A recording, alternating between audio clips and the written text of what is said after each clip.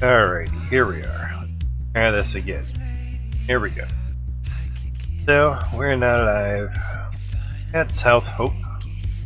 So everyone's enjoying their Friday. What we have done up so far, 4 funnels going down into 1 harvester.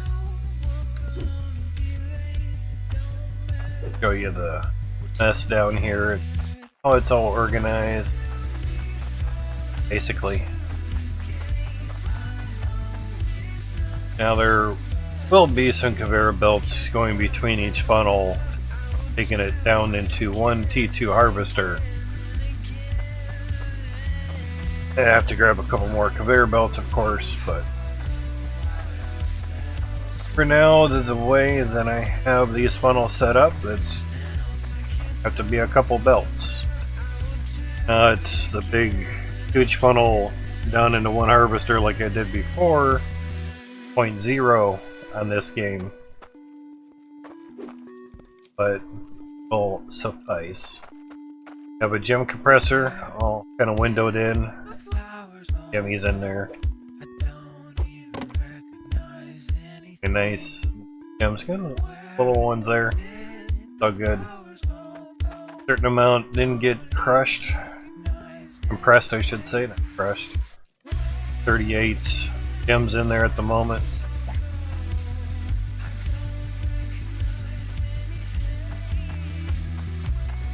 Little manifold system that I have here lets us turn things on and off manually. There's no logic to turn it on and off, which is fine. Excuse me. We do have a logic pairing thing for the filters, and we're gonna need some more tool bags. Fill those up a little bit. Basically, put the pressure tank here just for shits and giggles, just to do some testing, staying on and off. So we have 368 pressure minus, basically it's 370 minus the 2.5 that the pipe takes away, so max pressure from a tank is 370. So harvester's running, belts are running. We only have 2 funnels with machines on them. Each funnel has 72 tier 2 drills. I wanted to say grinders, but not. Mainly because this part spins. So technically it's kind of a grinder, but the game calls it a drill, so we'll call it a drill. So I don't fall off of here or anything. So here's how everything looks. Now, the next update, which is going to be soon, but before fall is all I'm allowed to kind of say legally, but out of respect. So when that happens, we'll put more T1 drills up on the top, and yes, the funnel will go up to the height of the game. Build height. Here's that. 36 T2s on each side. And these funnels are rigged up, or don't fall, rigged up to accept more T2s. And for that, you'll need Cloutium. And we already have 72 T2's worth of Cloutium there, which will be 21,600. Remember right, 300 Cloutium per T2, so 72 times 3 times 3 is 21. 2 left over, 2 times 3 is 6, 21,600 Cloutium there. This is our Cloutium for the next funnel. We're at 19,442 weight. Grams, it's not pounds, it's not ounces. Just game weight. Simple, keeps it easy. Call it that, you'll have good times, easy times. You have some extra bars here that were certain runs. I can't really remember what that one was. Yeah. Take a week and a half off, you forget everything. But what I did do, adding on a bunch of stuff, is trying to remember. How's it going, Cyric? Full of air, exactly. Lots of different weight. This was 1 minute on the T1s. We have 42 of them at the moment. T1 drills. This is 1 minute on the T2s. Just 72 of them. How's it going, Cyric? Hopefully things are good and well. This is 1 minute on both T2 funnels, which would be 144 T2s. So, quite interesting. Now, this is T1s on T1 dirt for 1 minute, 42 of them. So you have 11 weights there. And almost double. 22 would be double, so almost. That's 72 T2s on T2 dirt. Obviously, drills need a little bit of working on. So I have to message there, say something about got married. What now? Things are going good. Started a proper family. Kid on the way. Got married. Holy Jesus! Full tilt. Yesterday bought a house. Congrats, Cyrus. That is awesome, dude. Super awesome. Lots of happy stuff happening for you. That is great, dude. Now you're in debt up to your gills, and now you're gonna love life for all that it is. We don't know his financial status. Doesn't matter. Good enough to buy a house, get married, keep a kid and wife happy and going. It's all good. Could get a fair something selling my apartment. There you go. There you go. Trying to get rid of some allergies this morning. So 1 minute on 72 T2s is almost 21 weights. And we almost got double, well, a little more than double, running twice as many T2s for the same 1 minute. And of course, same setup and everything that we have here. And a little ladder here, staircase, kind of give you a nice overhead. Yes, they've been running, but our shard bars are massive. They don't really need much attending to. I think I locked it down. I would have grabbed the pressure tank. Each shard bar is 26,000 some odd weight, so yeah. You lose 0.117 worth of weight per minute. Yeah, you're good. So, harvester. I don't lock the valves just so we can highlight it and see it. Harvester, belts, T2s, T1s. I know I have them reversed, but it could be 1, 2, 3, you know. Simple kind of fix. So the pipes go up and they come down. We've been starting to put valves on each line before each funnel to make things a little bit easier or finite things. A piece of dirt there. Crazy. That's T3 dirt, so I'd have to use the rake to get that out, or an explosive. Gotcha, Cyric. Thank you for the lurk. I appreciate it, dude. Glad things are going good and well for you. Excuse me, that is awesome, awesome stuff. So the pipes, obviously, they come up. This is for the T1s. So the best way for me for this type of funnel work is to follow basically the funnel and branch off T1 pipes. See if I can get up there and show it a little bit better. Branch it off, then basically still have to put T pipes there. Branch off the T1 drills off of these pipes. Be a lot of T1s, like thousands of them. No one's tried these multi-funnels just yet. They've done bigger ones, such, but not multi. I can run up here and probably show you a better picture roundabouts instead.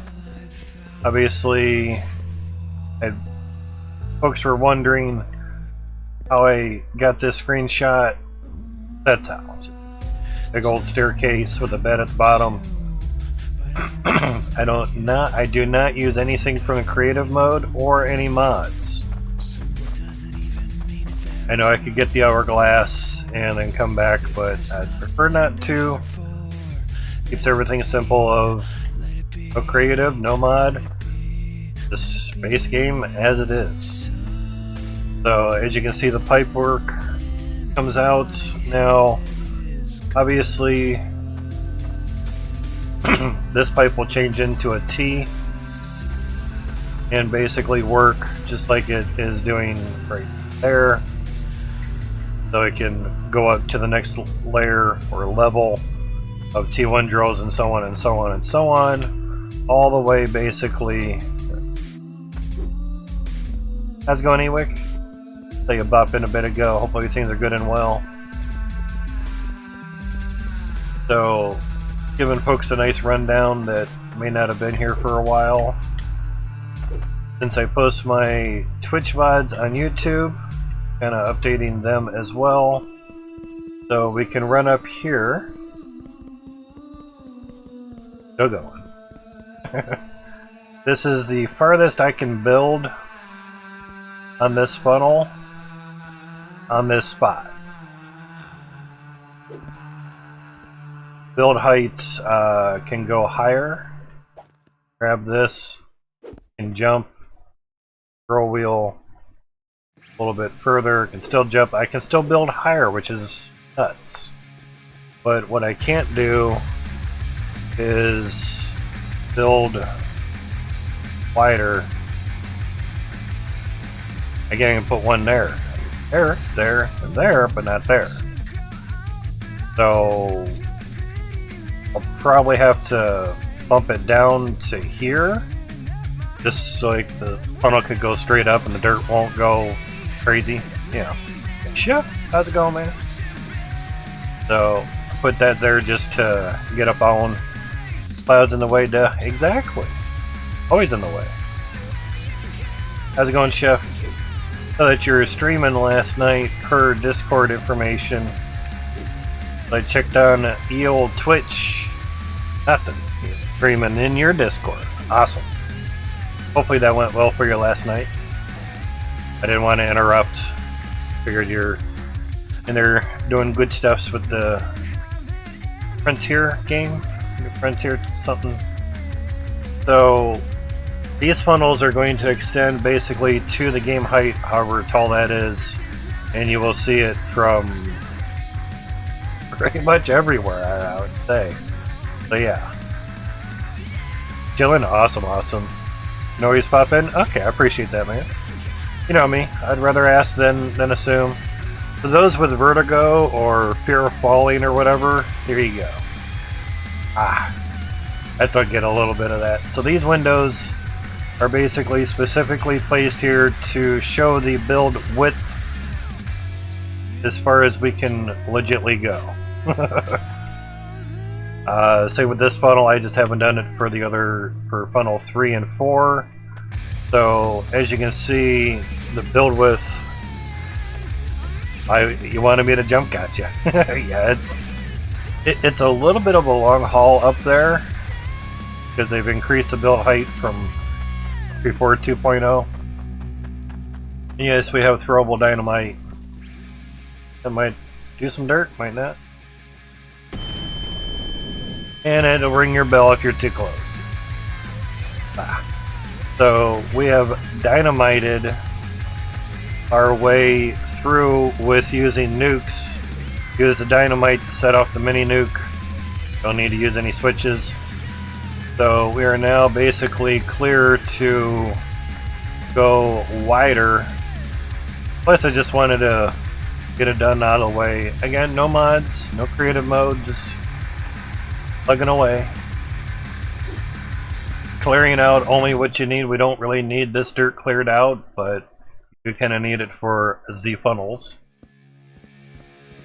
So T1s are going to go in between here. Now, in theory, from looking at other ways that people have been building,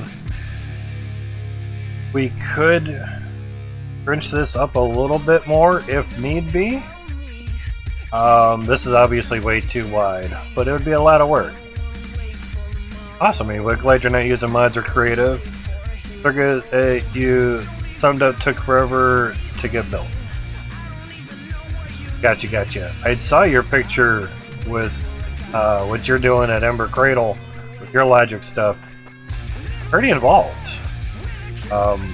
This is just my little logic thing that I copied from the help channel in Hydroneer's Discord in the pin section to basically, well, turn it on and you'll see. Talk and start showing. So this is just one funnel, 72 T2s, ripping and rolling. Now, a lot of times I can get back here and you can see everything works out. You can see the number pad, you can see the harvester, you can see stuff. And there's the water pause that is getting worked on and will be on the next update soon. So when these gems equal 100 gems going through, I'm not worried about the weight, just 100 gems worth, it will compress.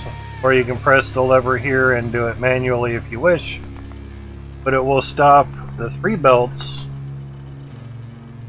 and then compress, and then the 3 belts will engage again, and so far so good. Really down low. I've kind of taken the last week and a half off to get all my Twitch VODs onto onto YouTube. And since some of the... there we go. So, gems had stopped, and we had a little water pods as well, I guess. Because the other belts were stopped as well. If the water pauses when your compressor goes to fire, it won't fire because it's technically reading no water. Max and his team are working on that. They know about it. It's a known issue. Not really saying no need to report it. It's been reported enough, and it's a known issue. See, there's the pause with the water stuff, and that's just 72 T2s. Now, I think what I did over here with these two bars... okay, we have 804 there. And we have 1347. Okay, so what this test was... this bar was 72 T2s, and this was 144 T2s. Thank you, autosave. So, with the water bug happening where it literally stops everything and then keeps going, is it worth it with the lag to have 144 of them run to get more Cloutium or not? Well, we have 1347 there and 804, so obviously it's not slowing us down. Now if it was 800 to 900,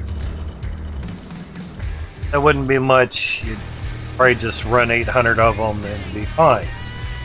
Meaning 800 Cloutium per minute worth versus having 144 of them running and it lagging and this not firing because of the water lag. So there's that.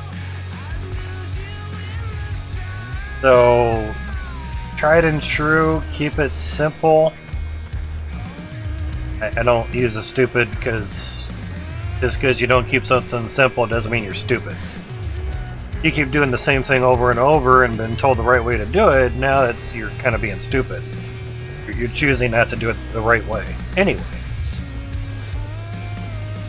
We're needing 21,600 Cloutium per funnel for the T2s. We have enough for the third funnel, and we're working on the fourth funnel worth of Cloutium. Can I get here? Oh shit, I can. How far away I could tag something. So we almost have enough for one T2 right there. Funny. Now you can walk. See how we go up just a little bit? We're basically standing on that mold. Then you can just drop it right in and you're good. Just remember which smelter. The actual name for these is smelters. Crucible, not a cauldron. We're not in a witching game. Crucible. It says right there, the bottom left. It says Crucible. Cauldron. These are smelters. I'd like to pick up another one, so have it like right here or something. Anyway. So far so good. It runs smooth.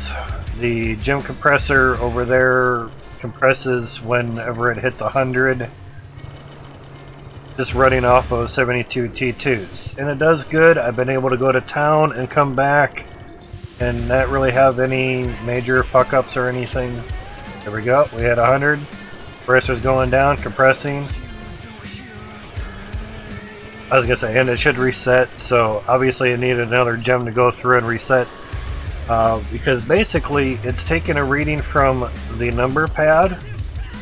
Anytime that's over 100, it evidently sends a signal back into here, this way.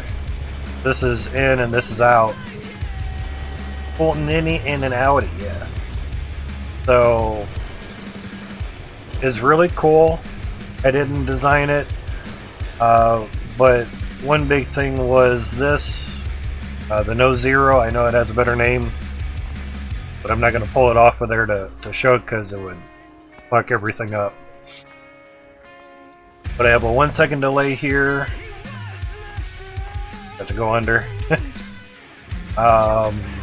1 second here and a 1 second here. I've kind of fine-tuned them a little bit.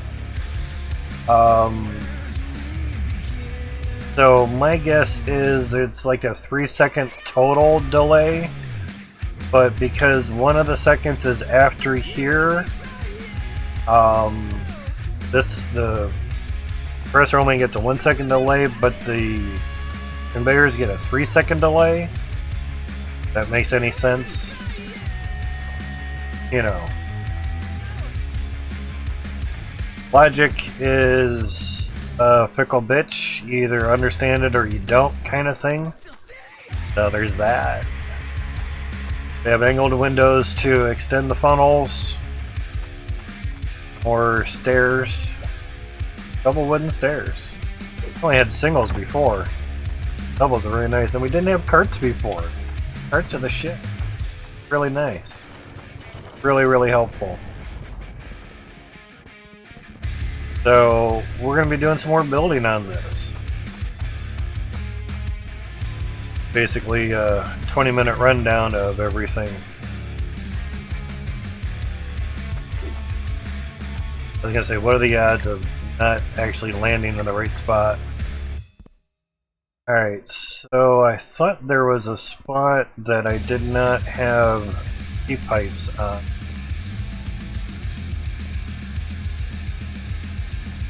So being that I'm also uploading stuff to YouTube, the streams, I felt a nice little recap in the beginning would not be the end of the world, and if folks wish to watch more, same with the Twitch VODs, they can.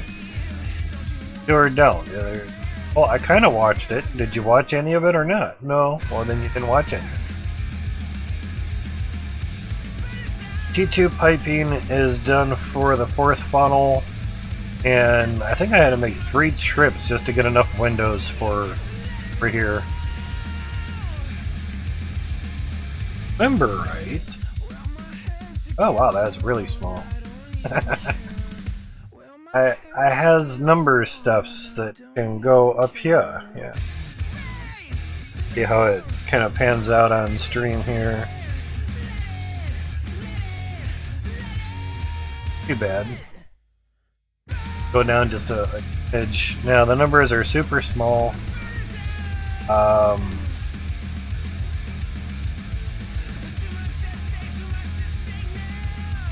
Oh, that's right.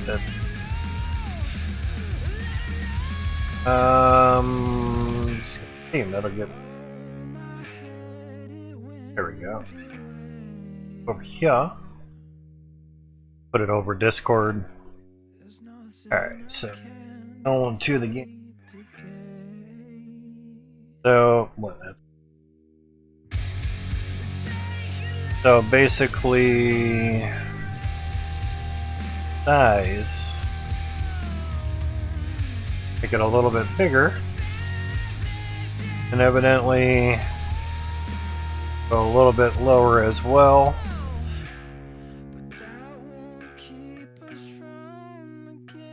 It's really huge.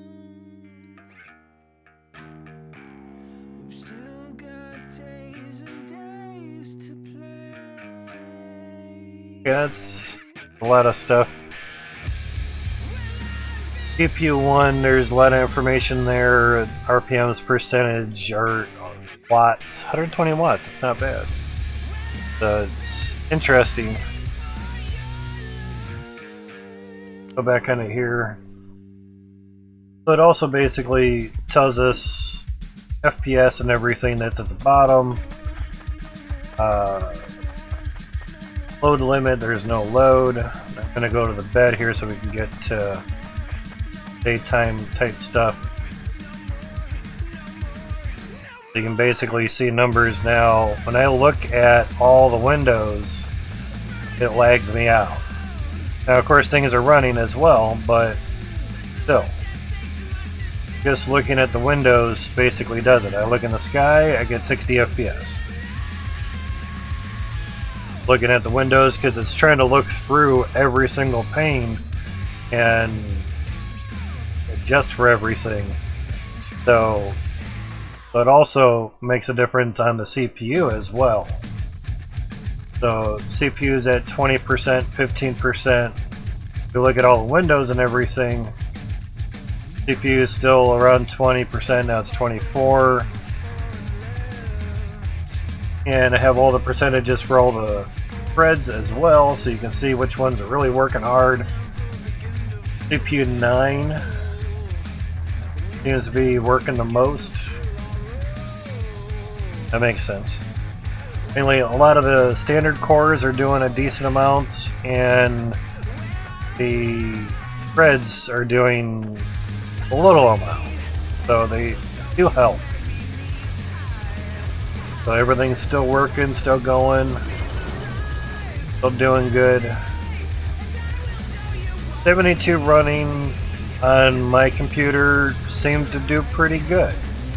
Do okay. You know, we're seeing everything running, we're still at 60 FPS, we're not looking at a lot of windows. Basically, the floor is hiding a lot of the windows from our view.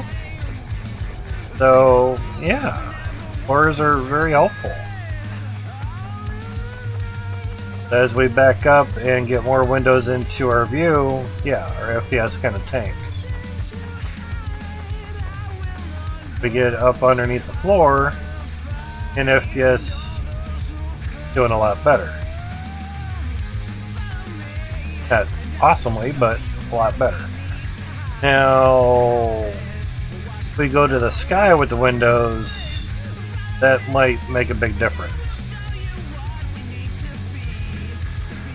Probably be down in the teens just from the windows, let alone running anything. Get fucked, yeah, big time. So yeah, it's definitely interesting, and X is continually working on the game to optimize it and make it bigger, better, faster, more everything. 2.1, there's a farming type update coming, and 2.2 will be tier 3 stuffs as well. That's why I just didn't get the funnels to just stop at the bottom of T2. Kind of just went down to the bottom of where the harvester's at, or the bottom of the bedrock, put the harvester there, and then make the funnel from there, and it goes however it goes. So what I also did was, so I didn't run into bedrock, was basically I put a bunch of stairs, like one or two of them, and just kind of alternate them down early on, and kind of stay away from the bedrock a little bit, at least for the edge here, because we're going to build funnels this way as well too. We're going to fill this whole thing with a bunch of funnels. So I knew this pipe was the edge of the land here, basically. You can see that we blew out some extra stuff, so yeah, it's kind of basically super totally, but basically yeah. So it was a good guesstimate of the top of the bedrock. I took a stair and put it 2 squares out, and then ran it basically down, and it ended about here. Then I went just 2 more and put the harvester, but then forgetting that obviously there's height, so I could have stuck it here and done the funnel off of there, and that'd be fine. But as we found out over here, I'm bouncing around things, so I do apologize, that the total width of the claim is only a certain distance. So kind of good that we started over there. The only big thing we don't know is what it's like on the other side. I think our windows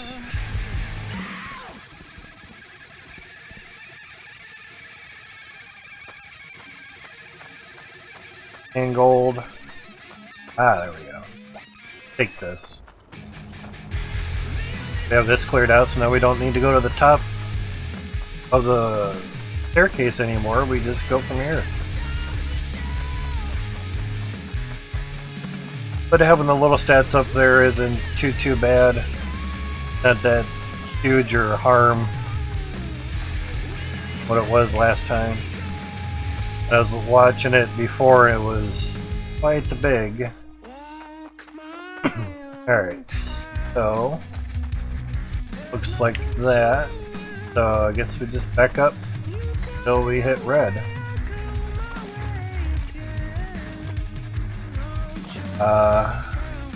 There.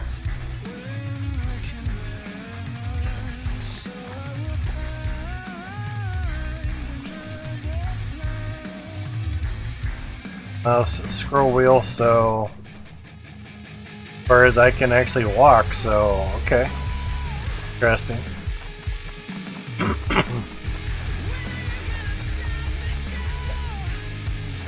We'll go for gopher. Yeah. Go for the second window, second funnel. This way, try to keep it in the same grid. Don't blink.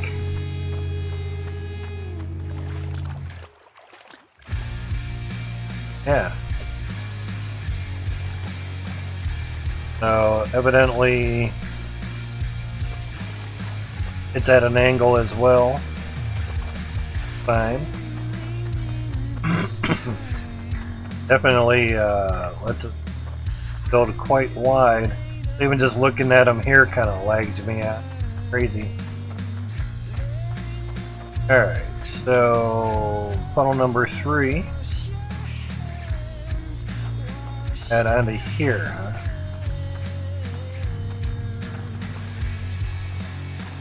A little cribbing work there, Max.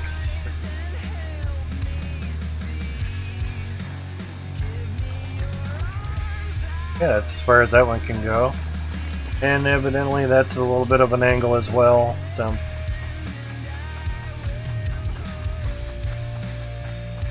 it seems like some of them over here can be really wide.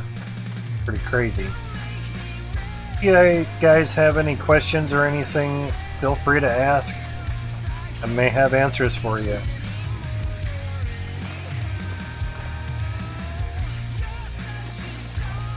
Seems wider and wider. Crazy.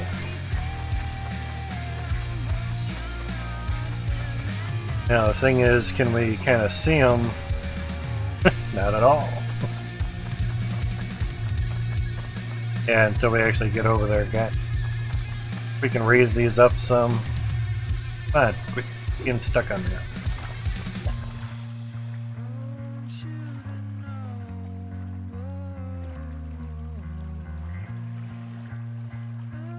Can't really go further with the using the mouse scroll wheel. Crazy. Only really go up one more. Better than nothing. At least until we get up higher with things. Yeah, one of them is a bit more offset than the other for the funnels. That was my goof. So one of the better ways to fix that is either move all 3 of these funnels all over 2 squares. Excuse me, or just take this one and move it over 2 squares. Move everything downstairs over 2 squares as well. Or just keep it. Keep it there. Fine. Not that detrimental of a loss, per se. Actually, quicker just to cut right through. These cards are super helpful. Very nice. Do this over here as well. See what our build width limit is.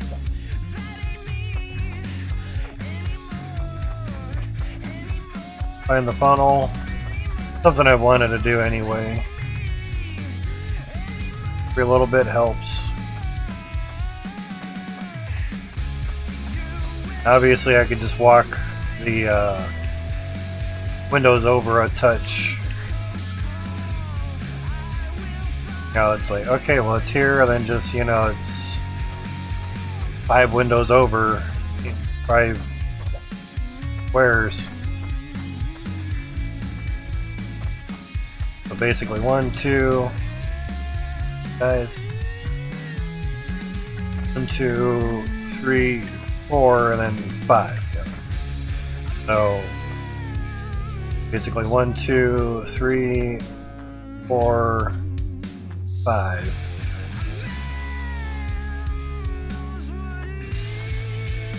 Okay, so it's that.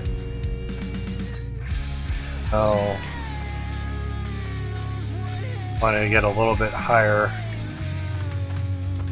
Okay, so we're straight lined here. Interesting.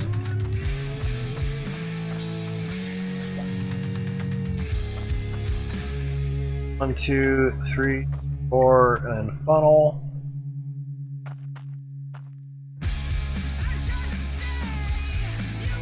Interesting. So we get to go back a little bit on this one. Okay.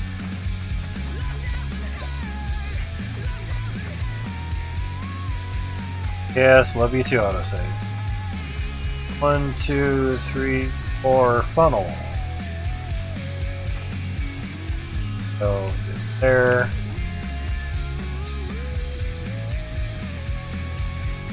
Okay. Interesting. Now obviously we're going to get to a certain width where we won't really be able to go down with the bottom of the funnel and everything, mainly because the ground's going to start curving up a little bit. Yes, we still have some mini nukes here too. Add extras. So, yeah. So after a while, basically the bottom of the funnel here is going to mate up to where ground hits some point. You still need conveyor stuff to actually get in there. Have the window stuff, so I can do that. But yeah, as you can see, we're going to run into the grounds at some point. That will probably be just enough for the bottom of the funnel, which would be the conveyor belt piping. You can stick some pipe into the ground. Whether it'll let you or not is a wonder, generally. So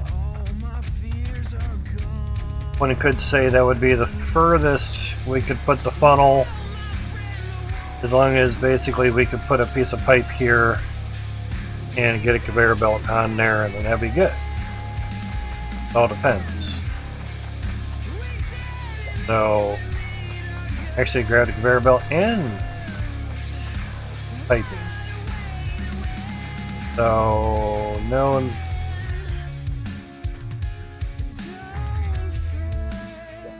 Oh, grab the conveyor belt. Nice. Alright, so obviously we could do that, because if I could not place the funnel, all the funnel talk, could not place the pipe, I would have to place the pipe somewhere else. I would have to just bring it out here, you know. Obviously, you can place it under bedrock. You do that, it's gone. You have to go into a save editor or something and figure out what quadrant it is and then take it out of there. So this would technically be the furthest our funnels could go. So yeah. Now before we were doing basically funnel, I got 1, 2, 3, 4, and then 5 would be another funnel. So basically 1, 2, 3, 4, 5 be a funnel. 1, 2, 3, 4, 5 funnel. something we kind of need to do. So 2, 4, 5 funnel. 1, 2, 3, 4, 5 funnel. Okay, so the only way to really get another funnel in there is to really compact how we do the piping on the T1s.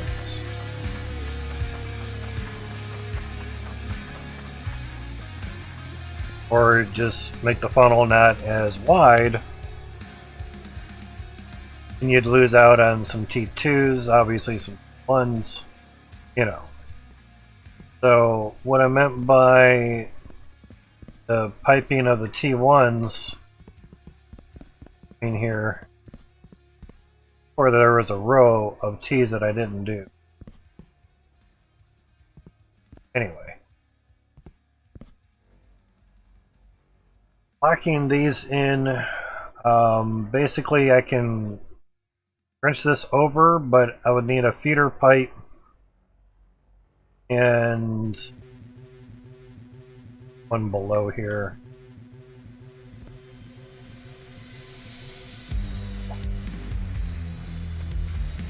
There. So basically, I would have to run, they put a pipe there. Would actually be a T-pipe to be specific. And put this here. Basically have a T-pipe running like that. Fall off of here. Basically have it like that. Then this one, I'll scroll it. Now would be like that. So therefore, I did this with the David and Goliath, and it worked out great. All out of freaking T-pipe. But in theory, we already have a whole nother set of T-pipes there. Basically, you'd get a drill on this side, and you'd get a drill on this side as well. Crunching the funnels up even closer. Get that to work. And basically could do it here as well, would literally just remove everything and move it over to really crunch everything. Now with the twos, they have these running, they're doing fine. We could still put piping under here for the T1s, and it would not impede on the T2s, at least this row of T2s, at all, so that would work out.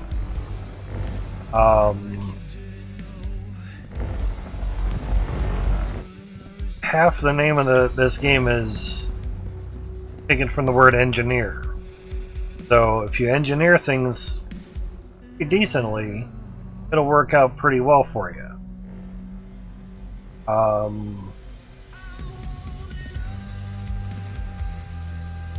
The thought, the reason I came up here was, can you also run the pipe here as well? There, that's there. Basically that for these T1s. So there would be room, fall off of here. There would be room to run piping that way, so it wouldn't interfere with the T2s at all, at least on this bottom row. So that's good. Mainly that there's room to be able to do that. Not that it would really matter, but it can work. Just this will kind of get in the way of actually putting the T1s in, because it'd be right in your way. Whether or not it actually gives you any trouble is Depends. Depends if things can actually lock in there or not. You know. Number stuff for a while for the nerds that want the numbers and everything. So we can scrunch this up a little bit more. So basically we could fit in more funnels for the width of the claim and everything. Stuff is still running over here, doing fine. Oh, nightish time. Yep, stars are out. But I have the gamma up at 5, so everything can be seeable, even at nighttime for us. I can see in the nighttime, it's just hard for you guys. Here's a water pause again. At how much cloutium we have at the moment.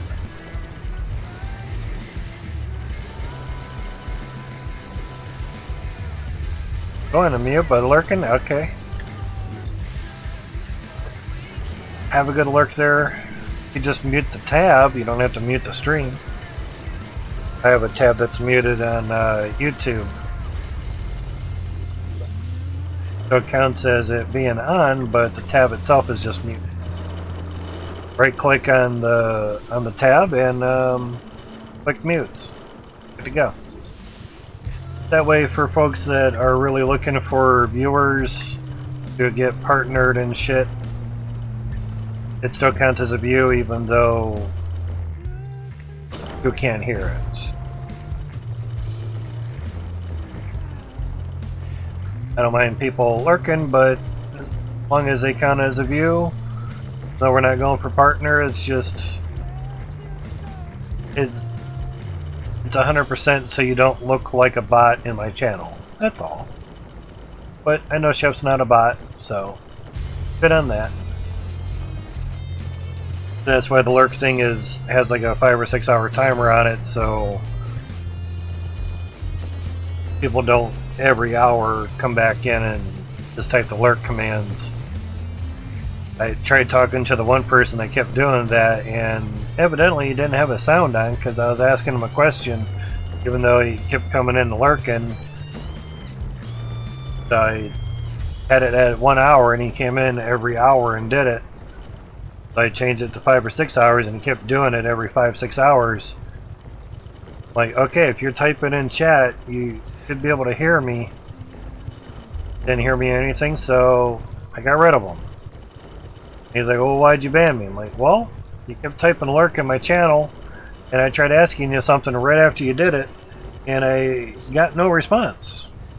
So the only way to have me to stop you from doing that over and over is to just get rid of you. That was over excessive and unnecessary. I can see if you typed in chat a couple times in between lurks, not a problem, but the person didn't. His defense was, I typed lurk to show support. Having your sound on, counting as a viewer, shows more support than typing lurk over and fucking over. You're in lurk and you're lurking on your lurk, and then you're lurking on top of that lurk that's on top of the other lurk. That's getting stupid after all. That was unnecessary. He went overboard on it, and since I couldn't tell him to stop doing it, I just banned him. Now he doesn't do it anymore. To make things difficult for the streamer, they'll just get rid of you. Keep shit simple. Not hard to do things decently. But once again, for some people it is. And Twitch stands by us, and we have the ability to right that wrong. However you wish. You know. As you can see, 72 T2s are running good and smooth and doing well. Now we could turn on the other ones. If I get the right line, that's T1s. Turn on the other line. As long as we haven't disrupted the piping for that. Now, the only downfall is we now have water running through more pipes, which increases the water pausing glitch or effect that's happening at the moment. As you can see, the conveyor belts are just kind of inching along a little bit. Yeah.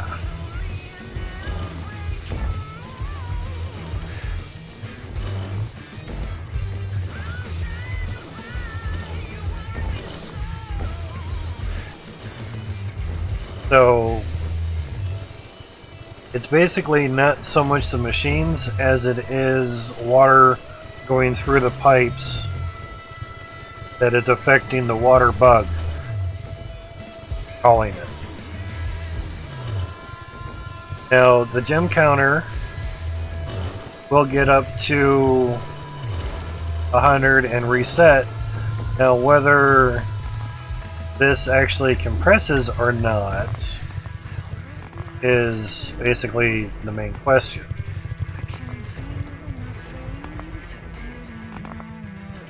There's an autosave, we can't really do anything with that, but that's stuff for down the road. But the other thing too, when a lot of gems get ground, polished, correct term in the game, they'll kind of pop up a little bit. Okay, the belt stopped, everything else is going, but the compressor didn't go. Actually, tried to do it there, but the water paused. Now, because we didn't have the belt stop, sometimes the gem will get stuck. Not always, but sometimes.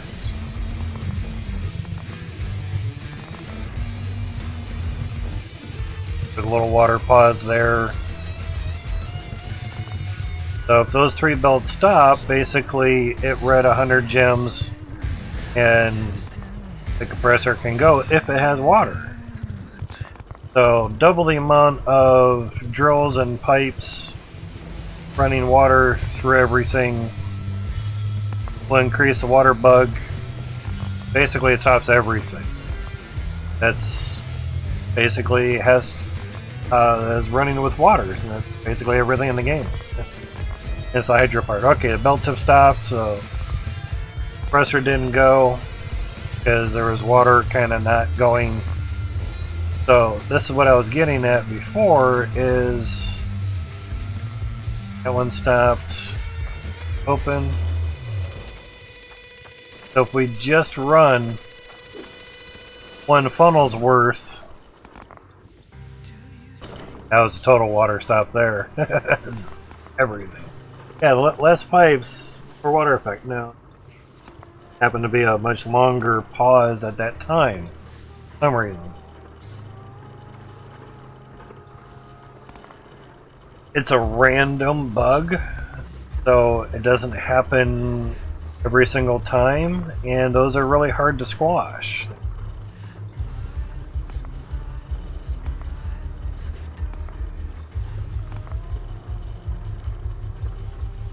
We're just kind of waiting for 100. Yeah, a lot of rubies in there. For another 100 gems and better, less water stopping. There's a water stop there, though. Nice onyx going in, nice. Oh, there we go. Nice. So, more consistent gem compressing was 72 versus 144. And make sure you, when you tip out the bar for the smelter, that you don't have ore going in there when you do that. Otherwise, you're going to get a clump of resource clump, or some resource that sits in there and didn't actually get smelted. And that happens enough, it starts piling up and you have a backup. That's a bad thing. Alright. 1590, that's not. Now, we combine. Sit flat. We combine that with have left over. Cool, we only need 600 more. That's awesome. And basically, that's what this is also here for as well, if I can get on the anvil.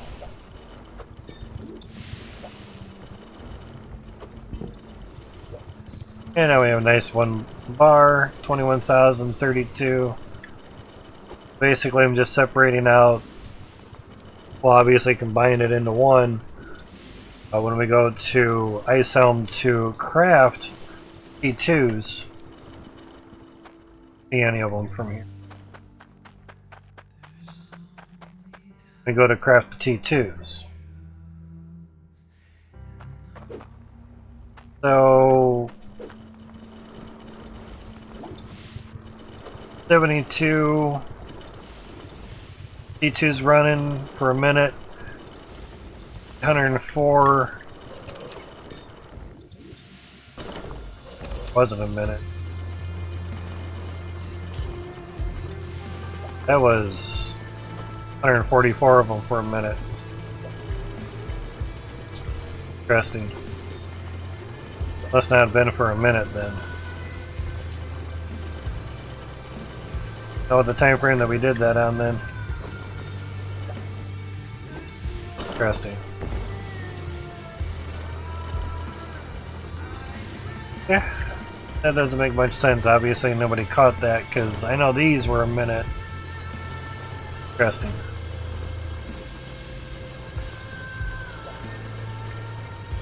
Oh, that's right, we did time it out. I think it was actually... Timer's not even working with them? That's nice.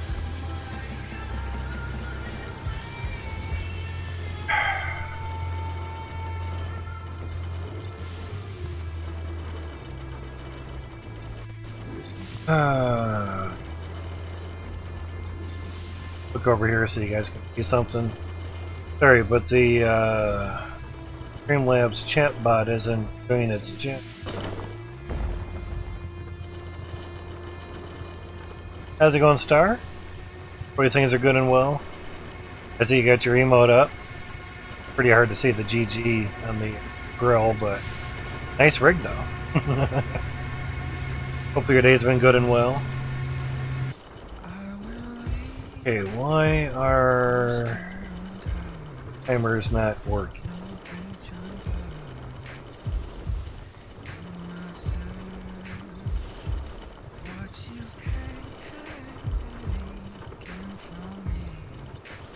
Every 10 minutes, but happening.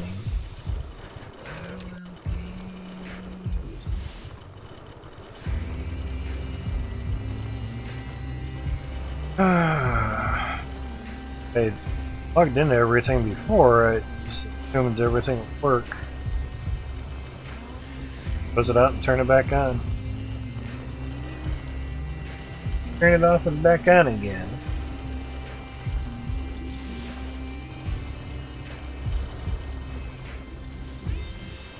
Got you there, Star.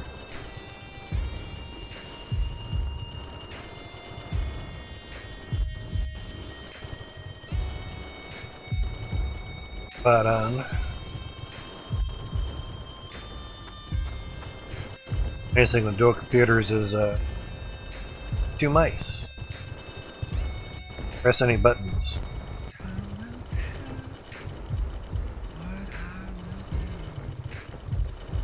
Businesses.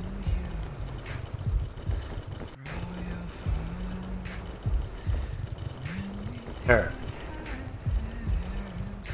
Wonderful joys of live streaming.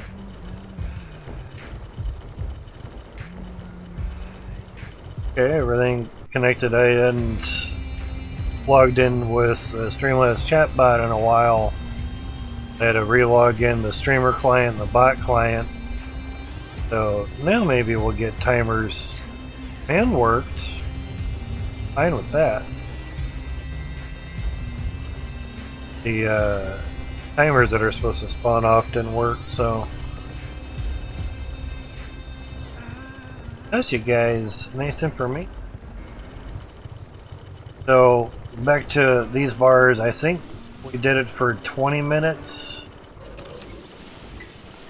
to get a better round number, again with the water bug and glitch and everything.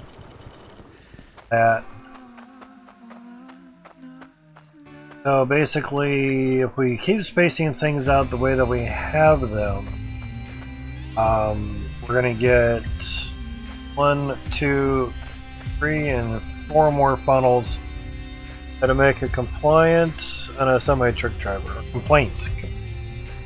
Read that wrong. Hey, gotta do what you gotta do, man.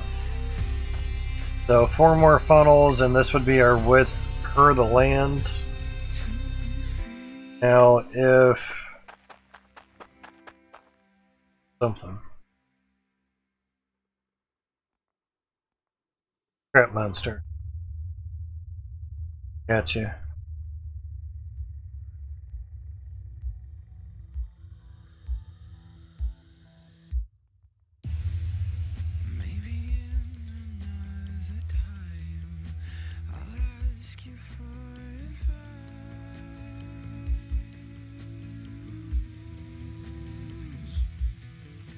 Had to press clear 3 times on the tablet notifications just to get.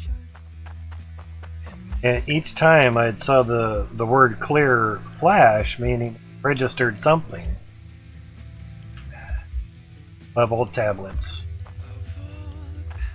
Alright, so if we combine things a little bit closer.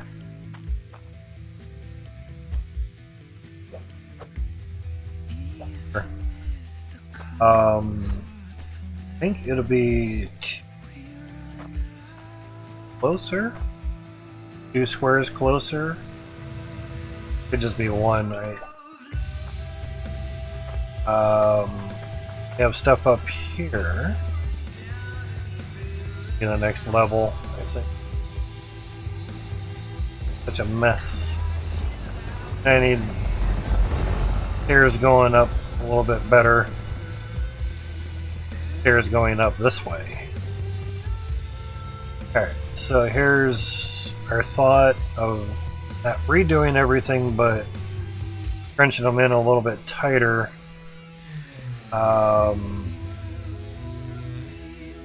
Basically, it would all move over just 1, because instead of the drills being here, they'll be here. Yeah, it just moves over 1 square. Okay. So instead of 4 squares in between each funnel, it'd be 3. Interesting.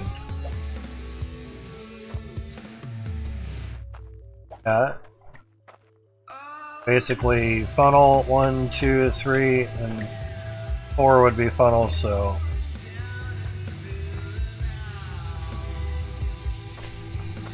Already got it. Things always away. Probably still gonna be anyway. Funnel.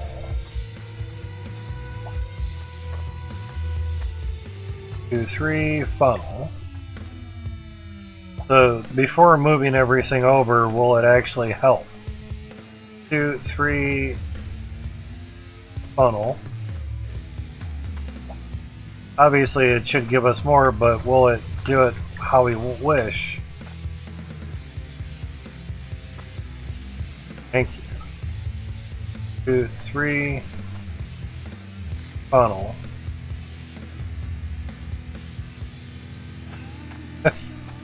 Alright, so get an extra funnel's worth. If we do that, starting now, if we do it that way. So 4 funnels, we keep how we're doing it. 5 if we change things up a little bit. Now, obviously, if we move everything else over, move all these over a lot. But how much do you want to cram into the claim before you get everything? It's like, oh man, if we just move everything, we can get like 4 more funnels in there. you'd try to find that stuff out a little bit earlier, try to. And you'll be able to do it right off the bat, but get other ideas and see if they work and whatnot. Now, T3 stuff, we don't know what it's going to be. It could be the David and Goliath, because I was in the game before, and that'd be pretty cool. We don't know what the machine is going to look like for the T3 dirt, which is this dirt here. Anything below the floor is T3 dirt. Have to figure it out when it gets here.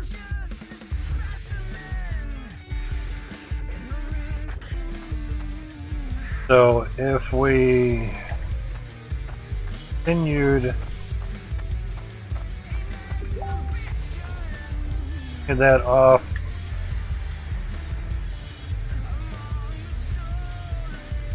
brother phone, huh?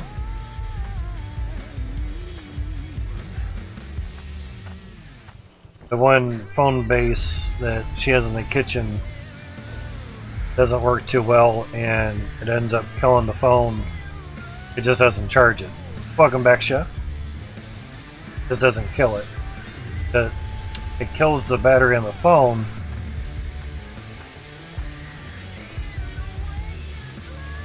The funnel would be right there.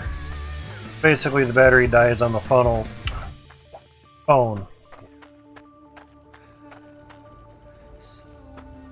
That was Mom just basically telling me it phone's dead. Okay, well, one from the bedroom like you did before. It's going to keep happening over and over, so telling me over and over is not make it work any better. There, carts, or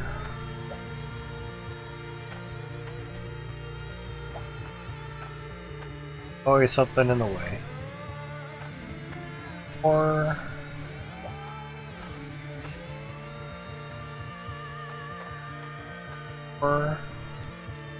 just saying how many funnels we can pretty much get into the game.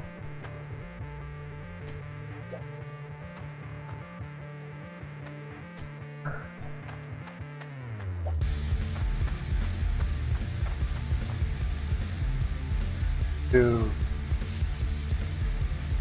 four, it's too wide. It's actually one too wide. Wow. Alright, so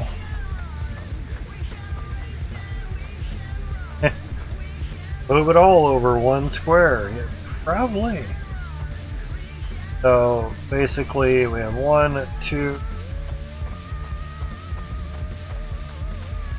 7, 9, 10, at least 10 funnels if we crunch them all up, versus obviously 4,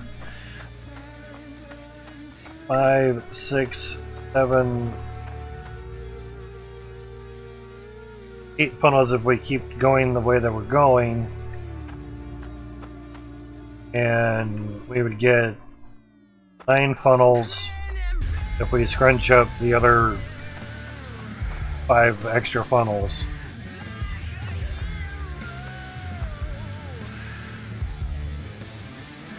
Now, take this, and hey, the pointages work. Okay, I just had to turn off chatbot, turn it back on.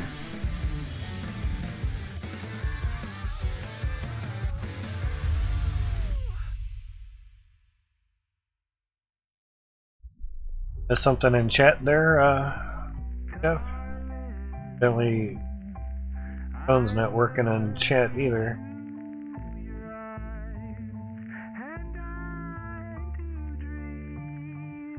Not even following myself. Crazy. I keep the phone and tablet on so I can catch up on chat if it scrolls past on chatty. So. Alright, so it may have whacked out for you, Chef. Wouldn't be Twitch if it wasn't twitchy. So...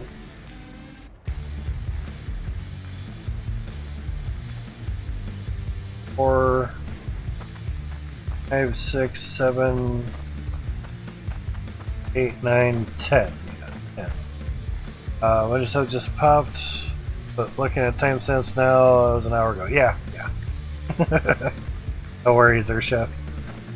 So yeah, if we moved everything over...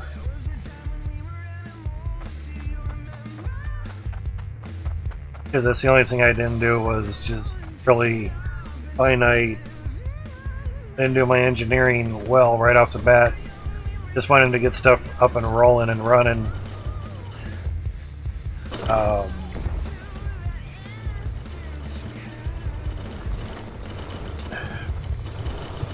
In theory, we can move everything over. I mean, literally to move everything over one, some of the pipe work would have to change. I mean, God forbid you have to move this over just one. Not the biggest thing.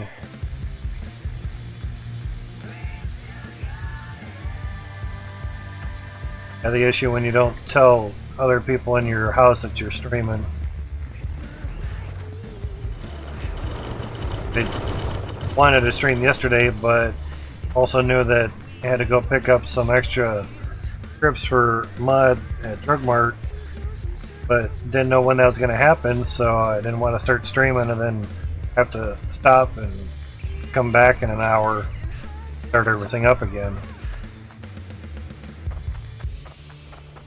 But she needs something from the pantry down here, so I'll leave you guys with this and I'll be right back.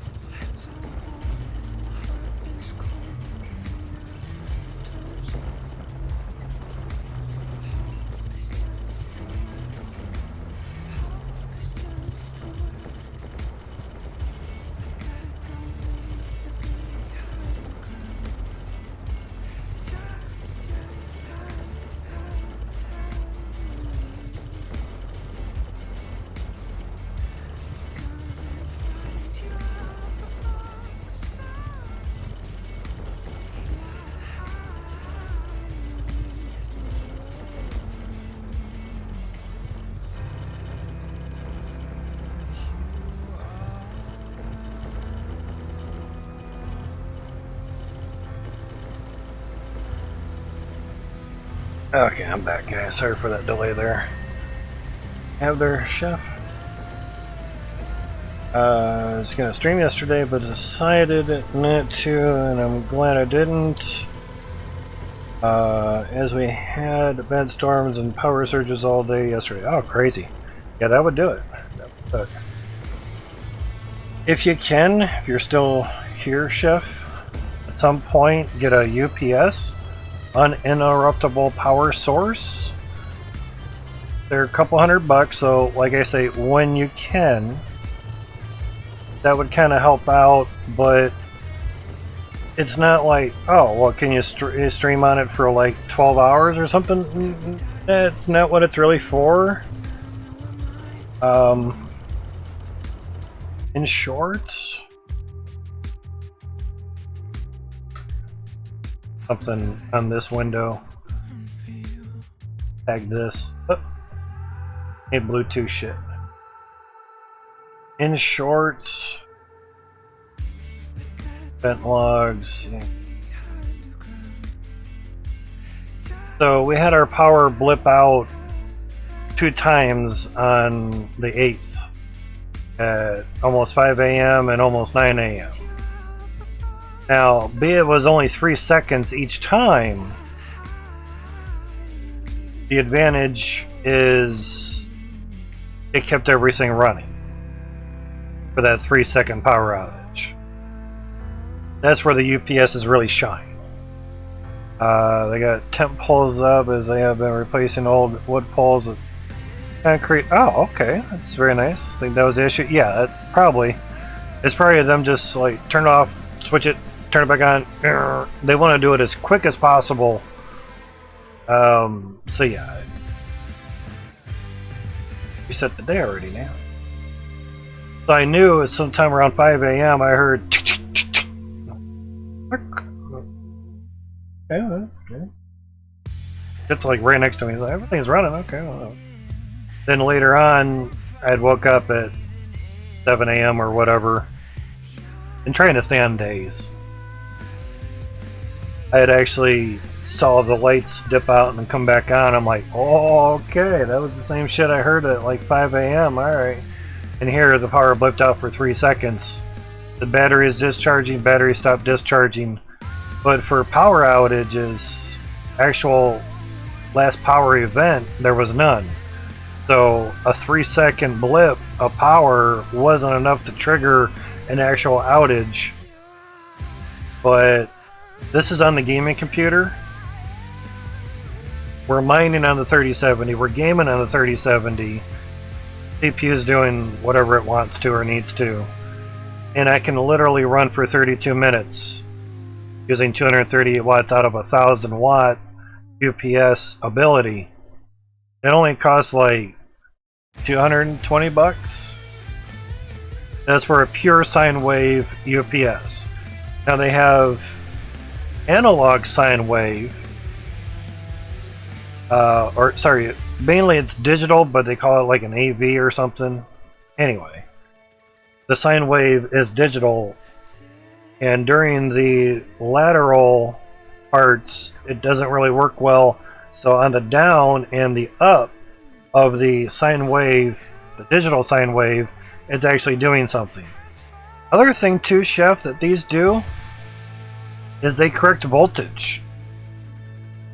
They'll make sure that your voltage stays at 120 volts or whatever you need it to. Prickly Peppy, he had put one on his shit and he was down to like 101 volts.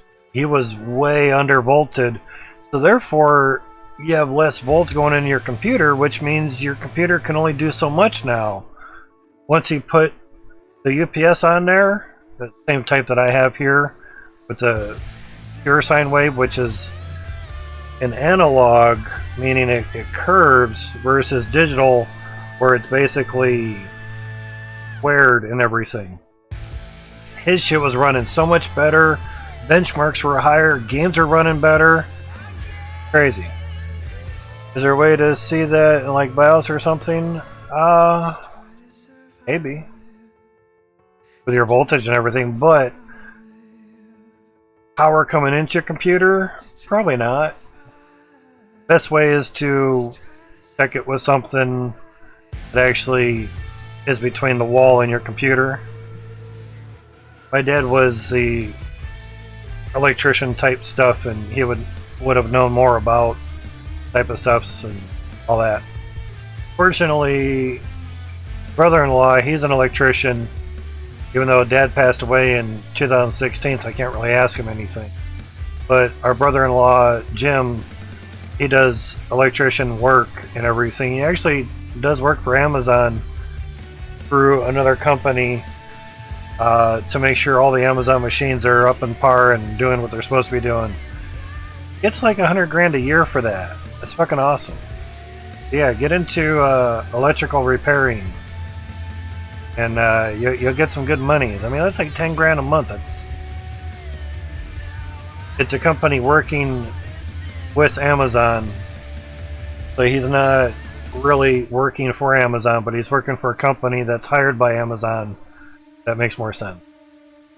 Anyway, also put your modem and your router or anything you get internet through or from, put that on the UPS as well. So even the power blips, it'll tag your router and that's it. You're gonna wait 20 minutes for it to reboot. Fuck that. So I have 3 UPSs. Over time, was able to grab more and more, but I did grab an analog or a digital one. You want analog or sine wave versus digital. So the digital one was 900 watts and was like 160 bucks. Takes about 3 to 5 minutes to restart. Yeah. You can eliminate that by putting that on a UPS. Now, there's some like, couple 100 watt, they're like 60 bucks. You could just put that on there. Right now, that 900 watt that I was talking about is digital sine wave. Pure is better. Pure is the smooth analog. Digital, again, is the digital right now that has a modem, router, 3 monitors, cable box, alarm clock, 2 weather readouts, an AccuWeather thing plugged into it, and if I lose power, all that can run for 26 minutes. And that's just a 900 watt. Pretty nice. So, one for peripherals, you know, video and audio stuffs, internet, one for the streaming computer, one for the gaming computer.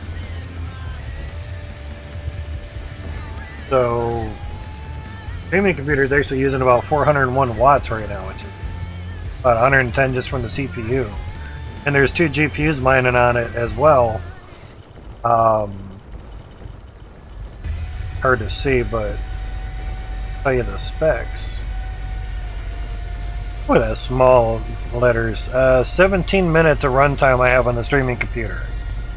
So technically, your minimum minutes is I could run for 17 minutes streaming if power went out. That's more than enough time to wait for the power to come back on and still stream and run everything. That's a 4K 60 TV. That's 55 inch. 2 monitors, a 32 and a 24 inch. The modem, the router, cable box, the weather readouts, the AccuWeather thing that sends it to the internet, and an alarm clock that takes like no wattage. So basically,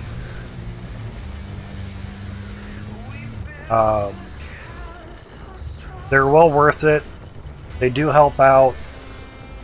I think it was 2 or 3 weeks after I got the first one. I had everything just on one computer.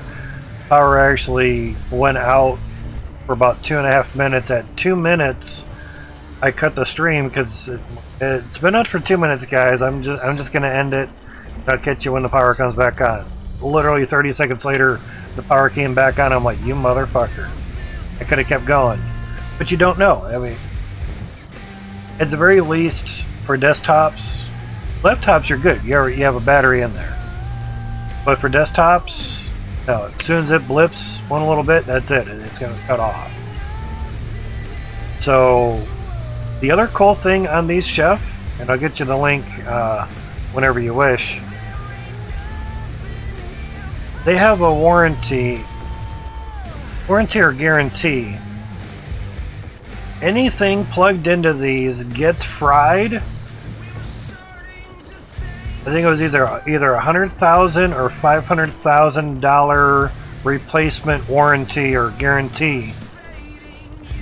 That's pretty fucking awesome. That's worth it. Yeah, that's nice. And obviously, once they come fully charged, which is nice. The lead acid batteries, you can get some that have the lithium ion batteries in there, but they're 2 or 3 times more pricey. The lead acid batteries are good enough. Now these things will be heavy. They're like 20-30 some pounds. They have some heft to them. Cafe.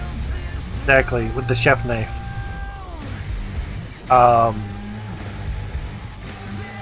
You can take the hackers here, exactly. The hack and slash at the computer hacker. You can take that UPS and say run a sump pump off of it, or gar hacks. There you go. You could run a refrigerator off of it for a little while, not a long while because it gives it a lot of wattage, but you get the drift. I'm not saying you can run an AC unit or a fridge on it overnight or anything, but mainly, it's called talent. There you go. Mainly like a sump pump, if you guys have one in your house or whatever. Anyone that's obviously listening. Those things only run for like 10 seconds. And basically, I did that before. I basically ran an extension cord from the sump pump, one end of the basement to the other, to the UPS, and I ran the sump pump all night. Did great. At least that kept exactly all the woohoos. At least that kept the water out of the basement and kept everything running. So yeah. Now for 3-4 days of no power, yeah, you're gonna need a generator.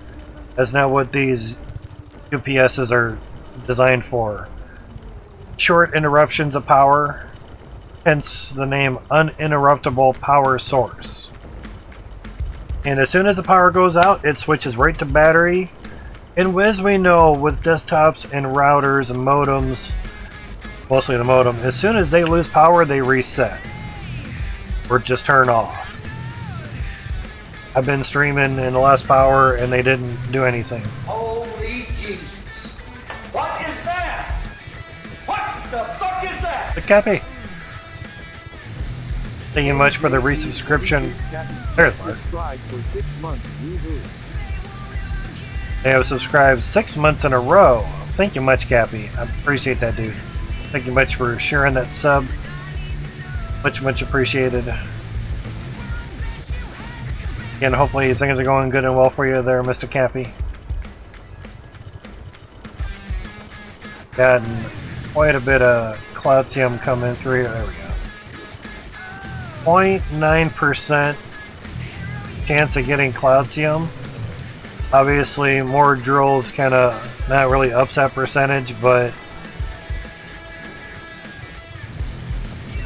you have more drills to hit that 0.9% a little bit better. Day off from work, can't complain. There you go, man. That's awesome. Almost 1,600 weight. That's nice. Add that on to, they have there 22,600. Get like 1,000 off of that one. That'd be nice. 600. It'd just be nice to kind of get them kind of close. They don't really have to be. Down there closer. Do have a saw. Now that'll actually be 800 each. 4, 2.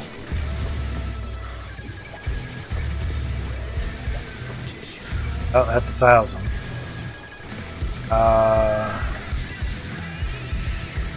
21,000, yeah. What I'm trying to do here, that was 100. It's a little tricky, but yeah. 21,830, that's not too bad. Try something. I know it's a lot of rigoro.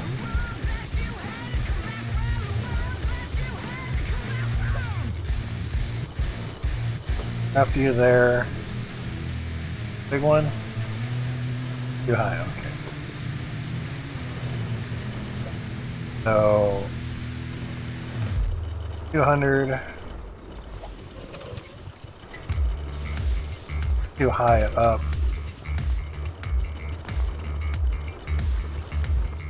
That one's 200, 21,600. We're looking for 600-ish, that's 400.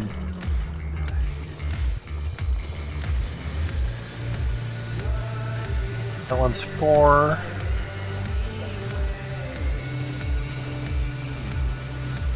Two. That's 4, 2, then that should work. Yep, there we go. 21,631. We need 21,600 for 72 more drills, and it'd be kind of nice if kind of equal that up a little bit, even though it doesn't really matter. It's just for shits and giggles.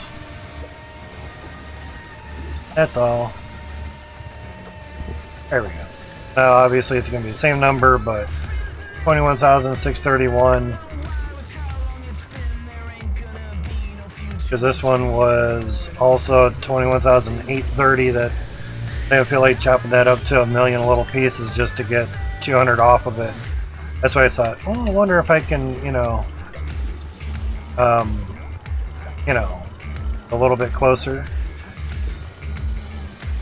Come on. First night. But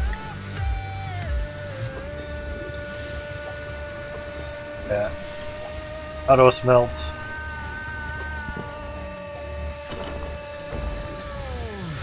A 1,000 there, not too.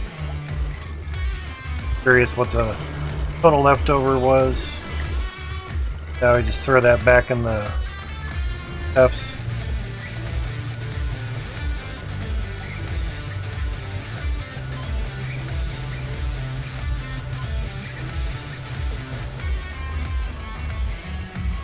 Oh yeah, I didn't. Katie didn't even put your message through, Chef. Holy shit. Alright, gotta go, buddy. Up and out of buddy. Learn the game. Gotcha. Maybe up and running on the laptop. We'll be watching. We'll be back for sure. Awesome. Sounds good, Chef. Thank you for helping dudes out. That always is very helpful, of course.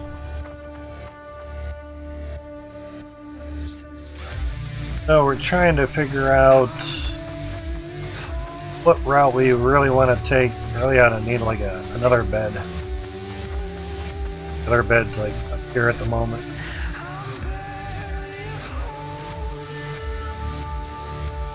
Peace.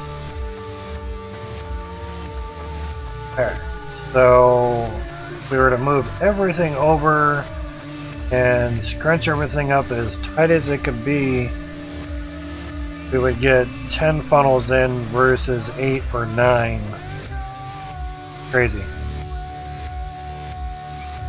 Ah, no worries, Chef. No worries, man. Do the concentrate. Get stuff done.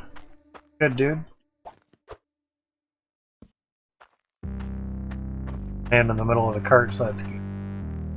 That's interesting.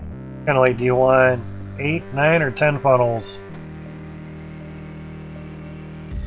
If we want 10, we basically have to move the first one over 1 square.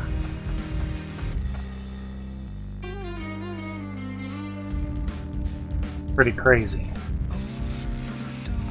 But if we also want this 9, we have to move the other 3 over quite a bit.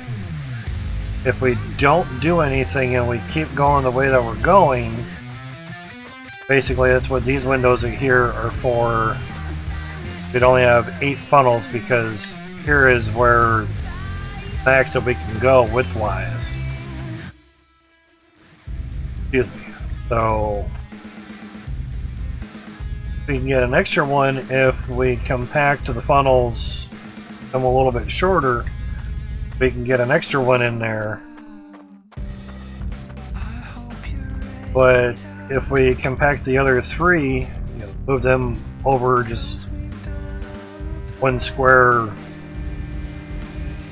line it all up off of the first funnel. First is the one here on the left. We would still basically get 9, oddly enough. The only way to get 10 is to move the first funnel over 1 whole square, and then we would get 10 funnels in there where we're at the moment.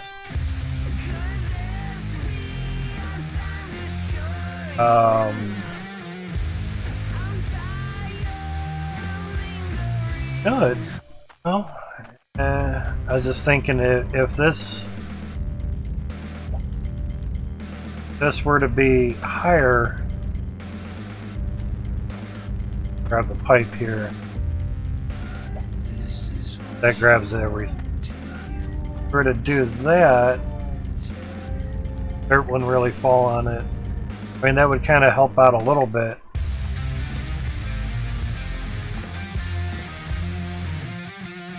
Theory, that funnel would just be kind of 1 square higher rest. Then obviously that would help.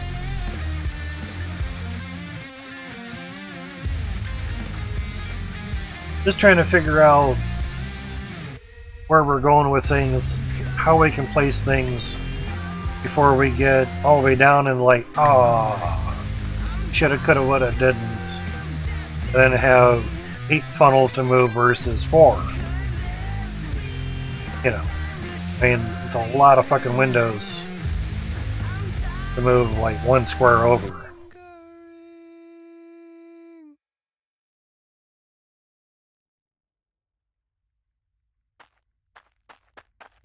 But we have lots of time before the Tier 3 stuff comes in and the update of 2.2. 2.1, but 2.1. How's it going, Killer Bot? Or Killer Bob, sorry. It took quite a while. We're on day 18 so far. Day 18 of the game. We have done stuff over at Ember Cradle. I think what day actually question mining profits that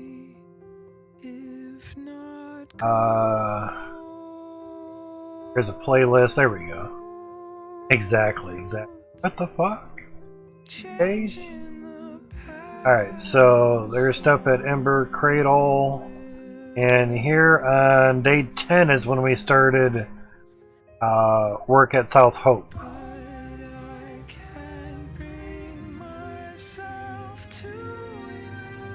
You just started playing? Awesome, dude. If you have questions, I have answers. There's a playlist if you wanted to look back at some point and see stuffs. This picture here is basically from day 9 stream. You get an option on YouTube to say as playlist thumbnail. Evidently, you don't get to upload an actual picture for the playlist, which is kind of shitty, but you know. Anyway, 198 T1 drills at Ember Cradle.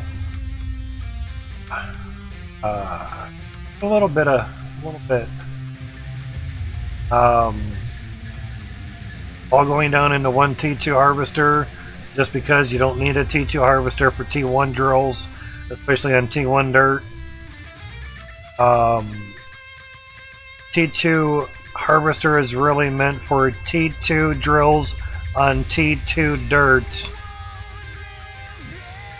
Ember Cradle only goes down 5 squares, 1 by 1 squares. 9 squares down is when you find T2 dirt. Again, Ember Cradle only goes down 5 squares, so it's all T1 dirt. If you want a lot in Ember Cradle, you're going to have to build it basically above the ground, because below is not much room. Get a good amount of mini nukes and nuke it on, you know, different save or something, and you can see how deep they go. It's not very deep, so knowing that from before playing this game for years, past 2 years, I basically chose to just build upwards. There's a new tab. Oh, that's small. Surprised. It's gonna look grainy, but at least you'll be able to see it a little bit bigger. Sorry. So yeah. One harvester over there, and it goes up one vertical conveyor belt, separates, goes down into smelters from the sorters to the compressor at the ends. 10 minutes into yours, I gotcha, man, gotcha. Now, the deeper that you process dirt adds, like with the bucket, the pan and the brush, the bigger your resources are going to be. Now, if you get the T1 drill, which is this little thing here, you get the T1 drill, probably for the picture better. Just get you a better picture of this.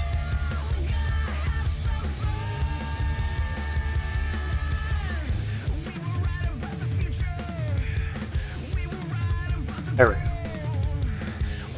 A little clearer, a little bit better. Plus we can zoom in too. Still be nice. Now, if you get a T1 drill, and wherever the dirt is on the bottom of that, saving for the drill now, gotcha. The drills are basically over here on the left.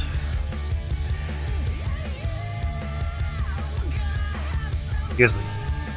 A nice little coffin there. So once you get a drill, depending where the little dirt glob is that you put underneath the drill, just needs one little dirt glob that goes underneath the little wooden, basically a ramrod. It rams the dirt. They used to be called ram drills. Where this dirt glob is at defines what amount of resources are going to come from it. Oh, actually, I don't even have dirt up on here. Ah! So, you see the little wooden post there. Oh, there is dirt. It's just, it's out of range. It's out of the visual range. So there's some dirt there. As you can see, this is not firing and these are firing. And they'll be out of order. So it kind of sucks. So you can see that these are firing like this in order, and then these were just waiting. I took the picture while stuff was running so we could actually have stuff on here, you know. Where the machine processes the dirt in the level of the game will define how much resources, how many resources you're going to get, basically the weight of the resource. I know it's confusing, so I apologize. So, the weight of the resources are going to increase the deeper you go down in the dirt. Now, from ground level and up, people have reported the weight of the resources are the same, no matter if you're right at the top of the ground or super duper high. It used to get smaller the higher you went. That. Now, you can have a lot of drills at Ember, and this is the back lot of Ember Cradles. Here's the river. Excuse me. You can have a lot of drills going, and there's just as many as what you see here on the other side as well. Now this is a glass funnel, so all the dirt can go down onto 1, 2, 3, 4, 5 conveyor belts. You know, because I started it not very well. I did a simple and put drills over here, then built up from it, so otherwise I would have it go right down into one harvester here at the bottom. So yeah. That basically gave us money for the nukes, so that we could basically clear out all the dirt here, or at least a good portion, to clear out and get down into South Hope and actually get bedrock. And it took a couple days worth of getting money from South Hope, Ember Cradle, to be able to get down here and clear out enough room with the mini nukes. As you can see, the blast radiuses from the mini nukes. Clear out enough dirt. They're 26 grand a piece. They're not cheap. They do cost a nice pretty penny. They look pretty cool too. So, here's a mini nuke. Oh, it's nice glory, and we can't get out of there. So, for those that have not seen a nuke, I'll set one off for you. It will destroy everything in its path except relics. So if I set it right on here and blew it up, 4.5 square radius around there, or a 9 square diameter in a sphere, will be gone.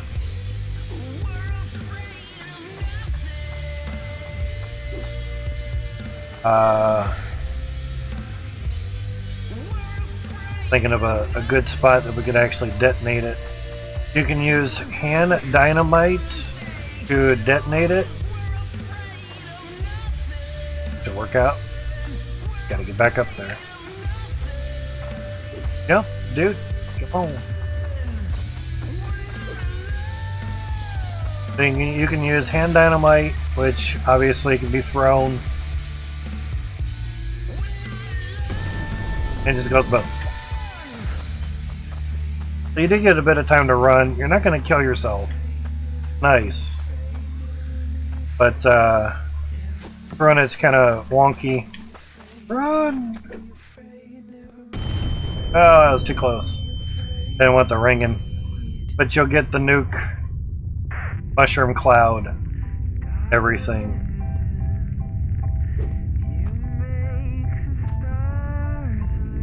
You get a lot of them, you get a lot of the roar from the nuke.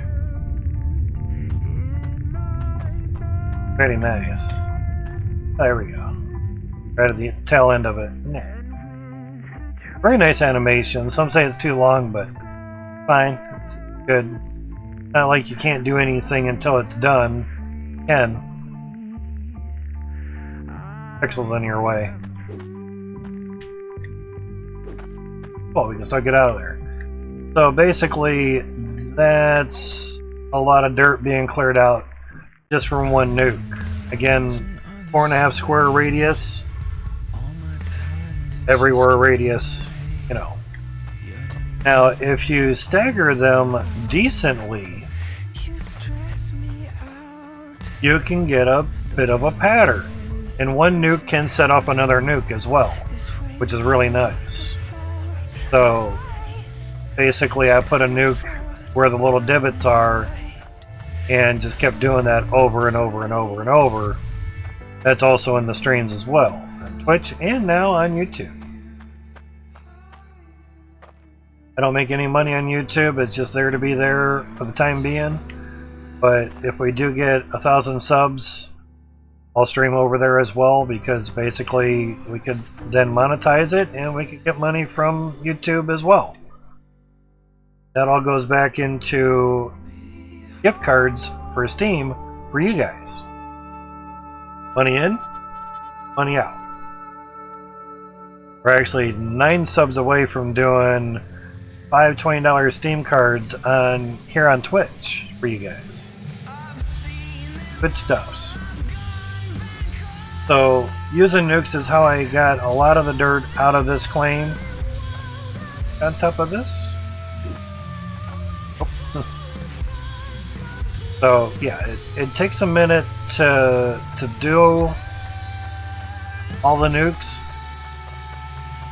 Once you get a good amount of drills going, it takes a good amount to be able to get the coin as well. Mainly the gold. Grab a big gem, a big amount of gold, do a necklace, and do it up. Don't sell your iron. Keep your iron for drills. But after a while, you're going to have a lot of iron left over. A lot of iron. Platinum will be for the T2 drill and T2 harvester. Right off the bat, save your Cloutium for a pressure booster.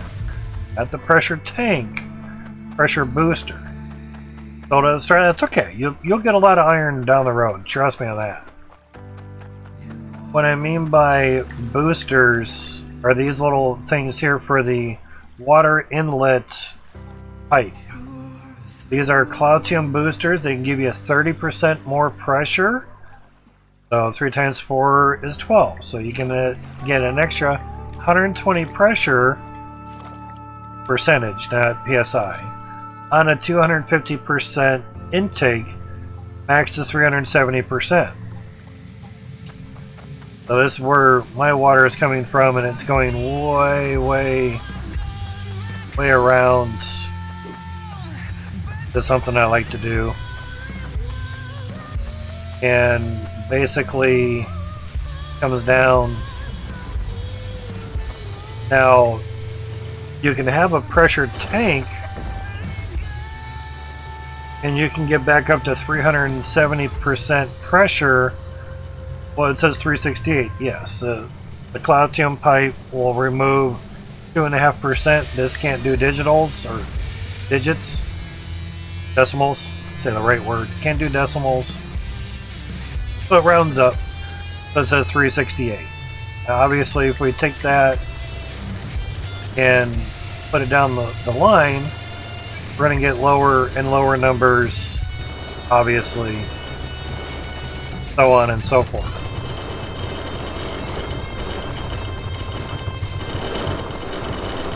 So again, basically the harvester, because I have a pressure tank.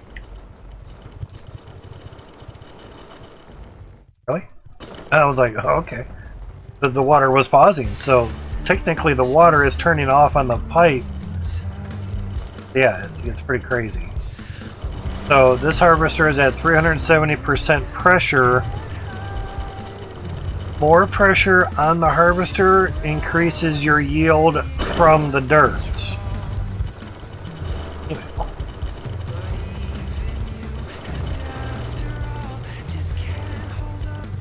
Streamlabs, why would you send me a stat to my stream for 610? I haven't even stopped yet. Streamlabs, you're funny. So, more pressure on the harvester, the more your yield will be from the dirt that goes into that harvester. Now, if you get T2s on T2 dirt, you will increase the size of your resources. There's the water glitch pausing everything. It will not increase the dirt chunk. Dirt chunk is the same size as T1 to T2 dirt. T1 drill to T2 drill. T1 to T2. I think I said T2 twice. Point is, the size of the resource that comes out of the dirt is what's going to make the difference. So, you're not going to need a T2 harvester until you actually process T2 dirt with a T2 drill. Early on, I put it at Ember Cradle just to see, and I didn't have any increase of yield other than getting pissed off because the water inlet was in a different spot. Because I had to rework all the piping up to the harvester and the conveyor belt and everything.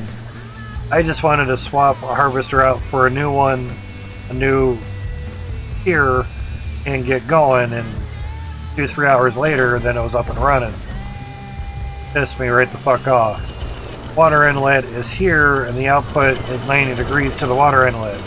The T1 harvester, it's 180 degrees, literally in line, so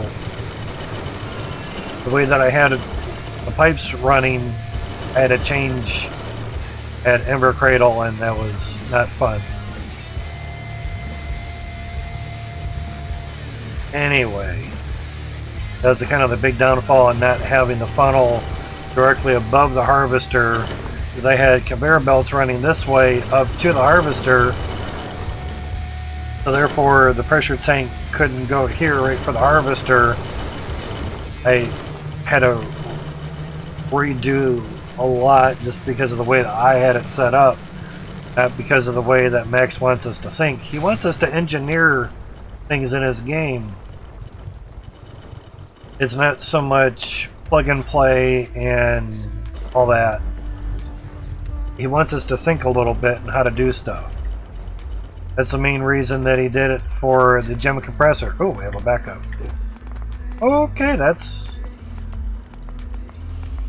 I'll go AFK. Jesus. That's not going to help it. Okay, time to put the window back up. Shit. That happens. Yeah, did you dig out the hole of the starting zone? No. I did dig down a decent little bit to get money to get the drill stuffs and everything going. You know. And when you have your first drill and harvester running, keep digging. Keep putting dirt on a conveyor belt and run that also into the harvester as well. Because you'll get more monies. Okay, so we're probably going to lag out on this, so be warned. I just tapped the magnet once.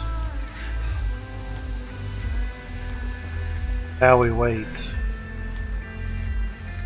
They were running nice. Yeah, it totally lagged out the game. I'm gonna throw those stats up there just to see. Oh, okay, that was good timing. Because there was a lot there to compress. I should have threw those numbers up beforehand. But I know the numbers are small. If I make them big, the stuff goes off the screen.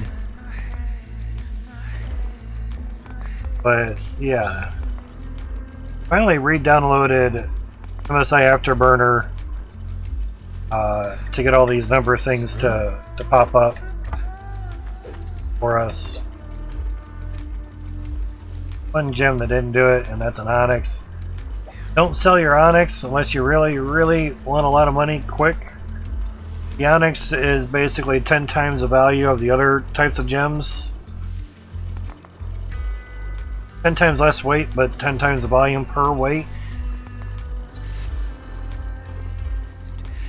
Actually down into the 40 FPS, damn. There's a water glitch. Yeah, I actually saw the CPU go up crazy. We had a spike.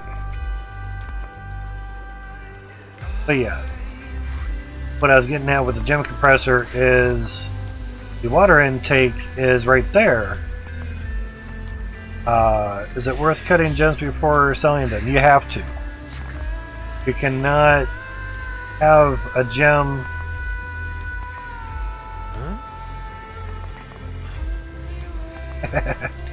There we go. You cannot put a gem on here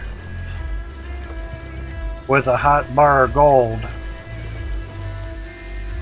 Okay, autosave that kind of.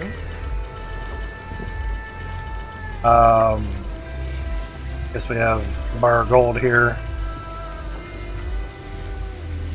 Even though it's just one, we'll just put it on the ring for now.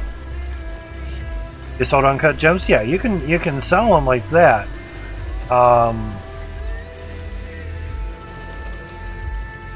But by means of crafting, what I thought you may have been meaning. The hammer just sitting there also made. Anyway,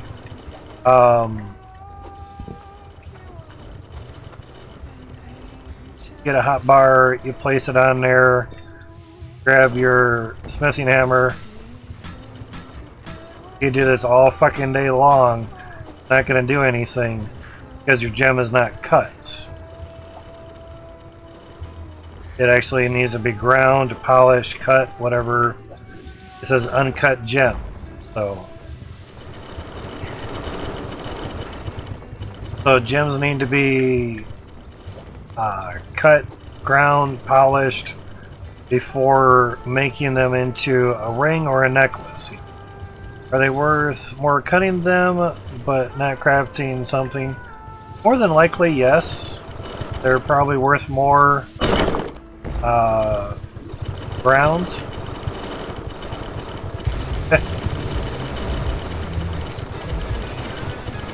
The odds of getting one.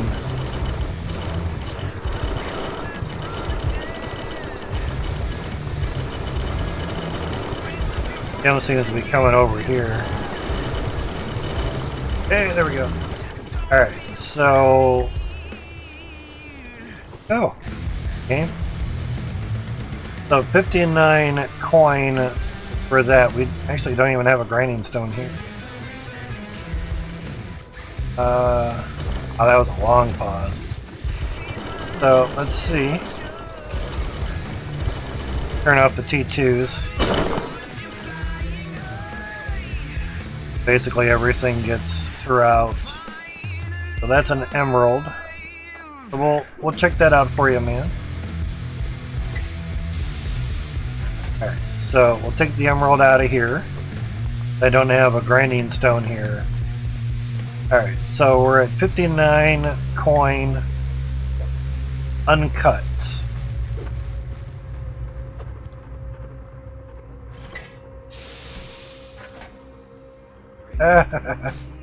Of course it's not easy to get to. Huh? Oh shit, they have to go through the conveyor. God damn it. They didn't even need to do that. Shit. I'm so used to the old one.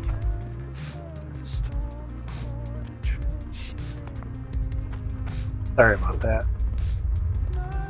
Oh, we have some extras here. Okay. Alright, so now it's ground, polished. 98. Okay, yeah. Grind your gems. Take a little while, but if you set it up decent, it can work out really well. Have a pan of your uncut gems in a pan. So basically, you want to pick up gem, the little grinding wheel, grind it, and right when you grind it, drop it into another pan. So basically, pick it up, grind it, drop it. It's very quick, it's very simple, and I've done it because we had to do it that way before the gem compressor and now the little grinding hook that goes on the conveyor belt. Or you can get a conveyor belt, maybe 2 conveyor belts, dump the whole pan of gems through the automatic grinder, polisher, and it can dump them into a pan and be all nice and round for you. Now, you do a lot at once, I mean, spit them everywhere. If that happens, grab yourself a magnet. You can pull gems. Oh, that's spinning. You can pull gems over and put them into wherever you wish. Yeah. So, are they worth more ground or polished? Yes. We're at 59-ish coin on this one, and we're now 98. Start with me, controller. Went to go down, and it went more down. So, almost double the amount of money. The weight doesn't change, obviously. But polishing the gems, you can get double your money. Or just throw them onto here. Doesn't really matter where. Just throw them in. Get your bar hot. Now this is also a trick that I learned through Hybrid Steel on YouTube. Do that. Really high jump.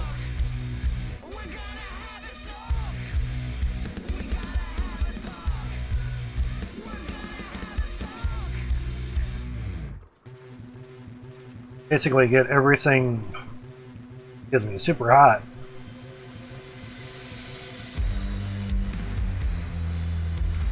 Now we can weigh this out. So we would get 36 million coin if we just did it like that. Now if I take the gem out, obviously we're only going to be out like 90 something. That's a big ass bar. Nonetheless, but if you get everything nice and hot, you can put it on the anvil. Get it to stay on there. Walking over everything. You can get it on the anvil, and then you can use your hammer. Obviously it's cold, so it's not going to do anything, and then you would get your necklace or ring or what have you.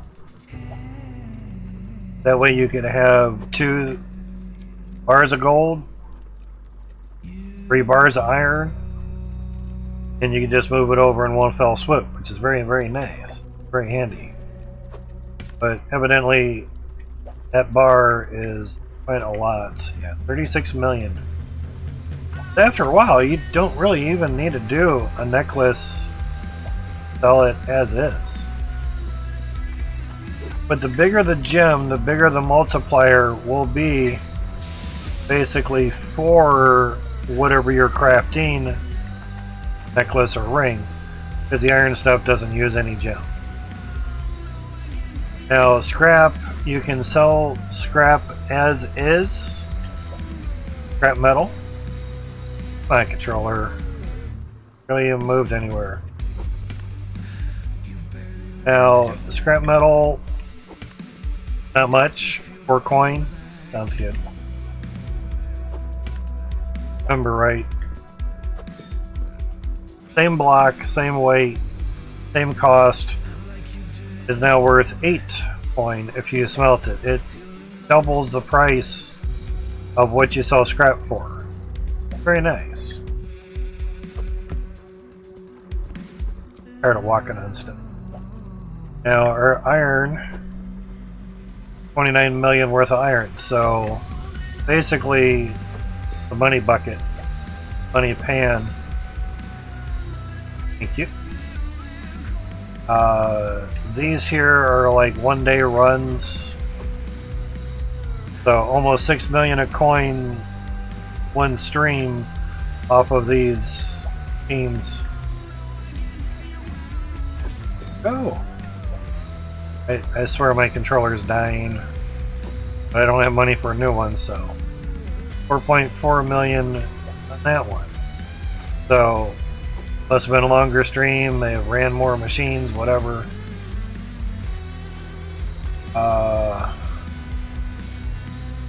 These were the iron and gold from 1 minute on 72 T2s. Because I ran the same stuff on here for the Cloutium. So we had 41,000 weight or 500 grand. Yeah, after a while, when you get a good certain amount of drills, almost 900, a little bit over 900 grand. So almost twice the amount for iron for twice the amount of drills. Gold, so 616,000 coin. Not dollars, it's not euro, it's coin.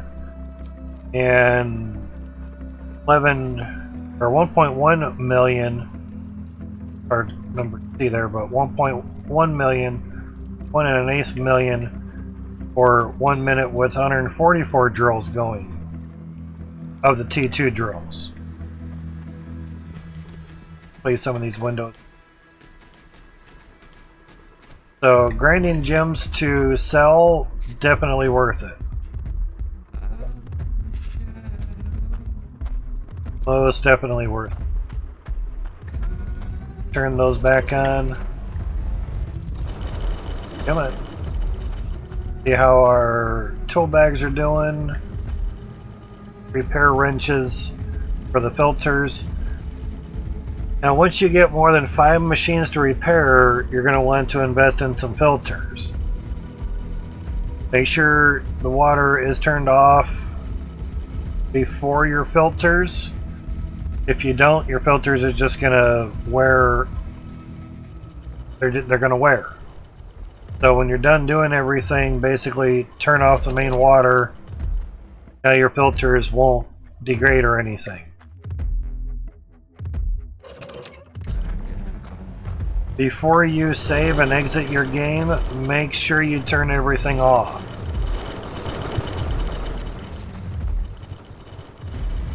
You're done using your vehicle for the day, you turn it off, right? Don't let it sit there and idle until you go to use it again. Same thing with the game.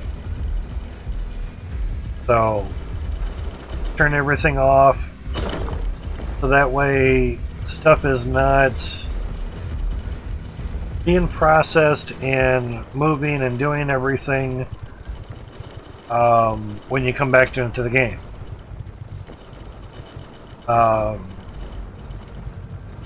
If things are still like moving and processing, dropping into either the Crucible is that? If things are dropping into the Crucible and whatnot, if they're dropping into the smelter, they could get hung up and not get smelted. And when you come back into the game, that raw ore will be in the smelter and it'll actually start piling up and you'll have a big mess.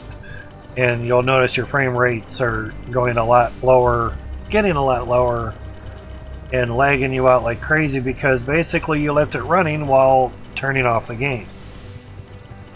You saved and then you turned it off. It's not good. The game's not at a state where it can deal with that at the moment. You can also go in the escape menu and clear all dirt chunks and clear all raw resources. So if I clear all dirt chunks Obviously, all the dirt from the T2s just now got cleared, and you can see a pause on the resources. Now, fortunately enough, if you have stuff on top of these sorters or splitters, they want their raw resources, because they haven't been melted yet, they will not disappear. If you have things on top and you move that machine, that belt, that splitter sorter, if you move it somewhere and put it back, make sure that you put the stuff back on top, otherwise it will not register it fully. Learn that the hard way.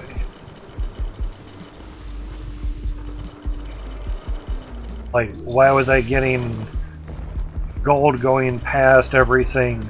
I had gold in the gem compressor. That kind of sucked. Now, if you have a lot of gems in the gem compressor that are ground, polished, and you don't run the gem compressor often, that will lag you out as well. And they're working on that.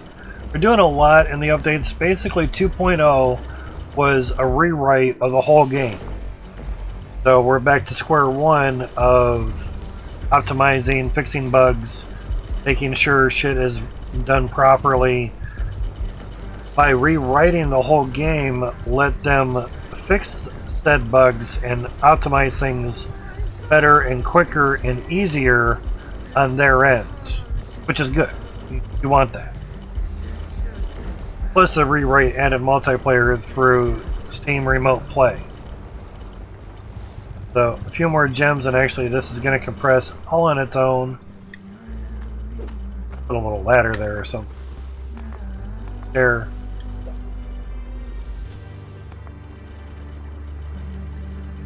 So, the reason why I don't lock down certain windows. So, there it goes. Basically played around with the 1 second delays to where it started going right after it got done compressing gems. We have a lot of funnels putting in a lot of stuff. We don't want that belt really paused for too long. Yeah.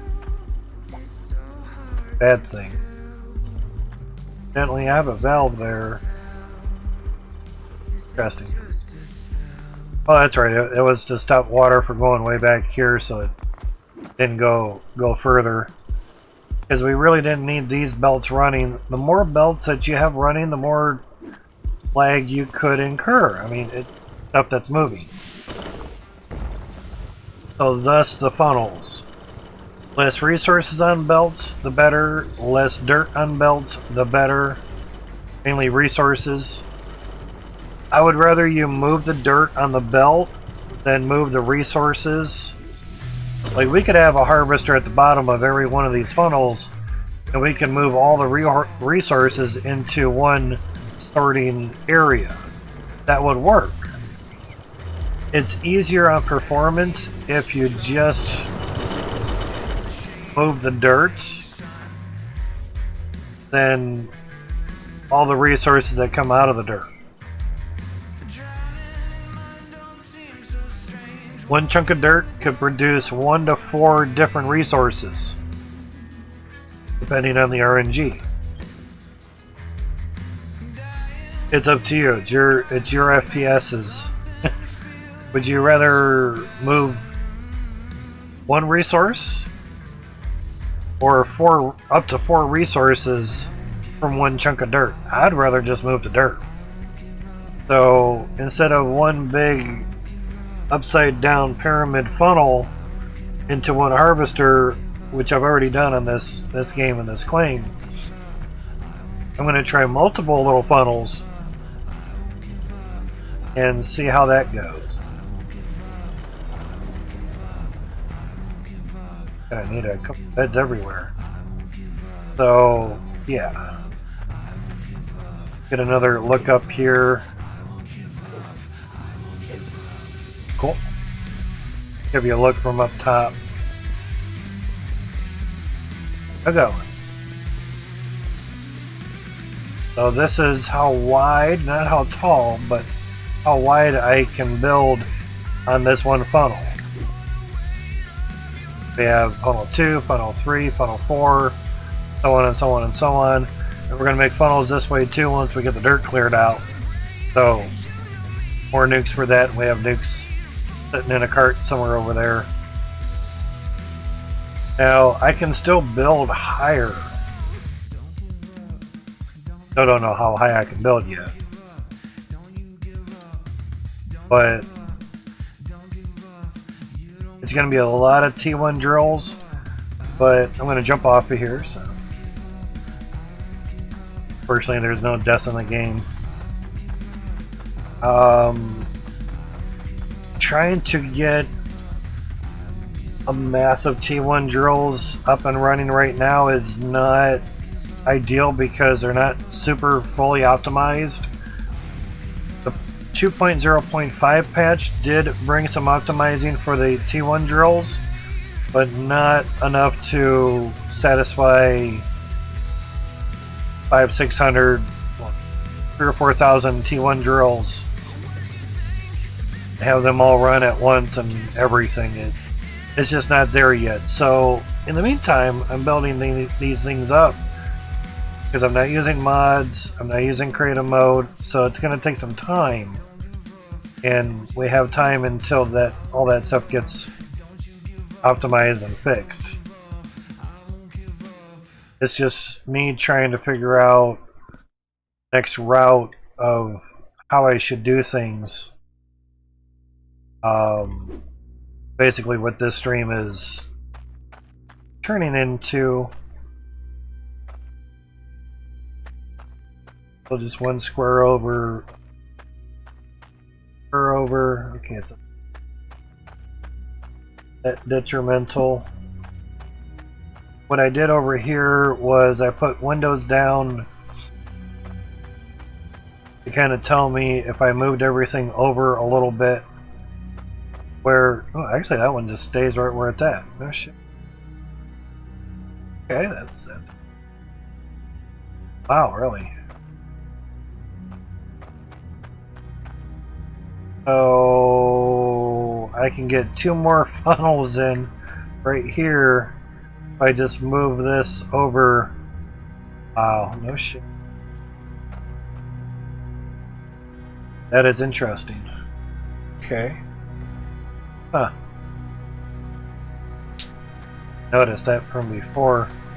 That basically just counted here, you know, there, and basically it was 4 away from here. Because there's funnel for there, so 1, 2, 3, 4, which would be funnel. Then just counted, same, just repeated that. Wow. Okay, that's interesting. So at least funnel 3 we don't have to move. Interesting. Yeah. Starting in the beginning does take forever. There is a hand sorter. It's finicky, but it does kind of work a little bit better. But if you can, go grab this magnet. Now it doesn't sort, but it will pull a lot of resources in for you, which is very nice.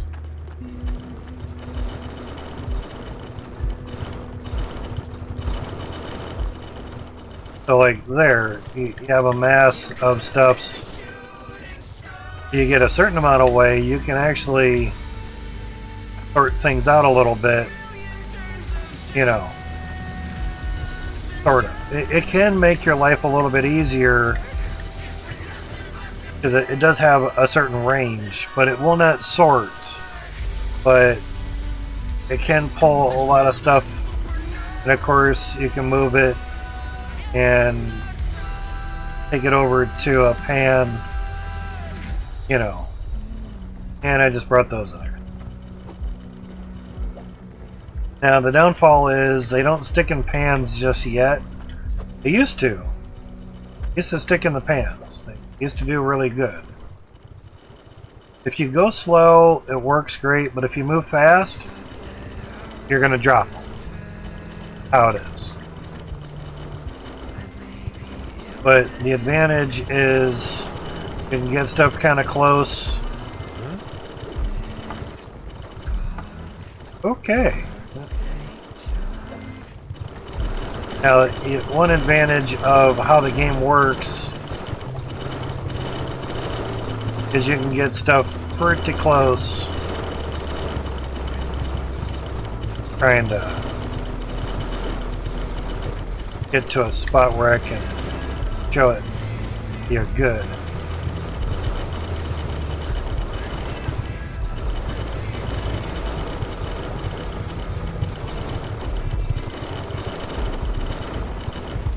So I didn't have to move, all I did was just move my mouse, because the mouse is a lot better than the joystick, and just threw them back onto the conveyor belt, and it went through and it got sorted out.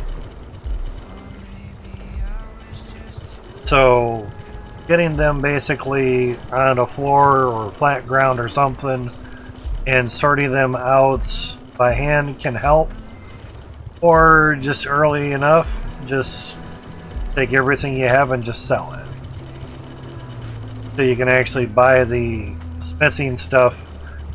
Then you can really sort things out, grind the gems, basically polish them up, get a scale too. Compressor just went. Get a scale too, so you can find your biggest gem and slap that onto as much gold as you can to make a necklace. Don't make a ring, just make a necklace. If you make a ring, you'll get a certain amount of money. If you make a necklace, you'll get more. Best way to find that out, the difference is grab a bar of gold and a gem. Save before save. Check it out, you know, make the ring, weigh it on a scale. Don't bother with the stock markets. They're almost always down, so just take it right to the jeweler.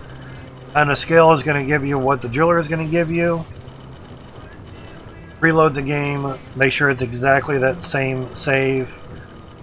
Then do the necklace with the same gem and the same bar of gold. Now you can use a saw and you can cut a bar and it will duplicate that bar.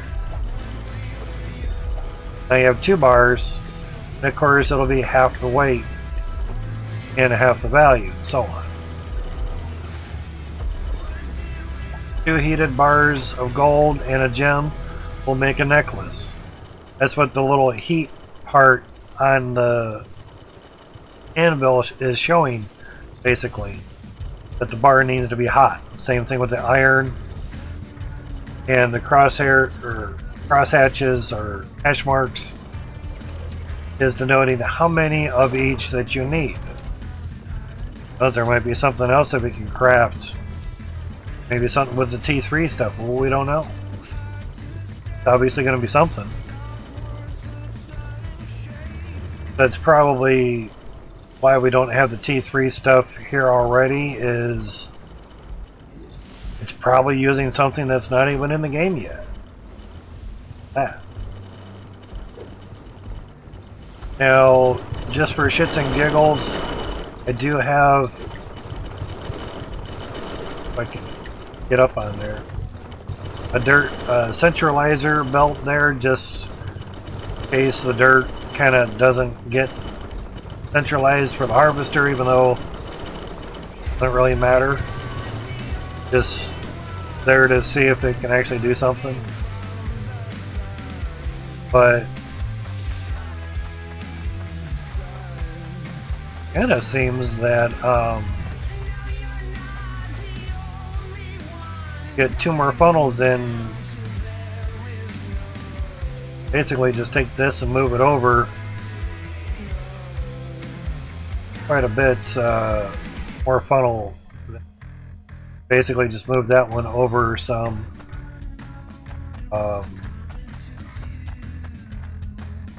So I'd be able to get 5 more funnels here versus 4, and of course we'll gain an extra funnel back here, so it actually gains 6 more funnels versus just gaining 4 more, so gain an extra 2. Interesting.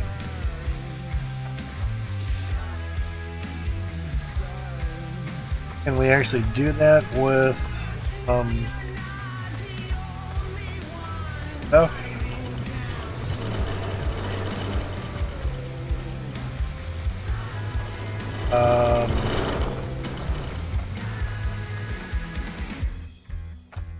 Okay, so that's actually going to move over. Okay. I was just trying to figure out which way to move this funnel, because we have wiring here for the gem compressor. Kind of don't want to re-rig that up. Not that it's complicated, it's just cumbersome.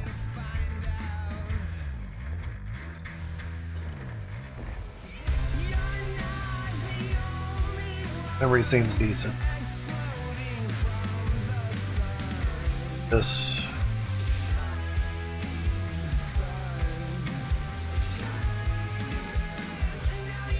wanted to make sure that we're on the game, mouse and everything. Alright. Basically this funnel would move over 1, that's not bad.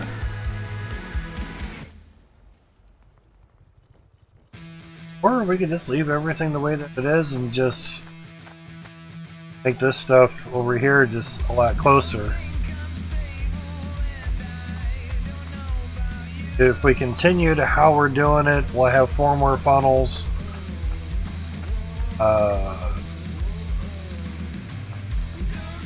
This is the farthest width that we can go. If put it here, I know that's crap. I just lost that pipe.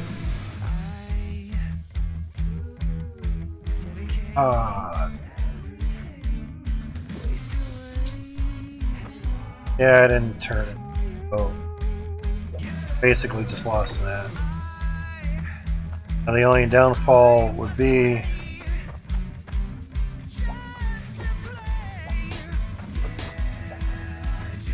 I actually place a pipe there.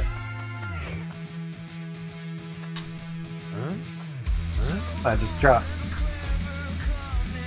Alright. We do have everything running, so I'm basically just gonna Alt F4 this. That'd be nice. Alright. So let's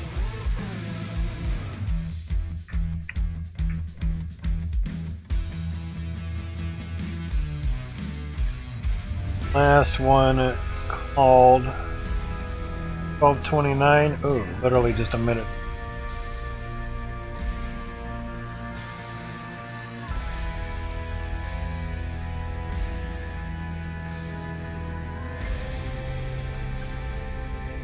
Okay.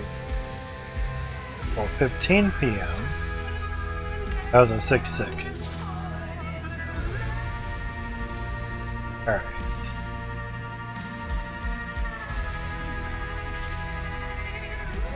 At an 8.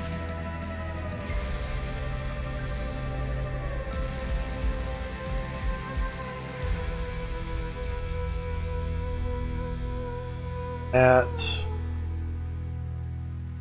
I have a backup underscore 18.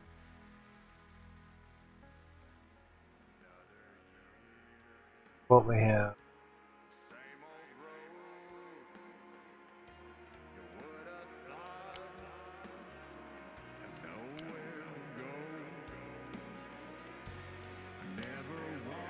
Notice I took Steam Cloud Saving off. Here. Good and fine. Now yes, everything was running. That's the issue that we see doing that. And that's why. This is why you don't basically have everything running and you exit out of the game because you get this type of shit. You get a lot of stuff backing up that you don't really need. So we're gonna dip this stuff out right now because we're gonna have a lot of stuff in here that isn't. What kind of gem in there? Yeah. Isn't supposed to be there. That's gonna go wherever. Oh, there's an uncut. That one emerald that we had. Oh, almost. That actually makes it. Nice. Alright. Check here as well. That one that we didn't have. The other thing was like a gem, but centralizing, but everything pretty much gets centralized after it gets ground or polished. And so much harder with controller. And we got a gold chunk in there, don't need you there.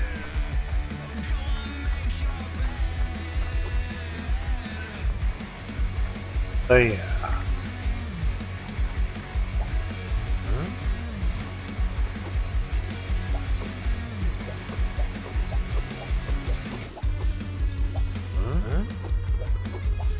I could use a magnet.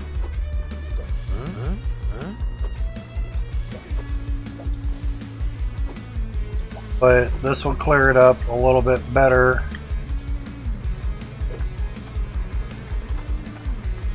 Off the side on here, and then you can basically try to get things situated decent. Go. Here, that's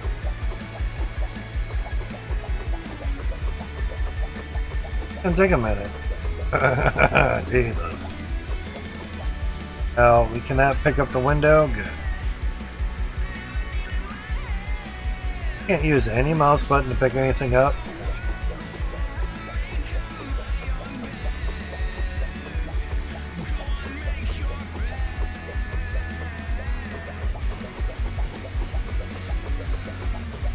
Figure that would have been a default thing.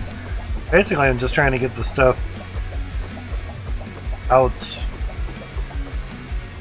of the realm of the window. Can.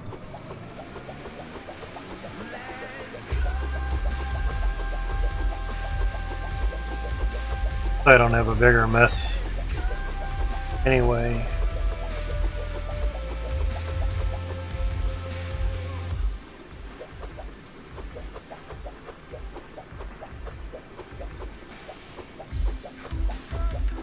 Get it all within the window, that might actually help. Okay, now we'll try the magnet.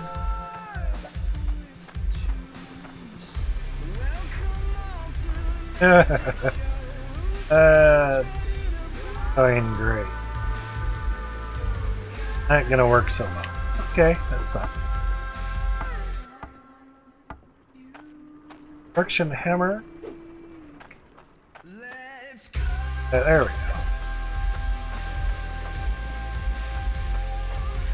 go. Figures I click on that. There we go.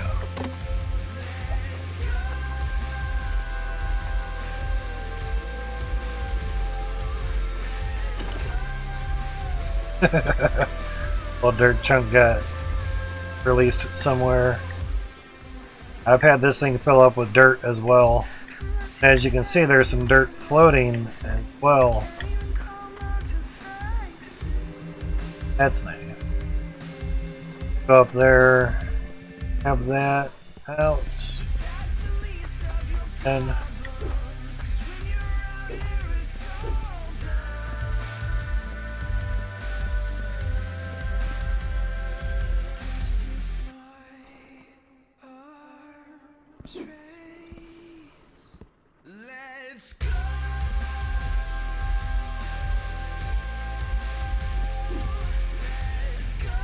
sometimes the magnet does a little better than trying to pick it out of the sky, but sometimes that works a lot better too. But yeah. This is why I didn't really make singular little funnels for each of the drill things and all that. Makes it a lot easier if you need to go through and clean it out. By far.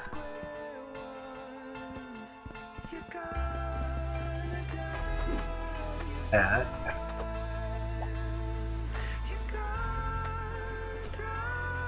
Lock that back down. So pick it up by accident. Yeah, we should be good to go. That's why you don't have things running while saving and exiting the game. Now the big thing why we needed that was this needed to do it, because what I didn't do was do things correctly.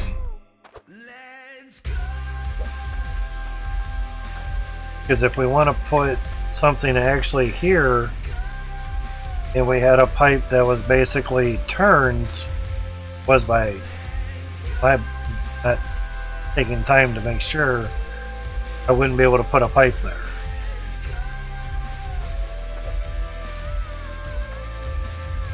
So if you pick up the pipe, you pick up the whole conveyor. You just grab the conveyor, you can just grab the conveyor, which is nice. You don't have to lock down the pipe. I think Max was able to fix that in the latest update.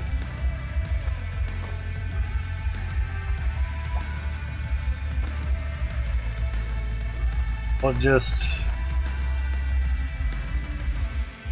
set this there for now so it doesn't land underneath by accident or anything. Alright, let's get building stuffs.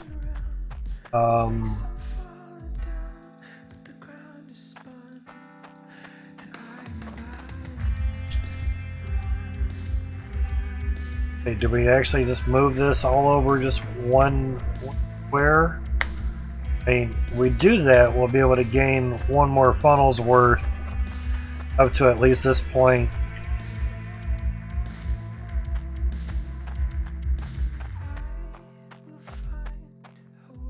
Or we just keep that where it's at and just start building off of it from here.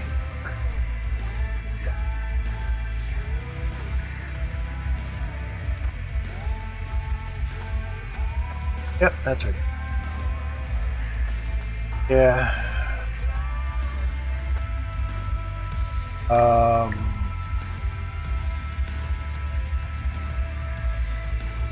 But also in theory we can just like move in a lot of fucking window.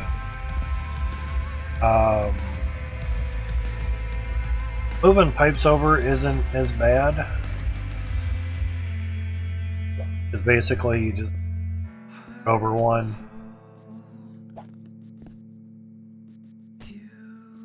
Grab all the same thing and just move it over basically one.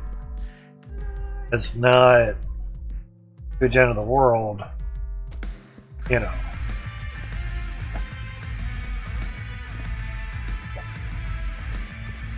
So I think for now we'll just move everything over one on this copy here. Be able to fit stuff in. The reason too is T1 piping, please.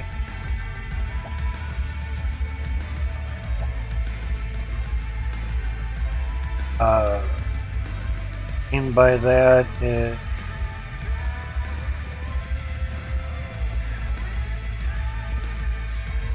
piping will work like this, and basically there'll be a T1 on this side of the pipe and there'll be T1 on this side of the pipe.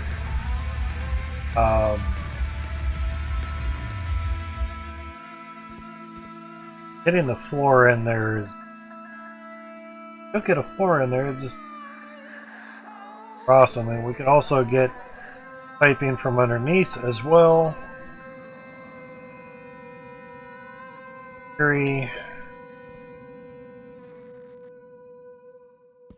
just don't fall off of here. Get the flooring like that. Basically, flooring would be underneath everything. Cabby there, per se.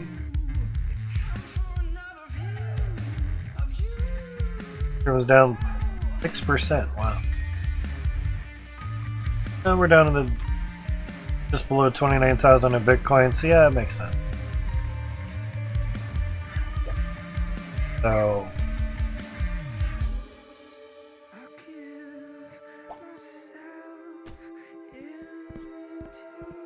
interesting stuffs. Because by moving everything over one, how's it going, EJ? Good and well with you.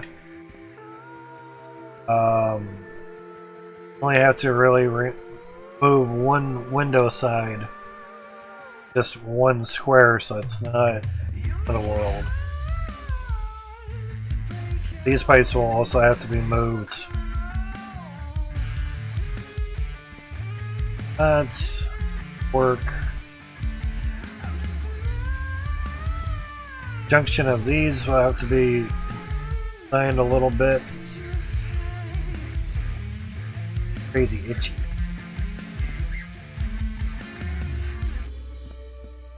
So yeah. Crazy is as crazy does it.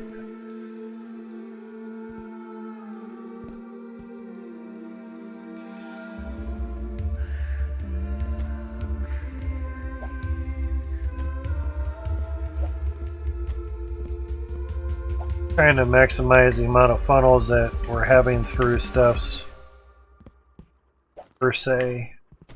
I think I turned the... nope, didn't turn the dirt back.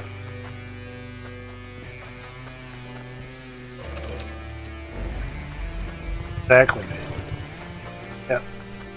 Took probably a week and a half off and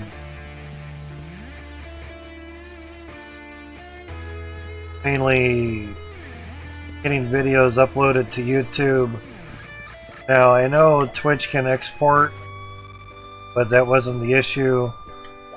For the videos that I could not export because they were longer than 12 hours, I had to basically download them, find a decent program that could cut them up, then upload them to YouTube. Excuse me. So uploading took all the 12 megabyte per second or megabit per second of internet that I had. So basically wouldn't let me stream. That. And other programs like Handbrake and Shotcut were basically using the gaming CPU utilization, so couldn't really game off of that either much.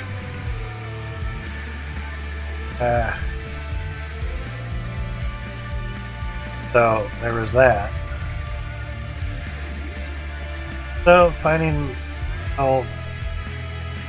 okay-ish better ways to do things kind of worked out. Now that floor is basically getting in the way there. So I back up like really far. Now a little bit closer.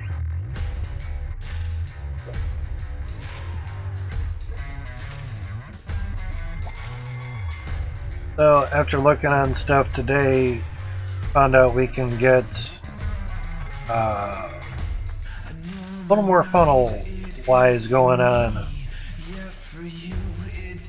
If I keep everything the way that we're doing, these 4 windows will basically give us 4 more funnels.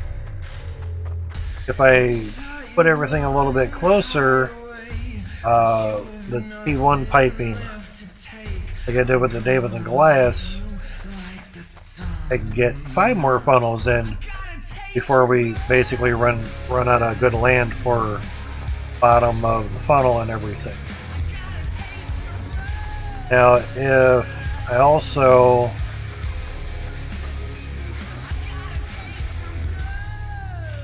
move everything over enough and basically have the funnels 3 squares apart from each other, and I start that from the first funnel, I can get 10 funnels in.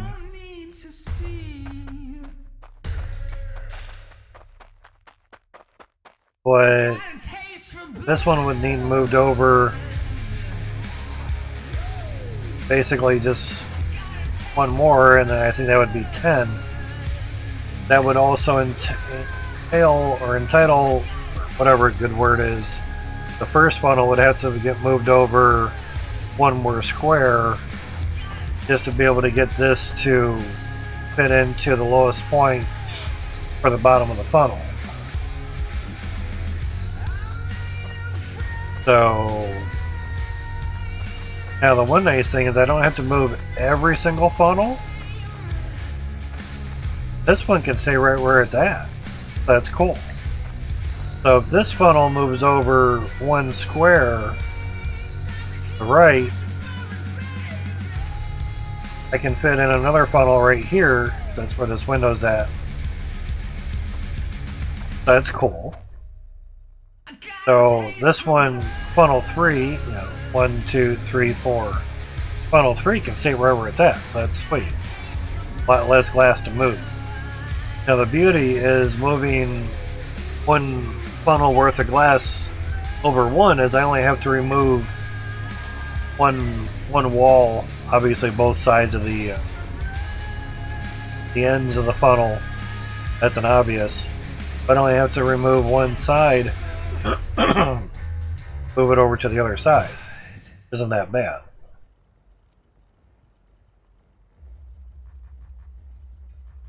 Not as bad as it would seem. Because everything always in our way.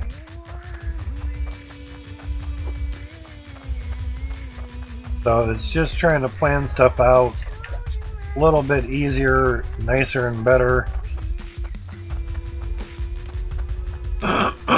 Excuse me. Speaking of half and not talking a lot takes a toll as well. So I was really just trying to plan out what's in the best interest of and how to do things and get them to work really well. And the nice thing of moving pipes that are already down is you already have your design laid out, you just move it over. Downfall is you have to move all this before we can move the pipes over. That's the downfall of that. Kinda. I mean, yeah, you can put the pipes inside, so it's not really that detrimental. It's just sometimes walking through stuff with trying to grab it. Kind of the thing is moving the window doesn't seem like it's going to be as easy as, I mean, you know, I can grab a window here,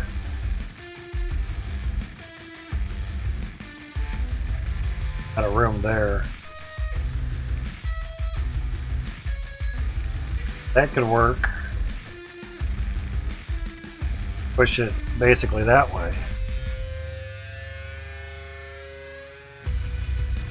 So I would basically have to stand on this side, possibly move the wood over. Wouldn't hurt to do.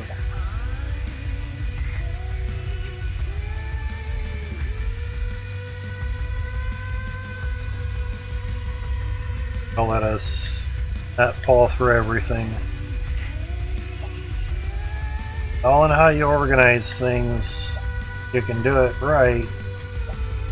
It'll work very nice. It's almost not much like worse, but always kind of sucks if trying to move something and up you down there. Oh shit. Okay, that was it bounced. Yeah, this is doing pitch backups. Pausing, yeah. Working.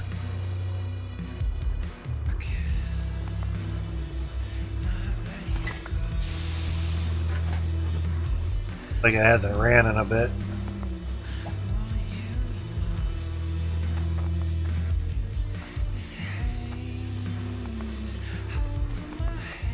Targeting stuff for this game is easy.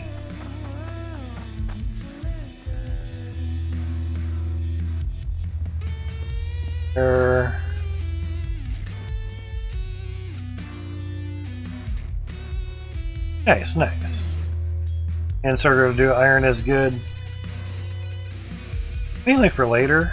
And the nice thing too is you get a nugget or say another hand sorter. You can sort out gold and then gems and Cloutium, you know. Now, say selling Cloutium outright, you can get a decent amount of money versus gold or iron, but I would save your Cloutium for later. 0.1% chance of getting 0.9 chance for Cloutium, 0.1 for the Onyx. Get numbers correct, otherwise look like an ass after a while. Plays the game for hundreds of hours, doesn't know what he's talking about. Shit, that stuff happens.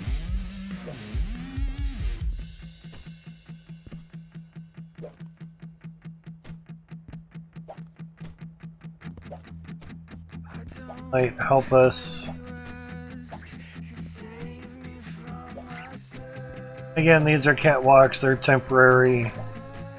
It's not set in stone.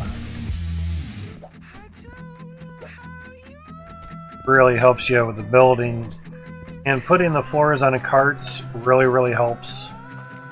Carts are going to be your friend, Killer Bob. Can I see what day I'm on? Doesn't really matter what day. There is no day counter. But if you're trying to play the stock market stuff, good luck with that. I don't mess with it, but you can get a bed and that'll take you to the next day. Now the stock market, there's certain markets that will accept certain things. So if you're at one that takes iron, you're trying to sell gold, it's not going to take it.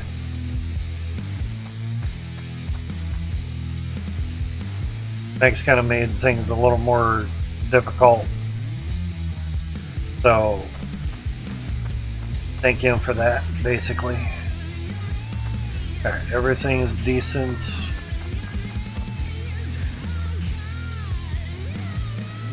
Oh, no, we can't go up that anywhere without crouching. That's nice. Lovely.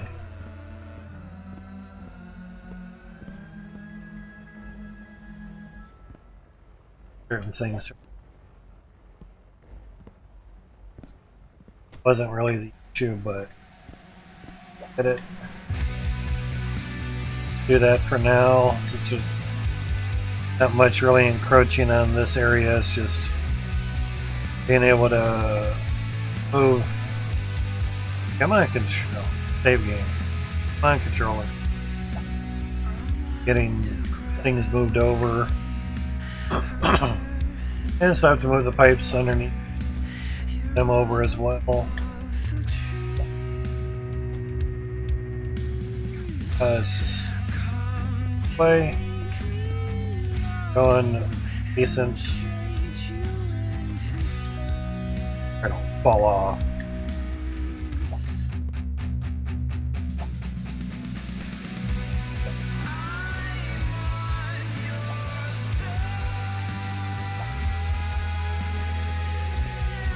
But finally got all the videos from Twitch, past streams over to YouTube, and getting lots of views. It's good. Obviously, there's more chance of people technically seeing stuff on YouTube than, say, Twitch. Anyways, how's it going, man? Appreciate that, dude.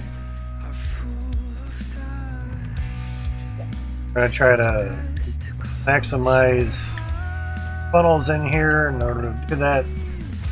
And I have to start moving things over one notch. At least just this one funnel. Good.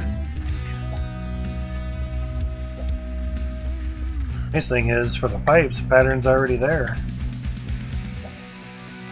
Move the one certain type of pipe over and go. Oh shit, cool.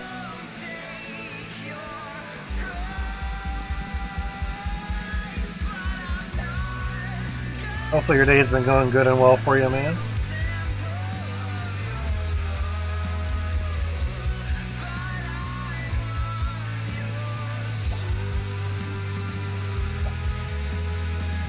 Work out real good.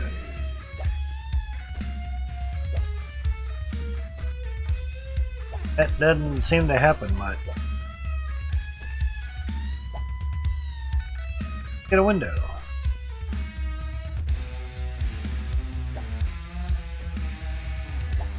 Get another window. Trying to go fast, and controller's not the greatest for pinpointing stuff, and you can't grab shit with the mouse. Now you can probably rekey it, but didn't have to.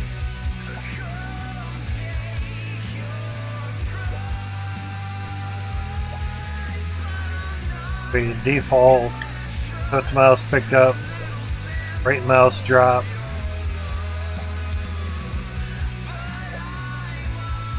Doesn't seem that hard to do that. You just do it. And we can't do it for Max. He's got to do it himself. That. Okay, I'll let moved over. That was easy. Gonna hit the restroom real quick. I'll be right back.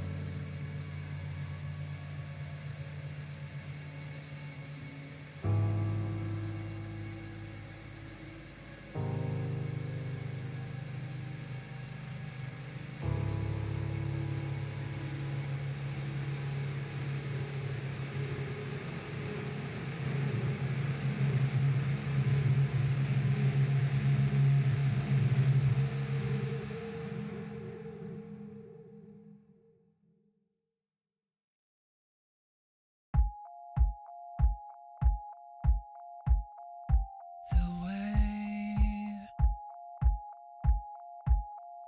you move, I can't break through this nothing to me, and you won't see.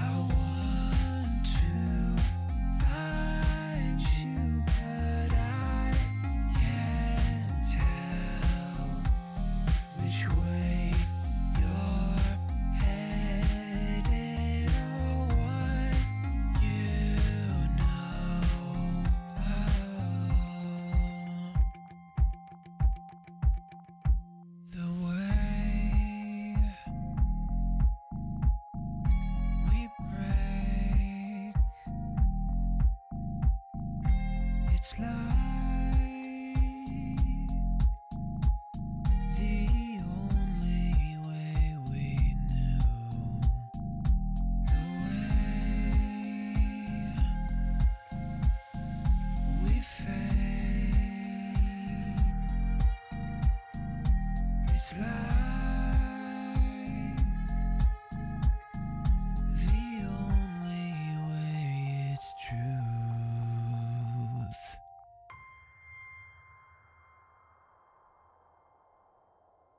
I can't do this all by myself. Alrighty, I'm back. Sorry for that delay, guys. Alright. I'm moving this stuff over one notch. One thought is just move the windows over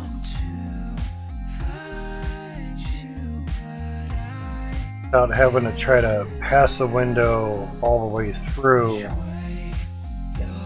to the other side.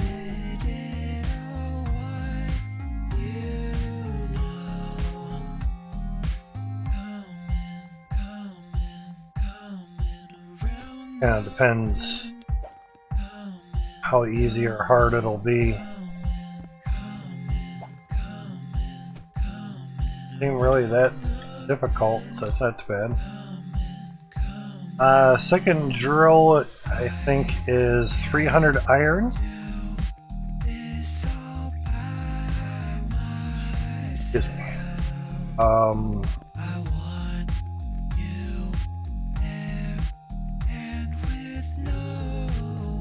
For a T1 drill, I believe is 300 iron, no cloutium.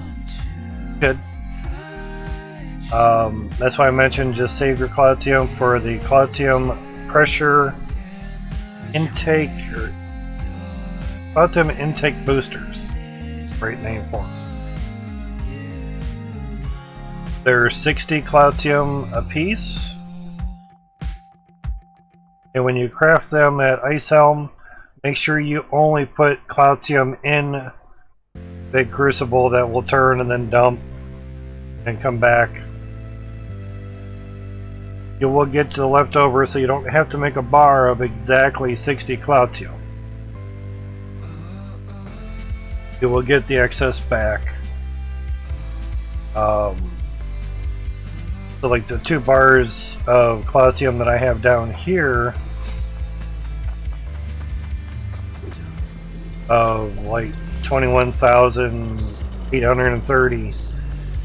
When I'm done making 72 T2 drills at 300 cloutium and 1,000 iron a piece, I'll have 230 cloutium left over. I'm just doing a bar for each funnel just because. Same spot, same reaction, yeah. 21,631, so I'll have 31 cloutium left over. So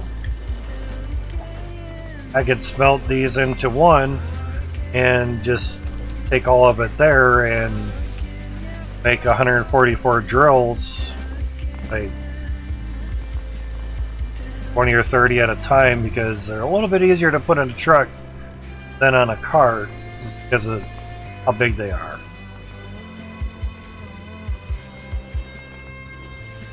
There's that. The nice thing is there's no reason to make an exact size bar anymore, which is really nice and handy and dandy.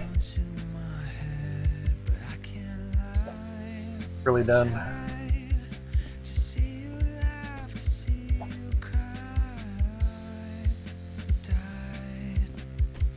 That extra stuff's there.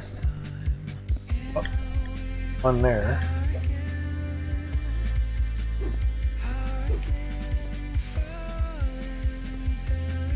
Done. Like it's done there. Of course, I'm gonna have to do the piping. Excuse me, damn allergies. The piping underneath the floors. That.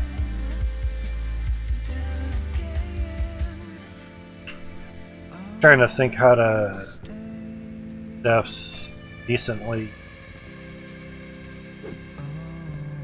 It's not so bad. Basically put the conveyor belts there, just make stuff a bit easier. Now, I'm not pulling through it, basically.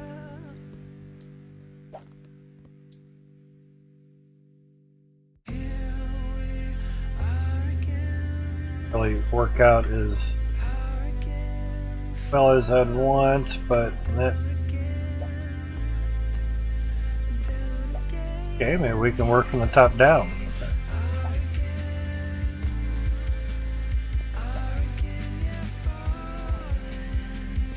They're here, but just don't have scaffolding up here, so I have to find a way somehow, yeah. And by using the edge of the funnel as a ramp, let you get to everything. And I think that foot arch would stay uncramped for long. Get up, walk around, stretch. Piss her. Have some liquid food. What's like, moving. Crazy as a crazy does.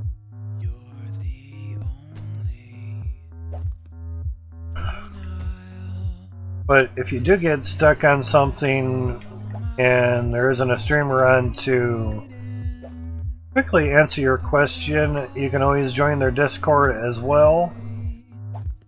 And they're very, very helpful people in there, whether it be in the discussion, photos, help, suggestions, or bugs. Pretty much will help you in any channel. Yeah. You go price things, got you. If you've not been to Ice Helm, thank you for the follow, dude. A minion hello for you. Hope you kind of like some of the GIFs that have been going on from today, but again, thank you for the follow, man. Much appreciated. And if you need to, being that you just started playing the game, you can take the map that is at the starter claim. You can take that around with you. It will follow where you're going. There's a little, I would say, a blue diamond that's on the map that will actually show you exactly where you're at, which is really cool. And if you walk with the map, it'll walk with you. That's really, really nice. I think many people know about that. So we can get that there too. Nice thing is we don't have to move that either.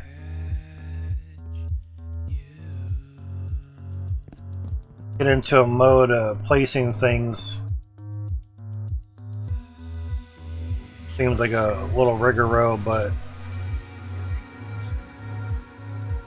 also memory and everything gets into position just to certain things.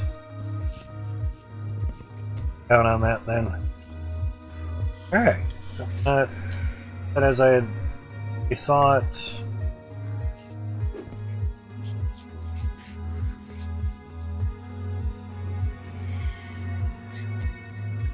mouse wheel a little bit.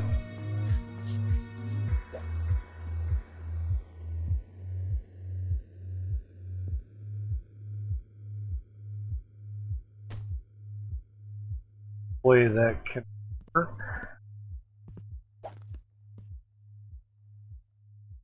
That way.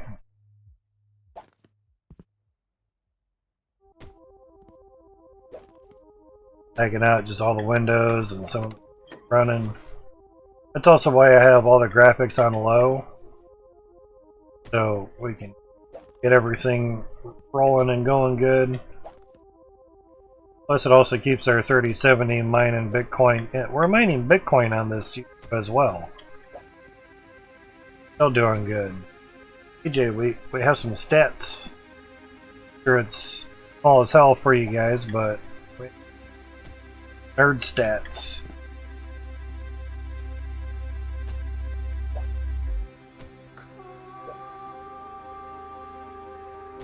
Great, yep.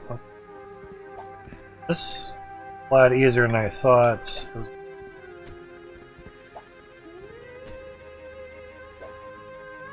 Been thinking of going top down. Thinking, man, it's gonna be a lot of catwalks.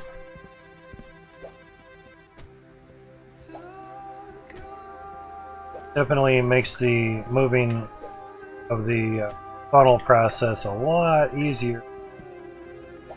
Of course, if we miss one, we'll have to go and fix it. You know.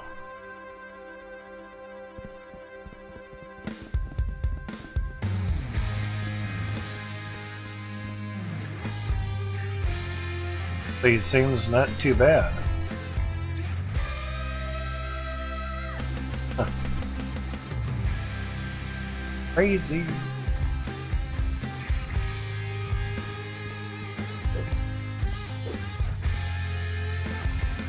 Main thing is getting back in there.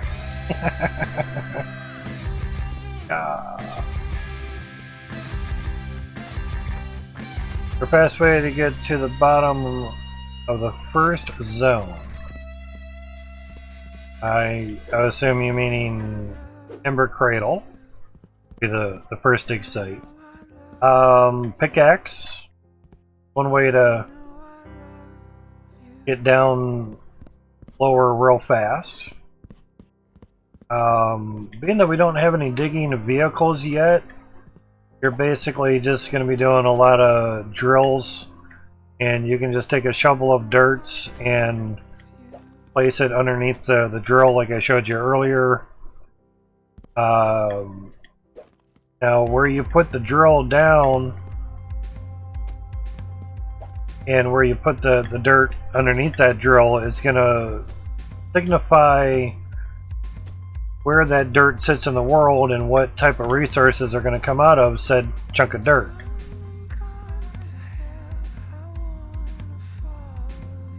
So you could remove a lot of the dirt. I can't. You can remove a lot of the dirt out of the claim, but obviously keep some somewhere so you can use it to put underneath the drills and everything. So in other words, don't nuke all the dirt or pickaxe all the dirt that you have, is what I'm getting at. Over there just for that little bit.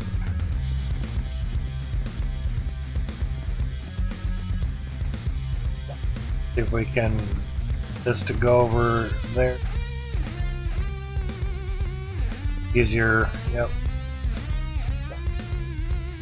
That as well. Might as well do that there too, since moving that over.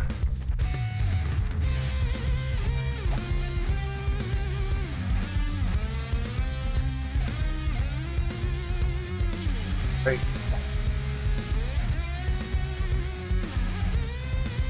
Auto save, yeah.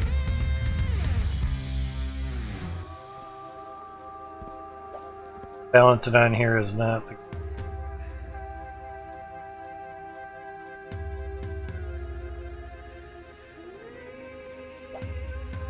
it's just all the windows here. I was wondering why some of the lag.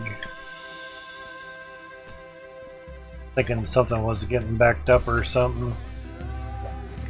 But just having to look through all the windows. Lagging us out. Now, upping the performance of the GPU or CPU at this point doesn't really make any difference. It's a game engine limitation. Somebody had a 12900K and a 3090 and the game still lagged out for them. So, it's not the computer issue, game engine issue.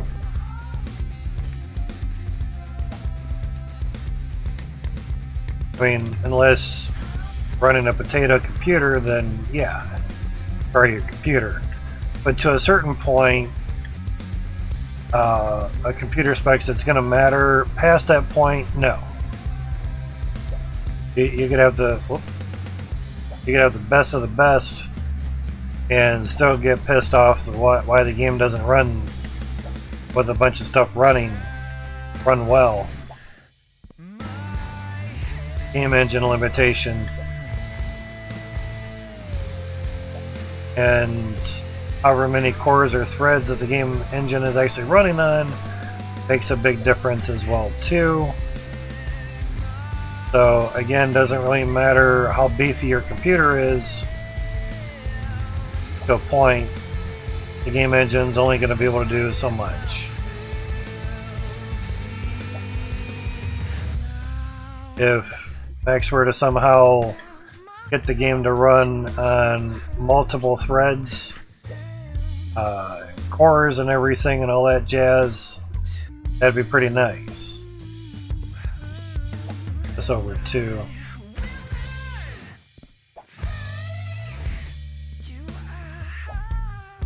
We're up here. Not that it's hard to do or anything, it's just a bit easier. Alright.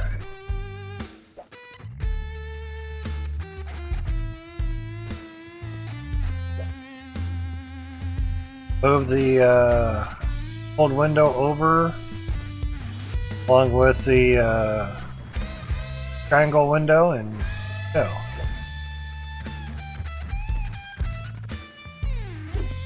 Yeah, pickaxe will let you clear out a lot of dirt. There's a rake that can also clear out a decent amount of dirt for you as well too, but it's a little fickle. A little hard to learn, but it can work. Do good.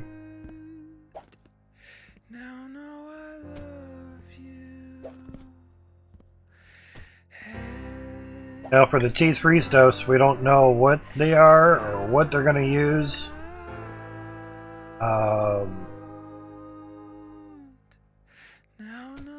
There, no.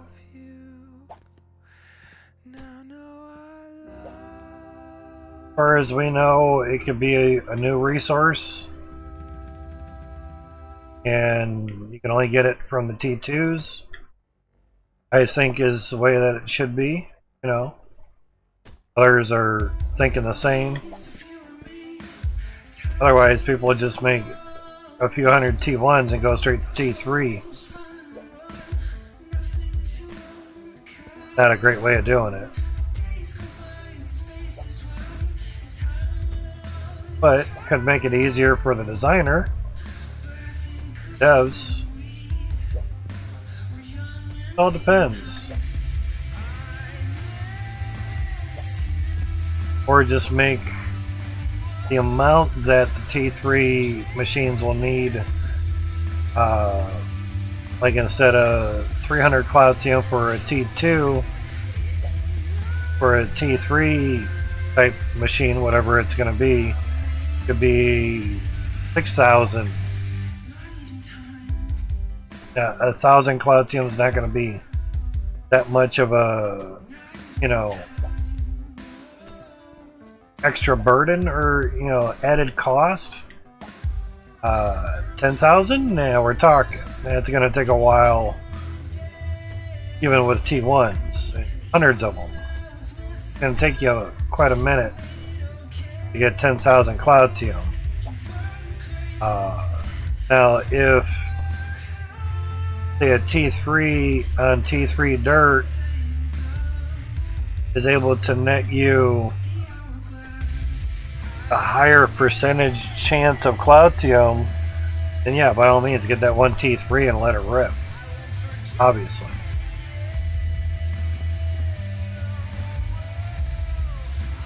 Okay. Yeah, that's what I thought.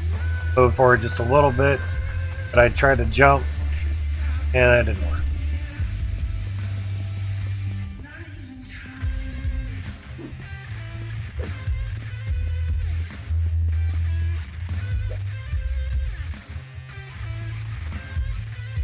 Do things kind of a certain way, and Sometimes it works pretty good, sometimes it does not. Again, we're just here to enjoy and have fun. Sit back, relax, and listen to some good tunes that have no copyright. YouTube approved too. I've not had one copyright strike on YouTube, all from this music. So to coincide with what SceneOfAction, maker of this music, said there's no copyrights, you can stream it on Twitch, YouTube, Facebook, wherever. Don't care, please do that.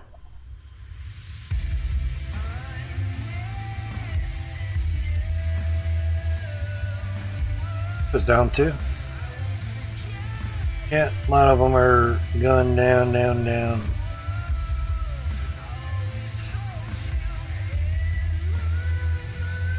Email. When YouTube notification, Hybrid Steel did one. The in-game sorter.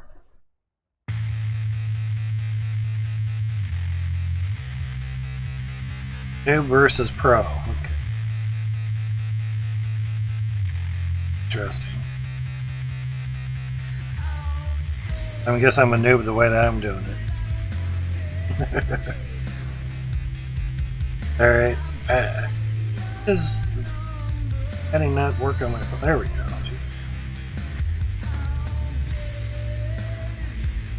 Twitch app. Now, one thing I'm wondering with YouTube, which I'm assuming is correct,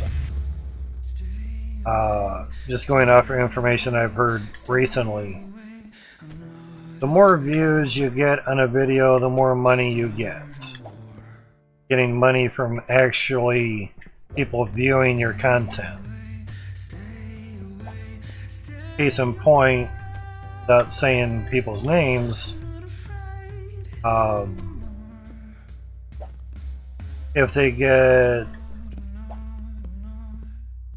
500,000 views a month, they could actually live off that. That means revenue. 500,000 views either a month or a week or whatever the person had mentioned. Yeah, that's a lot of views. You're like, pays 2 cents, Linus type shit, you know. That Linus Tech Tip is Linus type shit. Good dude, does good stuffs. But that would make sense of you're getting money for views. My YouTube's not monetized and I need 1,000 subs to monetize it. Even without the Twitch streams, my channel does get views. 2 videos get like the most views, and well, it wasn't even my video. But I have it stated, not my video, and credit to, you know, yada yada yada. I put credit where it's due. Simple as that.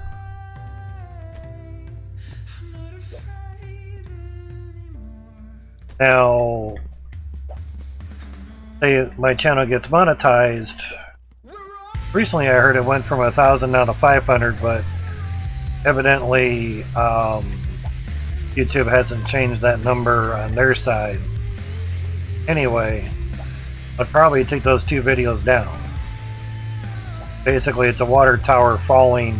Basically, it's being taken down in my city, which was kind of monumentous to us that live here, because that water tower has been there since like day one. It was an old fucker. But that got replaced by a water tower that now holds 3 million gallons of water versus a couple 100,000 gallons. Big difference. Huge, huge difference. But that gets views daily, even though it's only like 30 or 40 seconds worth of video, it doesn't really help for watch time, which I think I need like 4,000 hours of watch time. Quite a bit. Now obviously you start streaming and you actually have people watching you for a good portion of the stream. Yeah, obviously you'll get your hours that way. Or like Tech Deals have done for his little channels, he'll make a playlist of all the little videos and everything, and to quote him, he said, yeah, we made a playlist. If you could sub to this channel and select the playlist, play all, and just let it run while you're at work or something. We need the hours viewed. Put one on top of one.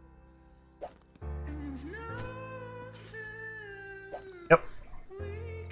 Watch what you're doing, man. So there's ways of doing things.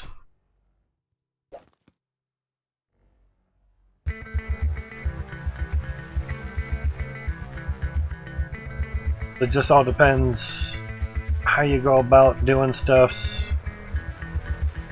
Don't want to change my mouse scrolling wheel part. There we go. So in theory, want to help out with hours watched, like the playlist and just let it run. Get the tab, I'm sure that'll work. I don't know. So something to consider. Not that I'm fully moving away from Twitch. I have mining revenue coming in to help with money basically coming in. But the obvious more money the better. No shit. But Twitch does not offer money for views. Apparently YouTube does. That.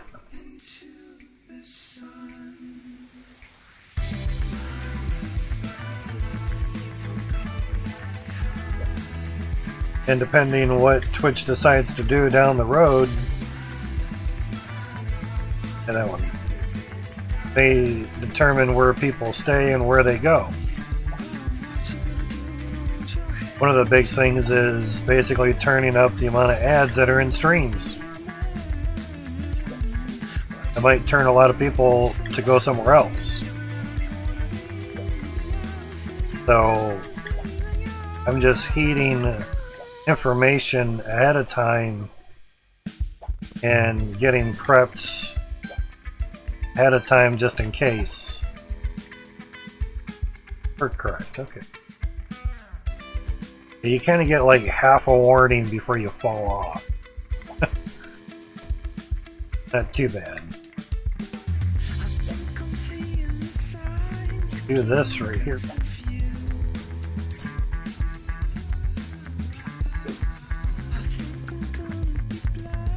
Not taking as long as I had possibly had thought. Moving a funnel, something we haven't really tried.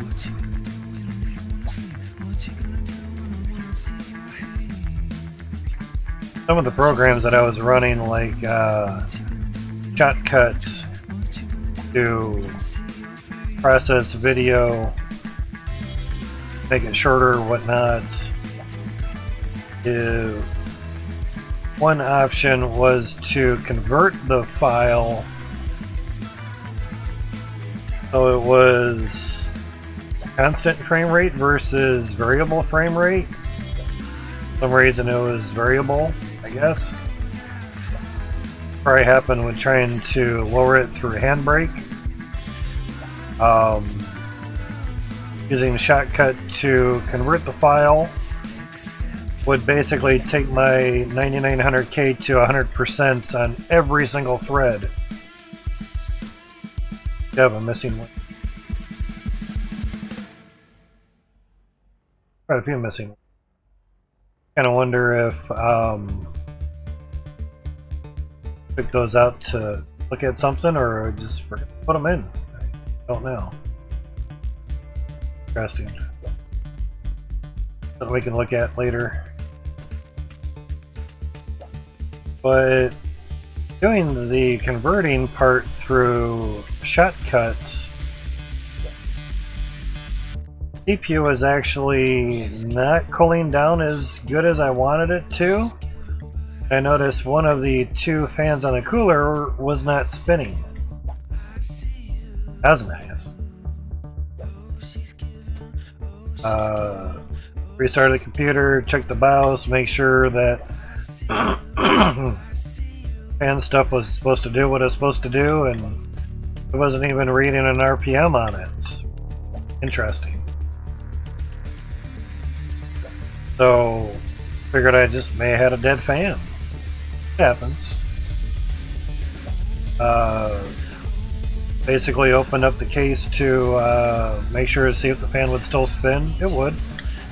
No crazy noises or anything. Didn't sound like anything was broken or needing replacing. Nice.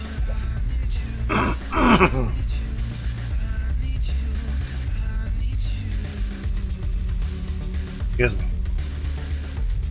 Big old cough there.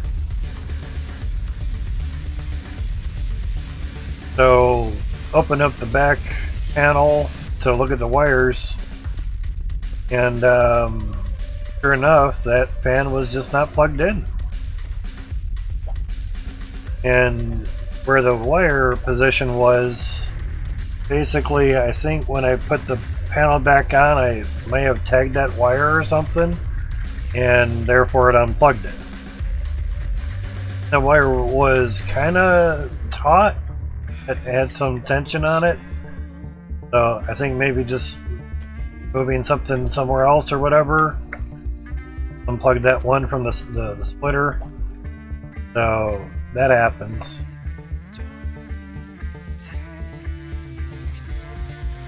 Oh, those are the windows that I grabbed from doing the pipes. Ah, okay. Yeah, okay.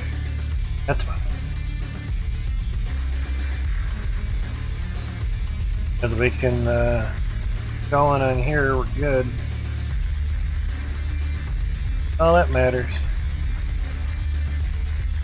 Now, when the CPU was doing 100% usage on every thread, it actually reached 205 watts. That's insane. Luckily enough, my cooler is 250 watts worth of CPU power. And after getting the second fan to actually be plugged in and work, CPU temp before went up to 96C. And so I did the same converting thing again, found one that needed it. And figured, well, if that really stresses the CPU out, let's give it another try. 94 to 95C. With both fans running. So, didn't really make any difference, which is good and bad all in one. Bad that it didn't take it down any better on the temp, but good that cooler was able to keep everything cool even with one fan.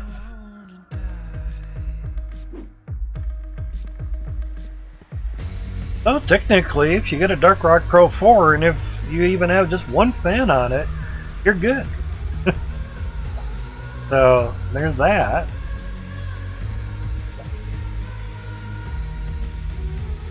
Now I replaced the fans that you normally get with the cooler. They only went to 1500 RPM. Mine go to 2500 RPM.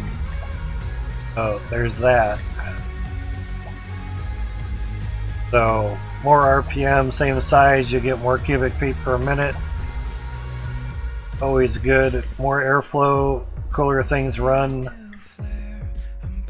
Better everything down the road. Now, my guess is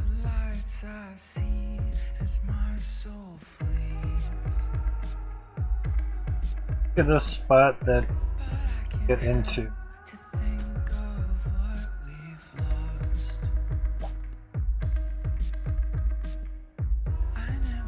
There's the empty spot. Cool. So now, basically just grab this.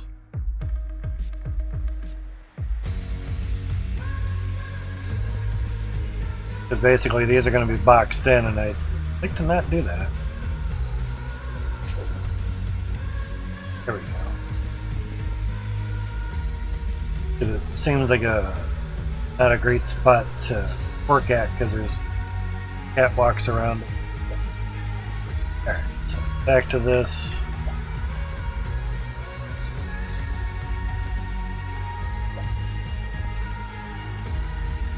Now if you're upgrading computer stuffs and you're going to get a decent CPU with a lot of cores and a lot of threads,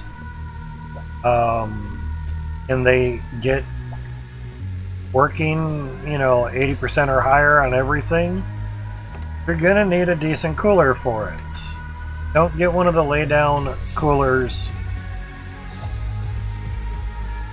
I already moved some windows. That's like, why did I fall?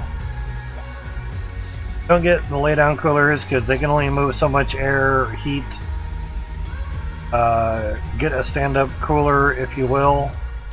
You're not going to want to do EIO shit. So, you can skip on some other things in the computer realm. Just not CPU cooling. Don't ever skip on that.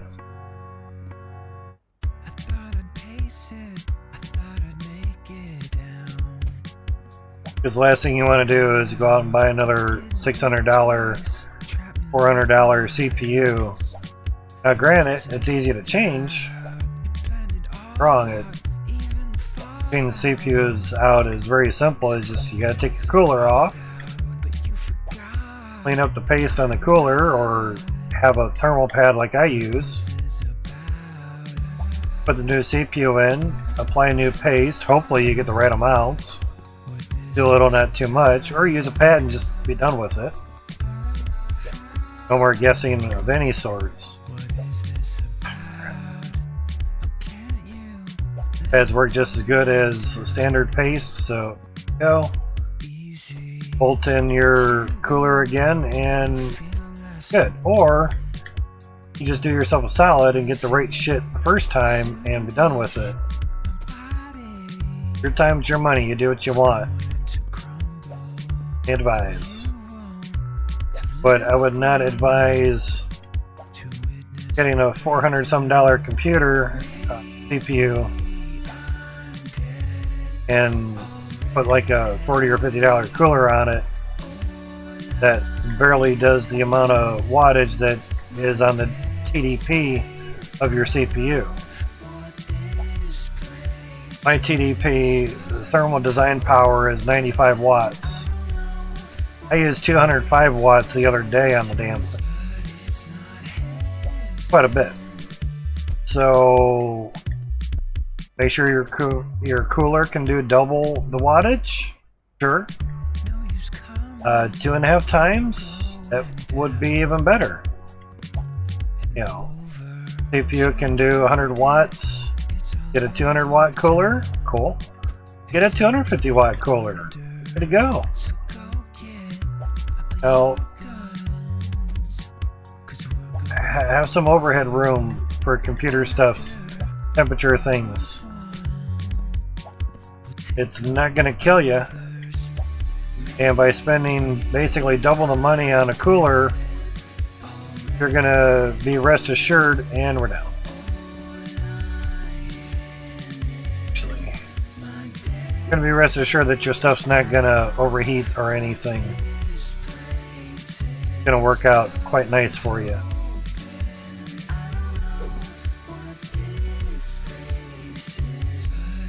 As we'll just put these over here. Fine.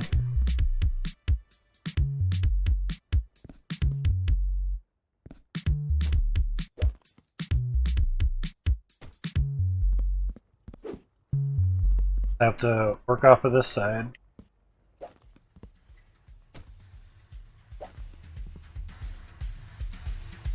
Now, I don't blame people for not doing the EIOs. Now, if the AIOs all in one had dielectric fluid, which is non-conductive water, basically. That'd be great. I'd have an AIO in here in an instant. Nice. Keep in mind, too, water cooling is only good up to 2 hours, and then the water's fully saturated with a certain amount of heat that it can only displace. So after 2 hours of running your computer, it's not going to cool it down any better than the top air cooler. By the way, air coolers have dielectric fluid in them. So even if they spring a leak for some stupid fucking reason, it's not going to kill your shit. Just saying. What works? For money, it's your computer stuffs. Do as you wish, but I'm telling you what works.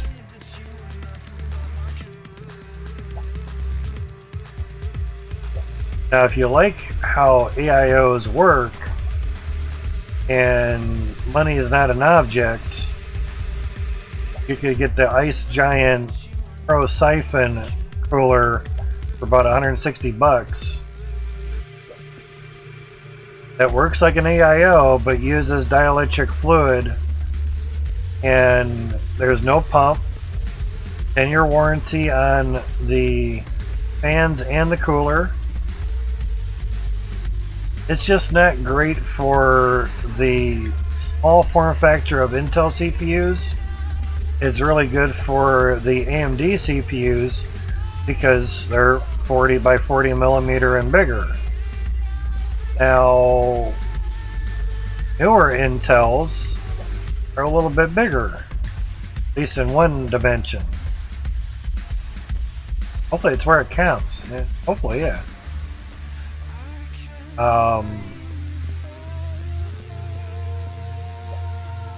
So they're a little bit longer than before, so that might actually help on them. Meaning the cooler would help on those 1700 size chips from the Intel 12th gen and soon to be 13th gen.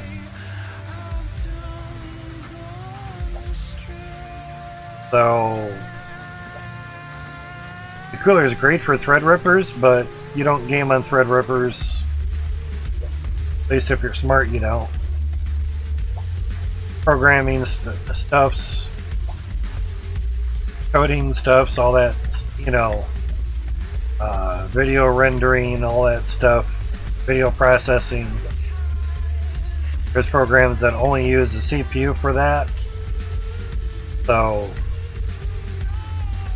Threadrippers are great for that. 32 core, 64 thread, hell yeah. Things are beast.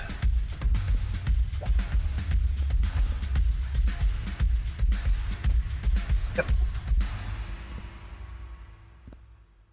Hey, obviously, some parts I could probably just... yeah. Need to be on that ledge, so it just makes it a little bit easier. Again, adjust the distance with your mouse wheel. So, obviously if the pipes are out of the way I wouldn't have to walk around them, but for the world. But the reason the Pro Siphon filter, the siphon filter, I think it's filter. The Ice Giant cooler, I could have swore it was a Pro Siphon. Anyway, that cooler is about 160 some bucks. Works like an AIO, but performs like an air cooler. Mainly because there's no pump. Now, you get an AIO, a couple years down the road, your pump's going to fail. Get fucked. You're going to wonder why your computer's shutting off after a minute. Air coolers don't do that. Don't have a pump. You're pumpless. Nothing to fail. The ice giant siphon cooler has a 10-year warranty on everything, like I was saying. There's no pumps. Basically, everything moves around like an AIO. This is fun. That's in the right spot. So, heat basically pushes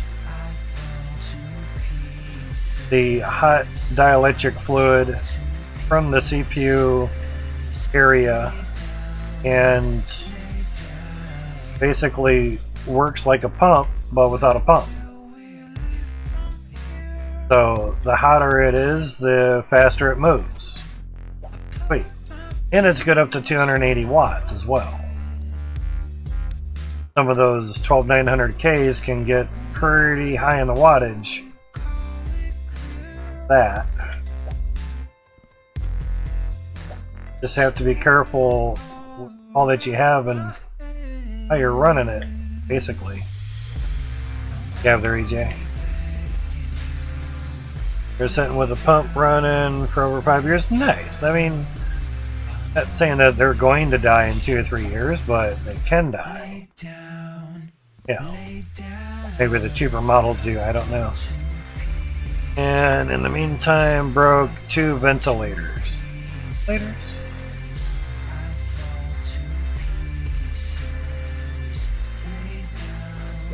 What part on the EIO would be the ventilators? Not familiar with that one. Sorry. I hear ventilators, I'm thinking like breathing machines, you know, for humans.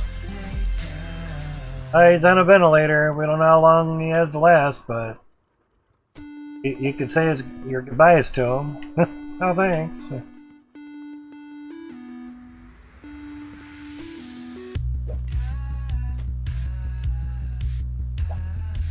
That window's there. Oh, a lot of this stuff I can just do from down here. Can't be there.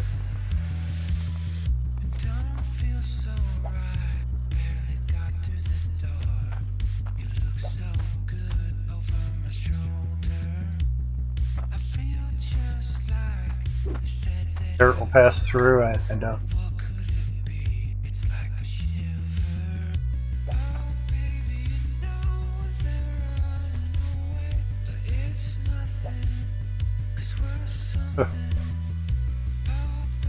Don't even know if that's going in the right direction. That's just, yeah, it was actually backwards. This is just take it off and put it back on there.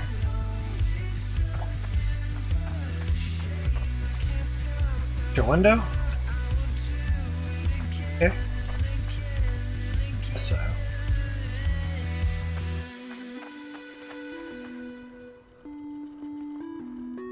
Have an extra window. Just making sure everything's going good or done the right way.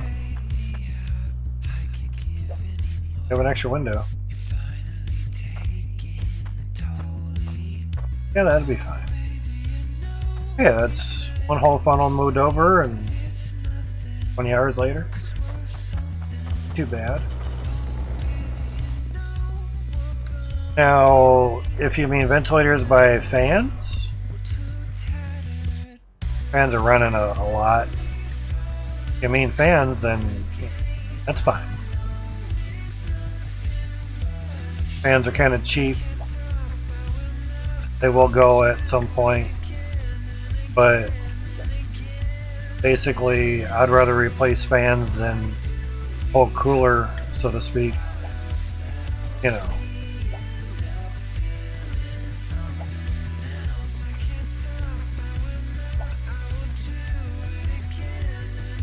Man, sorry, big fish on. Ah, no worries, no worries. You know me, I'm patient. Otherwise I'd be playing with mods. Pawn everything in and cheese dig my way through it all. Anyone can do it with mods. That's easy. Yeah. Spending the time to do it manually too. Depends how you wish to play your game. Now, I'm not against mods. I'm playing Farm Sim, I'm modding the shit out of that. I'm gonna spend 10 hours on one fucking field because the plow is only 2 meters wide. Fuck that. Sorry, but I enjoy the farming aspect, but not that much.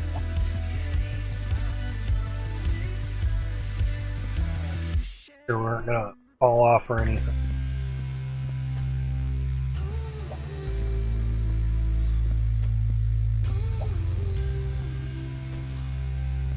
Fun's gonna be all the T-pipes for the T1s. That'll be interesting.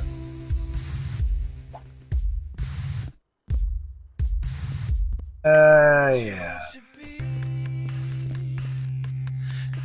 Only one side, so it's not mental. The world.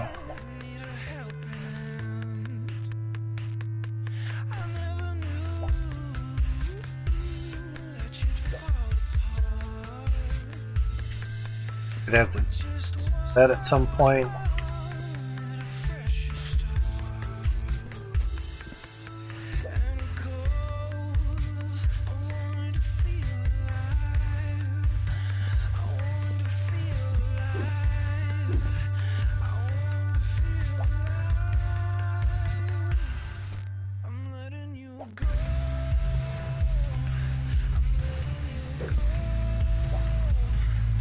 Wrong button.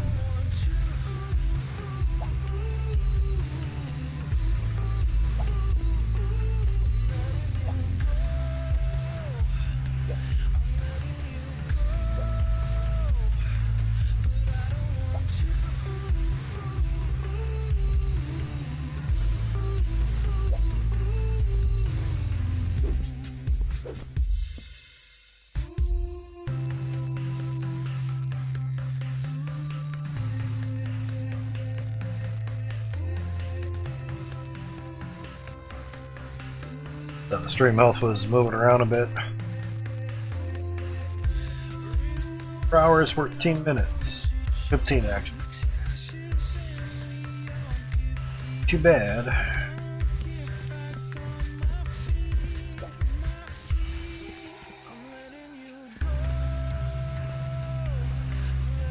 That over some.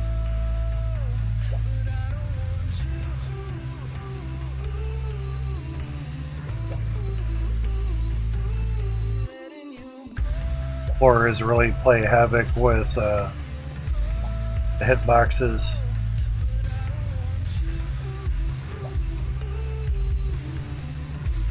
Stuff at the right angle or adjust with mouse scroll wheel.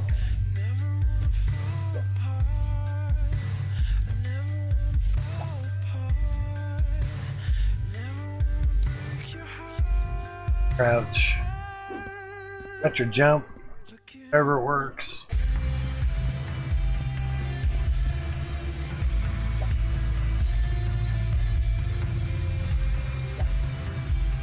Cool.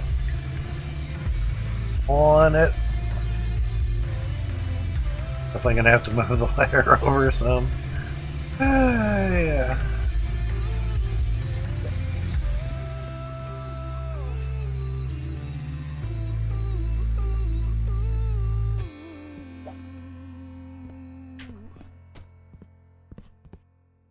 Auto ladder, but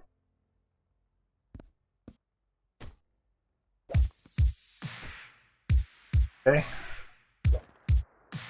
One there for now.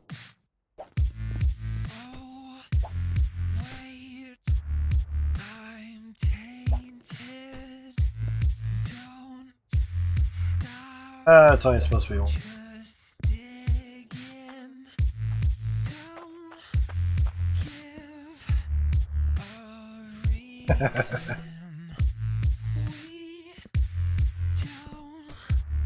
need cleansing.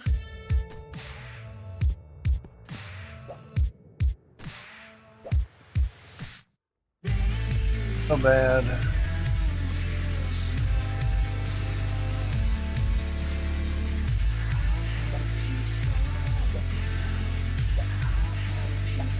Now we're cooking.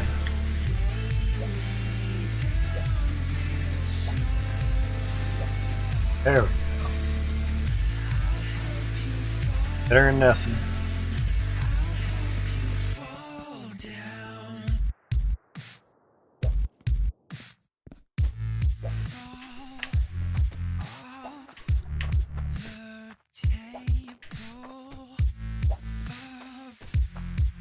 There we go. A little better.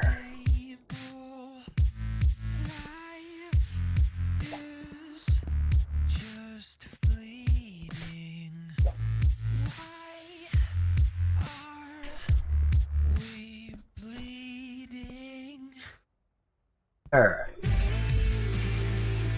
Pipe works there, so pipe work.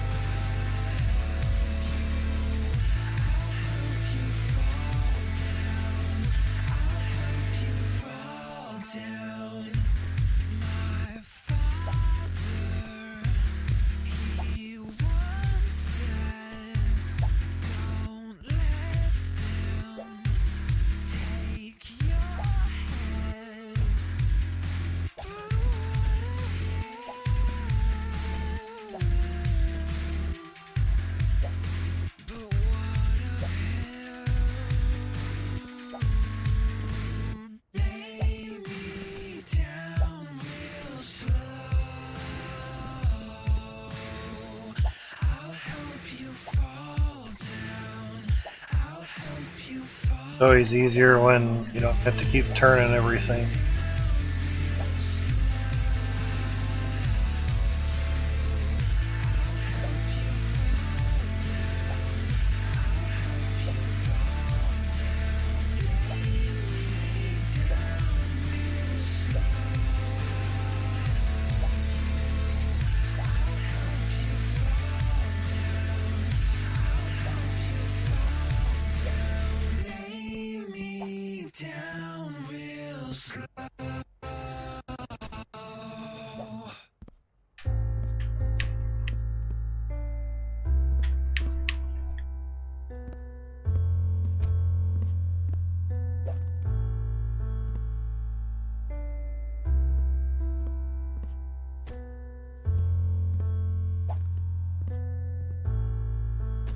Yeah, that stuff's good.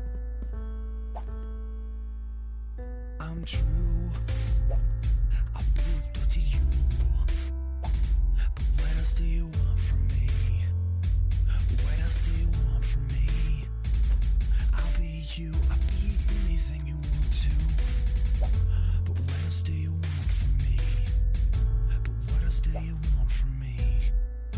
But what else do you want from me?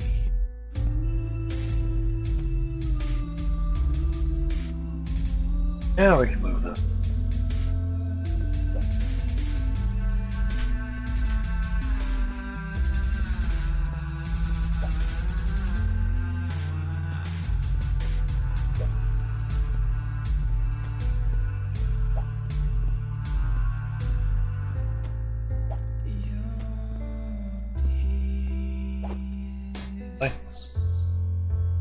Oh, press controller.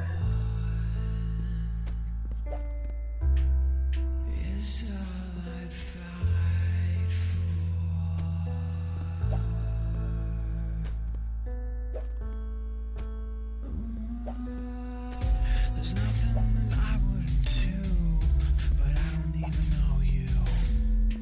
But you don't even know me. So what does it even mean if there is nothing to look for? If there's nothing to hurt for, let it be, let it be, let it be. Yes.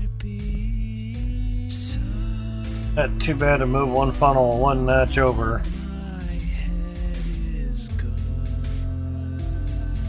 That is difficult as I thought. Kind of doing it early on before putting all the fun stuffs in.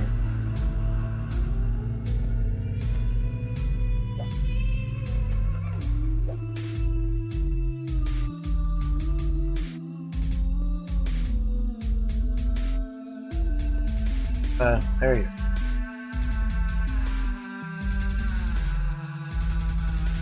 Fun game.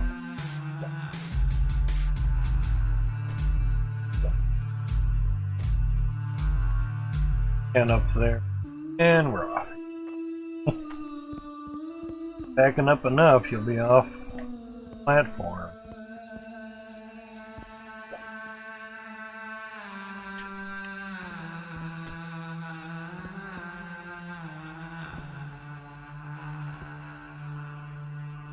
Alright. Now those are fine and we can walk through them.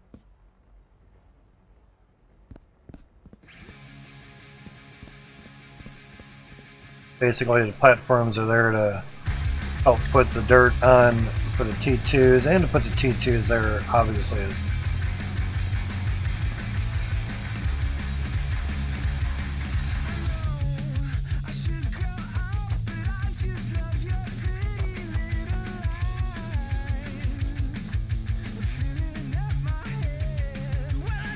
So this one can stay.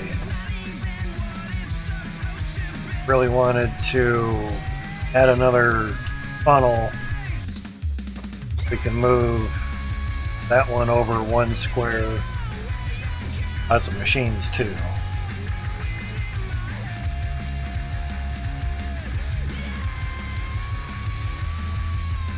That's a water pausing.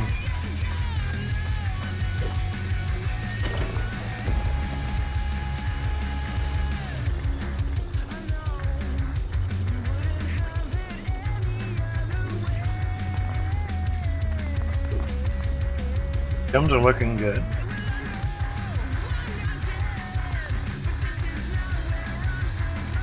Seems okay. A lot of gems in there for just 22. Not so much.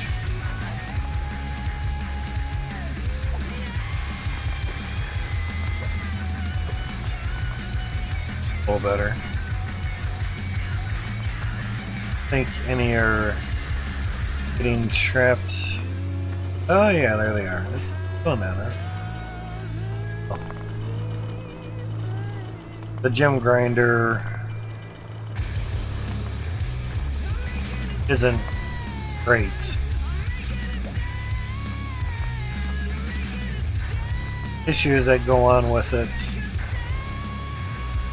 or gems will pop out, fall through and everything, even with windows all around it.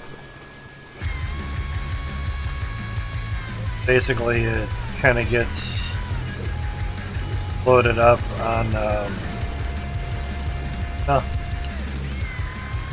basically goes through the wheel portion, comes out.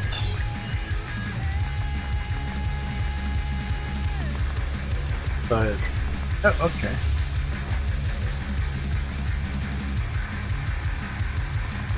Here's the controller. Come on. All I want to do is just move up a little bit. So basically, gems somehow, when there's a big glob of them, will get caught up and actually fall down through the side for some odd reason.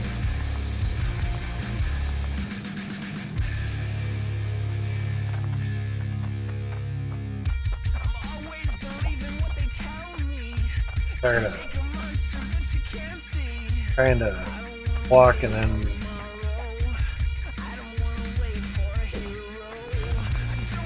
walking backwards and trying to see stuff and not being able to. Plus you can walk up on this thing. Kind of annoying. Look down in there good though. A shardy in there? What? Must have been on the reload. Big shard. Starting good time, man.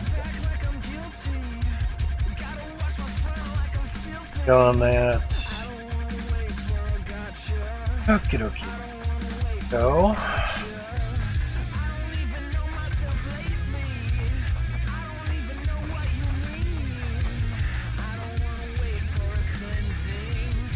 Oh, it's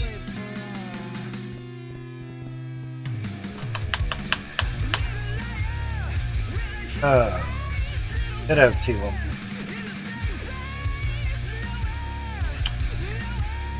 Yeah. At T1 pipes. T pipes. Tier 1, Tier 2, T1, T2.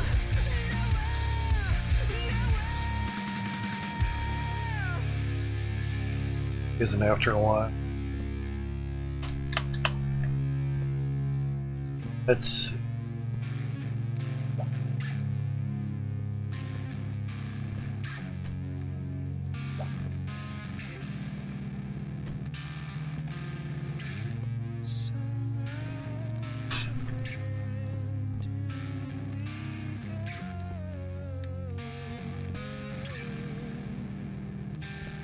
I think we ran out of them.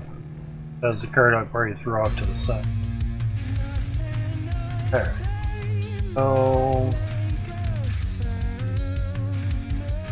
that angle of windows were offset by one square. Nope.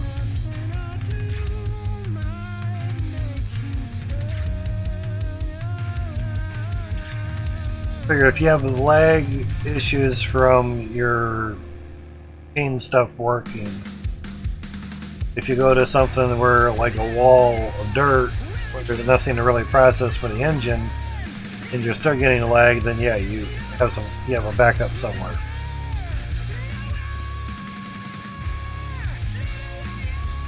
Remember right, that one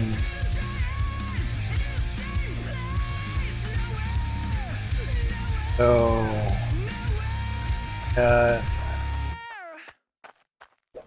see if we can finite it all.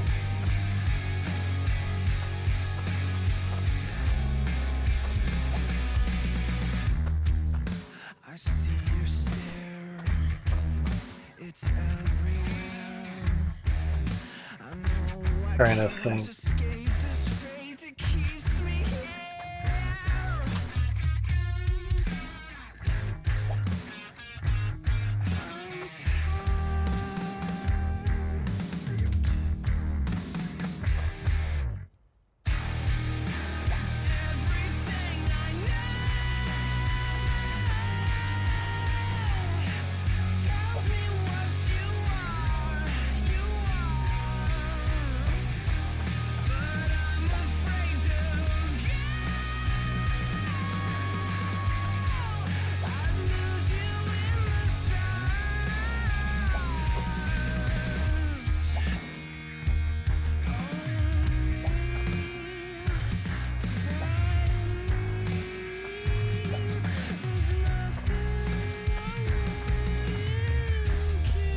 Yeah.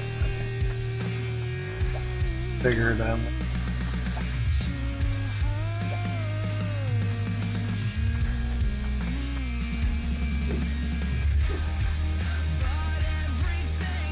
But can't even duck it. Wasn't sure.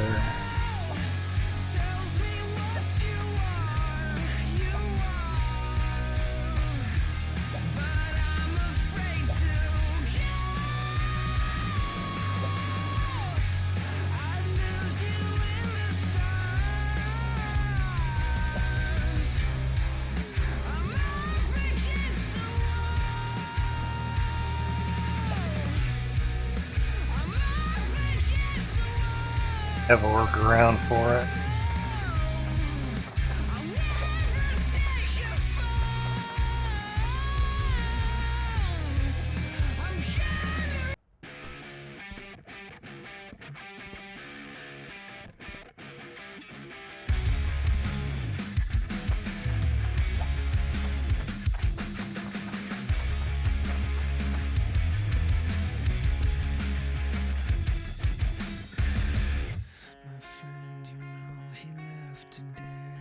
Greatest though.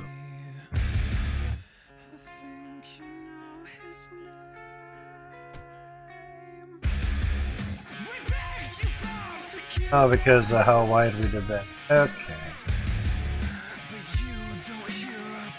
Yeah.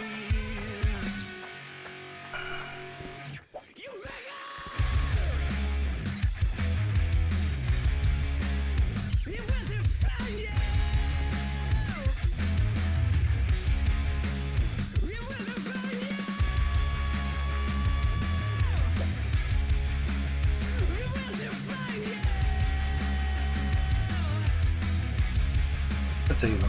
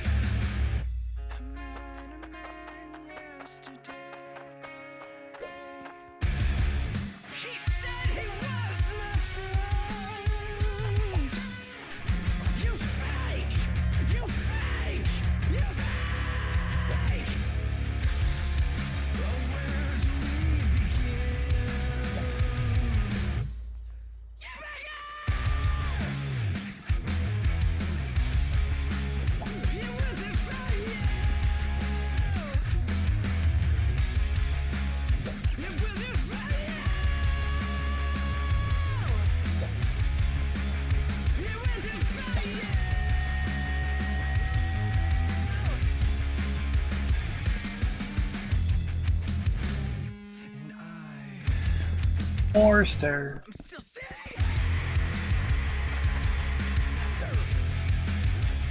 Oh yeah.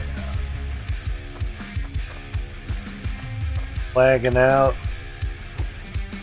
Stuff on the cart. Have a lot on there. Goes.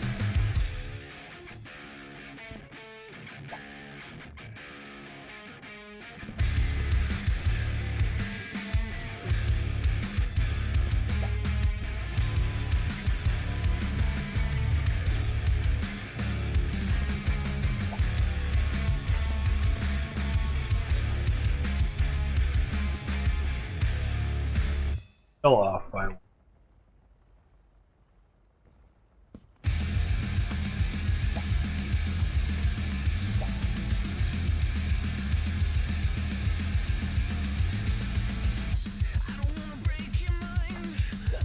Oh.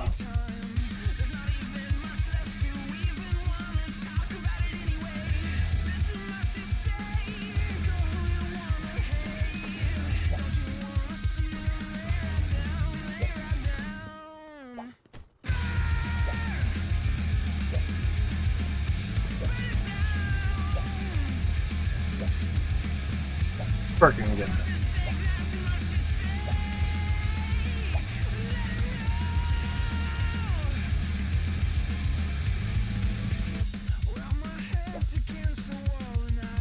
Oh, it's right there. I was like, I heard it play, so where it went.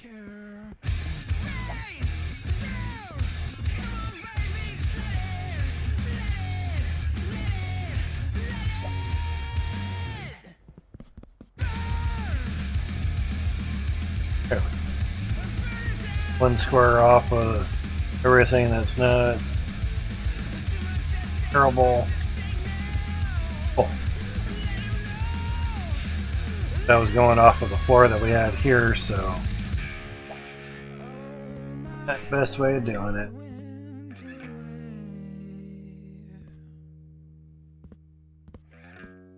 There's nothing I can't escape today. Oh, these are.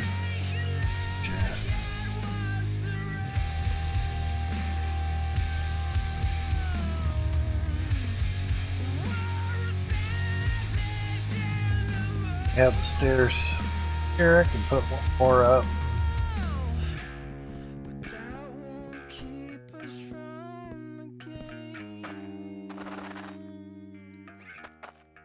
Almost. There, that's it.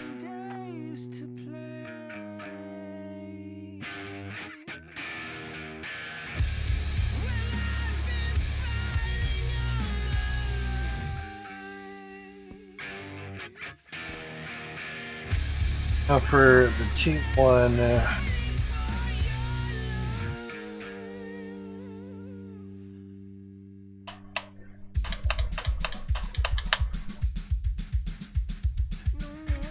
oh, something like that.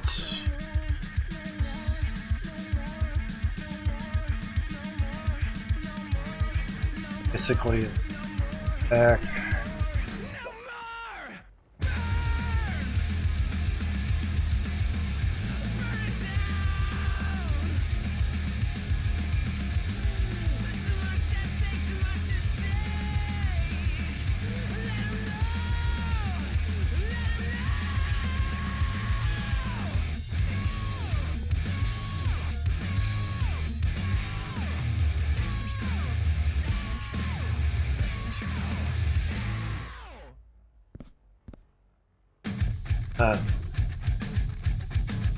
Oh.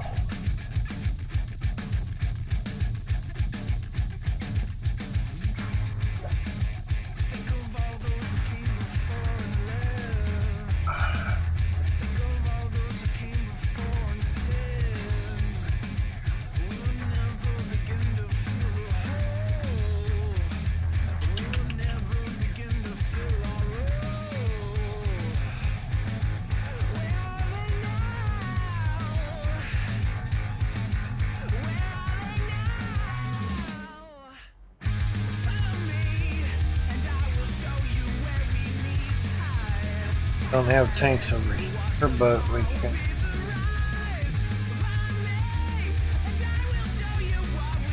So, trying to cure Steph's.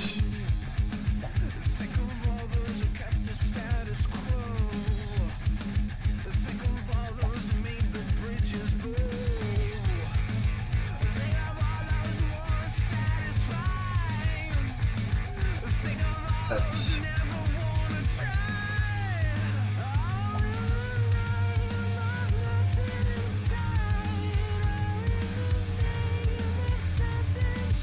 obviously that's on a different spot.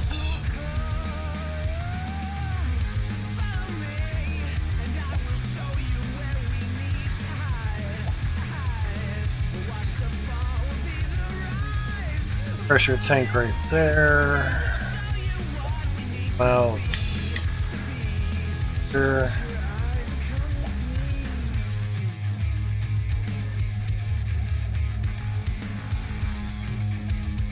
Go there.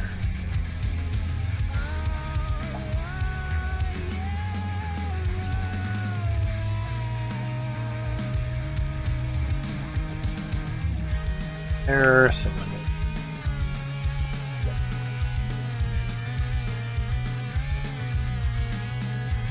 Basically, draws are going on there.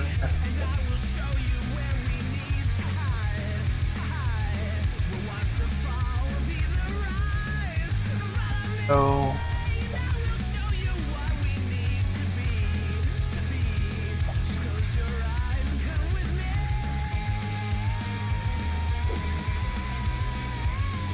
actually, we better just get on here and then. Oh yeah. Oh yeah. So same amount of pipes because these will go on top. Go on top.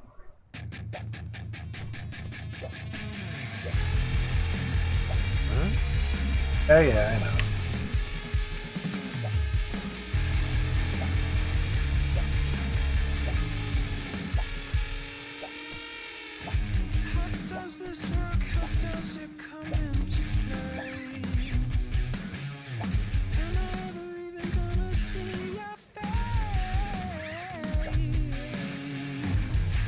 A little trickier, but not.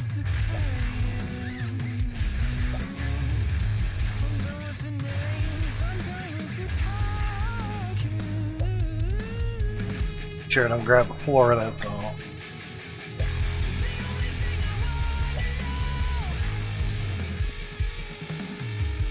God damn it.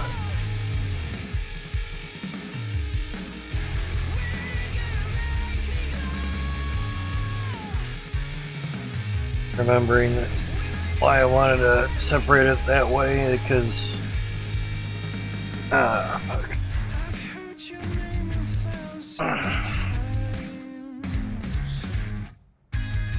Basically turning a funnel's worth of drills off or on, having each funnel on their own system does that. Crap.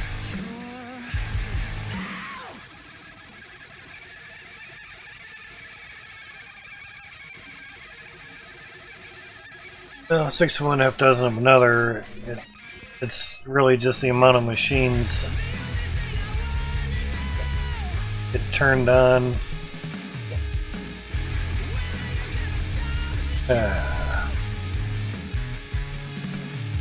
matter how much you plan, there's always a little fine detail that gets overlooked.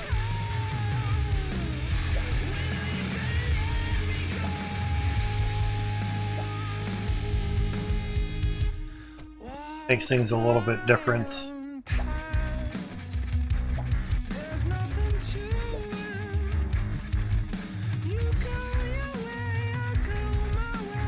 We're all going the wrong way. God damn.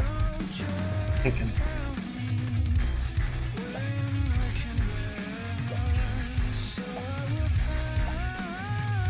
Be fixed, but turn them around.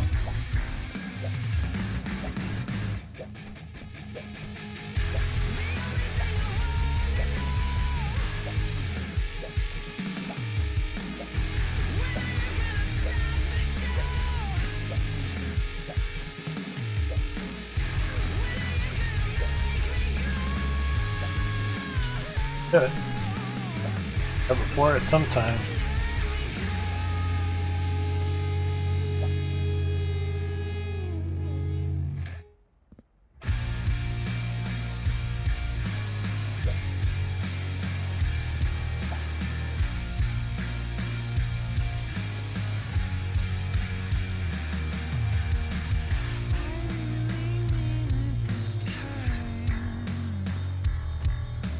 There. We'll turn on machines for 2 funnels. I really wanted to do. I mean, yes, it's space saving, but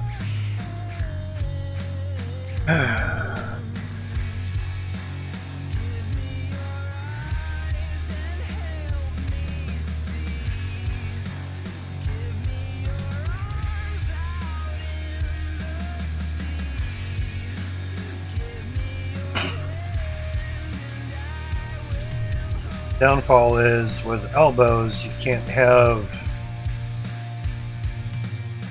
2 elbows like this right next to each other. Did in previous versions of the game, but now you can't.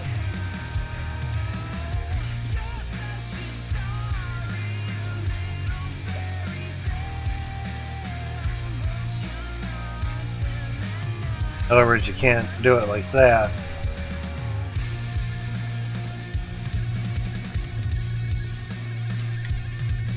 Times that you just up enough that it can let you in there. Not always. Anyway, used to be able to do that, but they overlap just enough to where it's now hitting the hitbox. Do that anymore.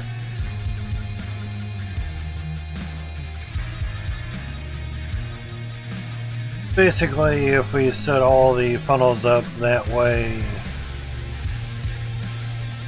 if I turn on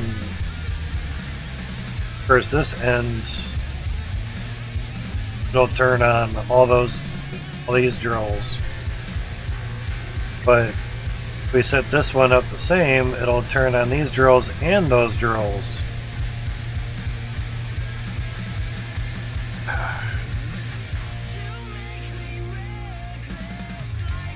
That went out of the way.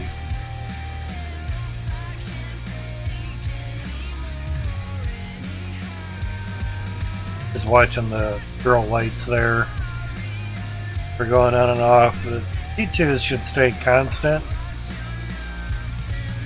If you see the lights turn off, that means the water is basically being turned off on them.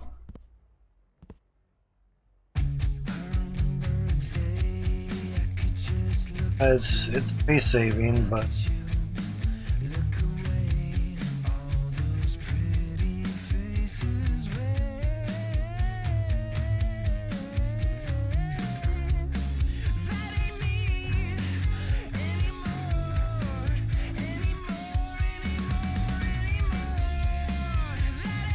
yep, that's actually going to pose another issue too, is piping coming up, because you're basically feeding both and you can't have this feeding into that, so have that.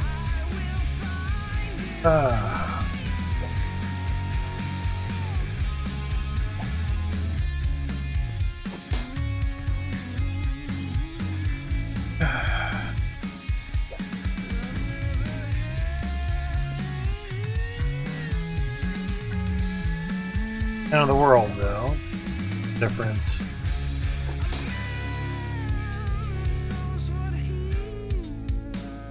Actually, that's going to be a pressure tank. Black thing from moving.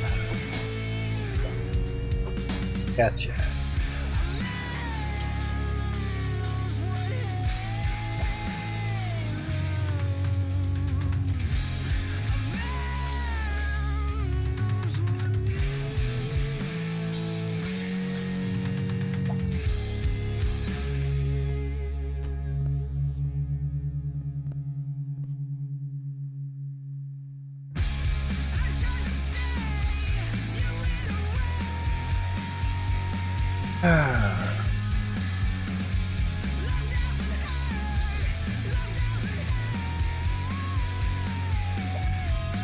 Thoroughly.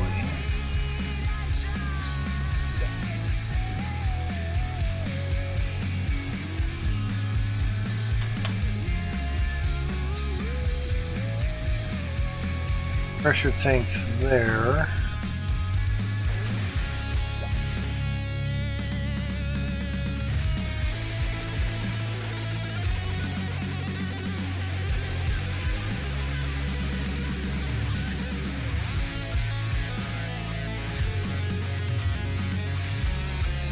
Gonna fill that up decent. Kinda.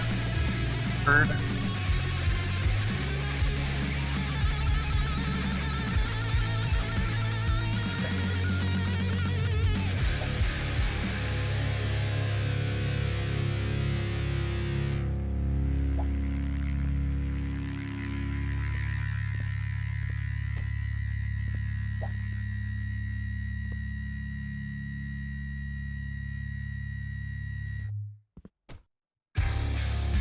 Elbows there.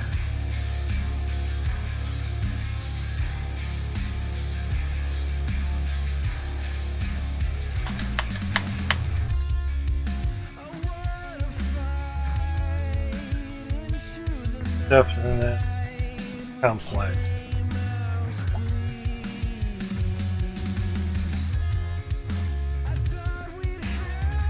Depends how you want to run stuff.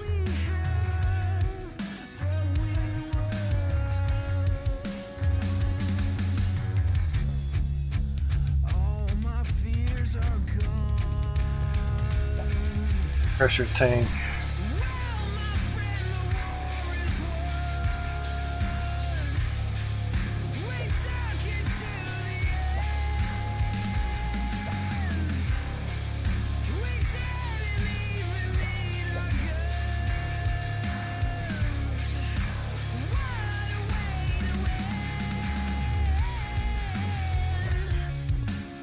Got into and drop in shard bar.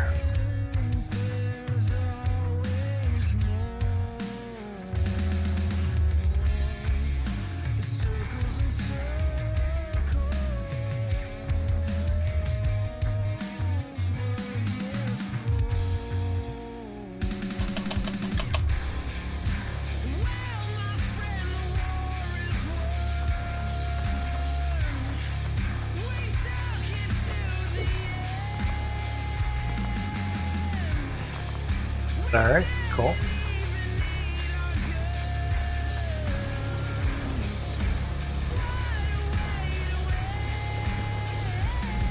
At the restroom again. I'll be right back, guys.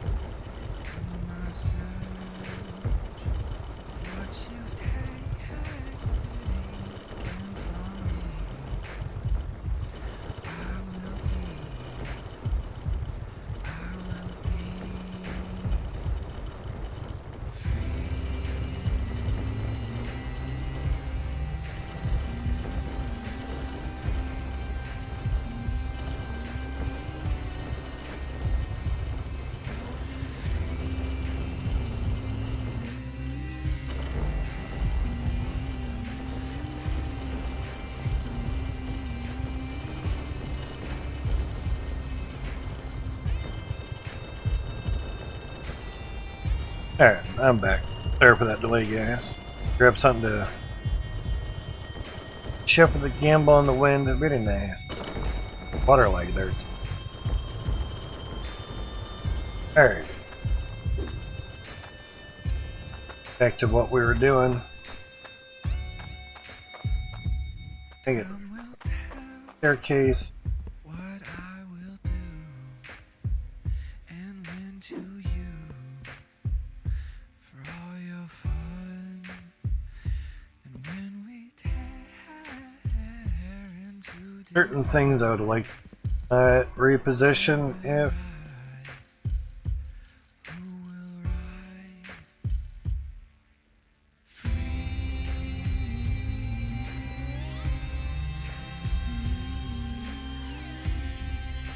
you can't go up any further. So a little bit more staircase steps to do that, so the level there.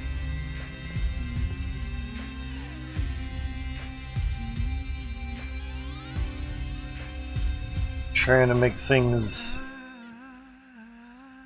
full-ish.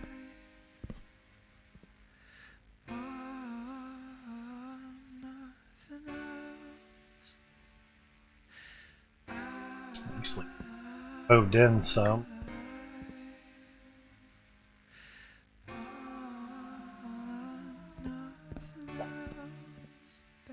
Put these back there.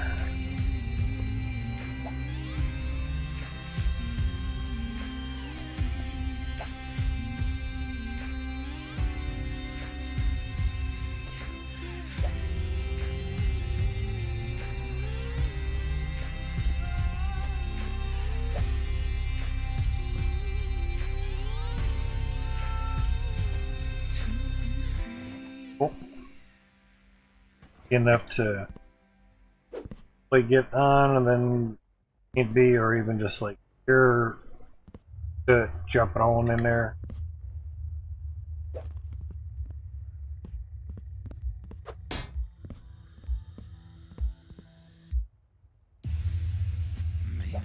Have to do as much moving as I want.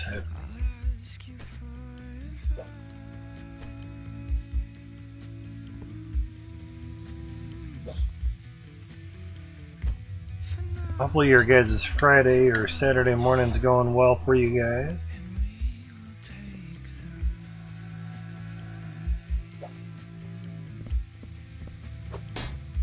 Oh, weird for a bit on these.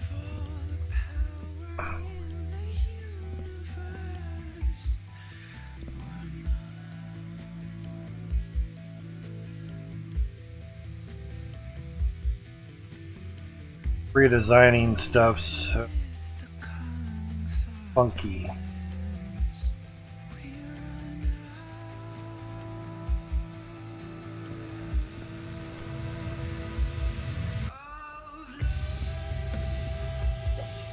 Should be able to do that there and skip out of there, so that brings the dirt on down into there, so that's yeah.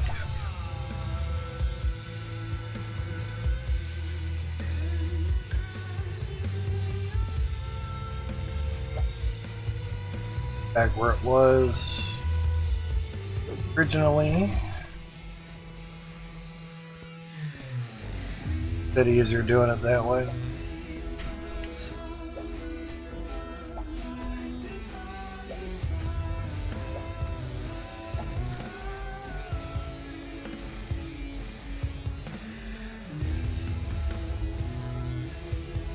Just making sure I have stuff. Don't think we need to do that here. Yeah, not really. This, we want to move this one over to basically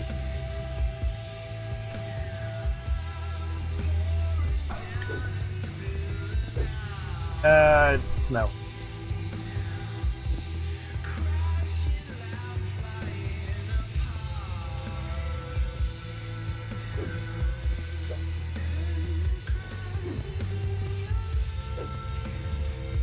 Over that shit.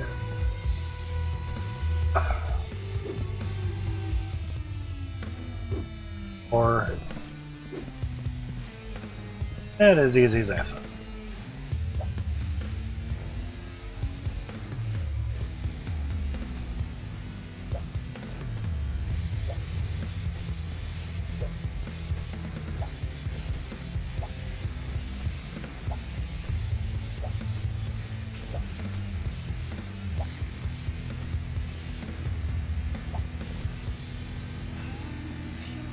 That one go.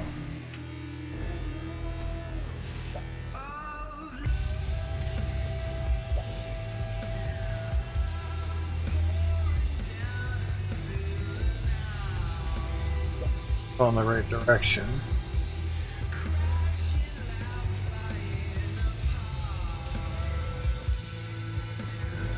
And thank you. Find this.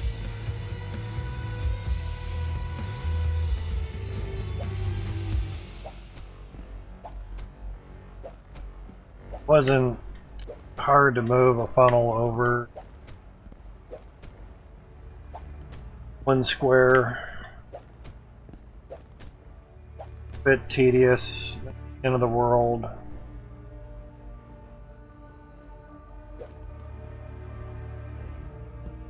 Elbow.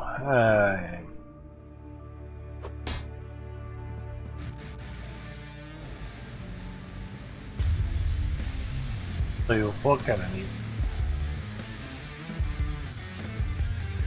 So basically nothing.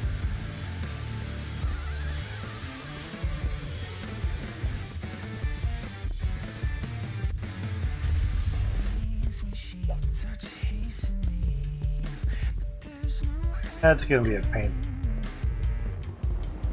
Originally I had it where I had like a lot of room and put a card in there. And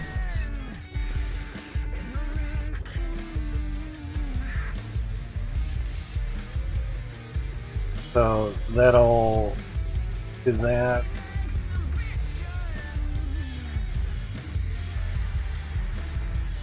Actually, that's where the elbow would go.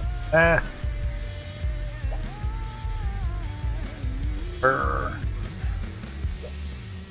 Plan ahead, yeah.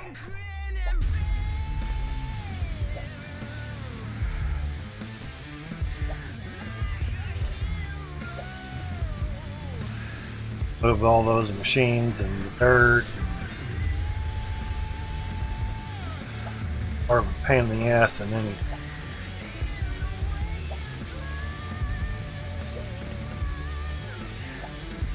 But it'll maximize everything that we need to put to this claim. What else is there to do? Wait for Cloutium to come in.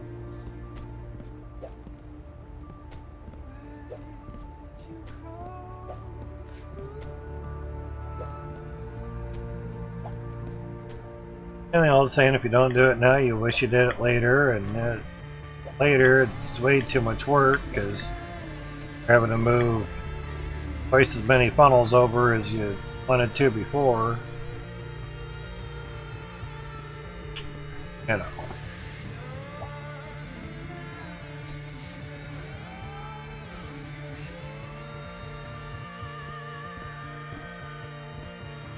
Alright.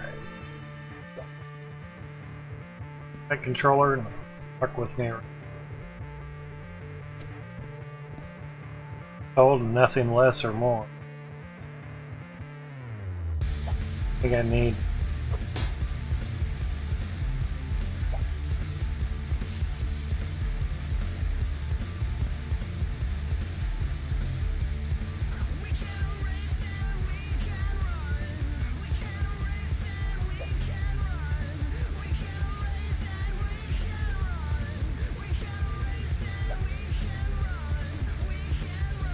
Trying to copy the pattern over, that's all.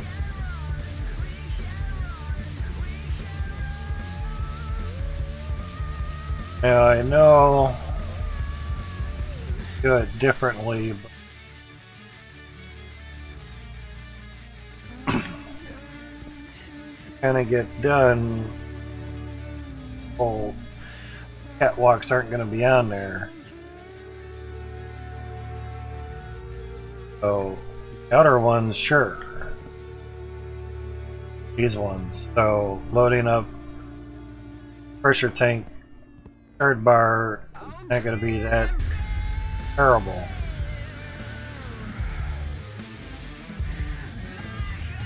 Move all this over one.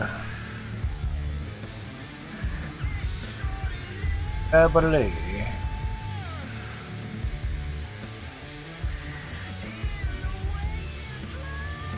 Just debating whether to have the stuff on top, like up there. Maybe easier. Some of the symmetry there, but doing it like this wouldn't be terrible.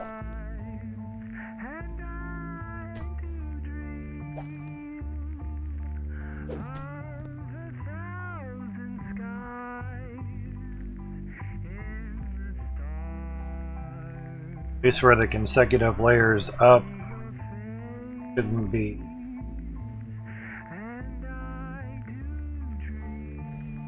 Say if the floor is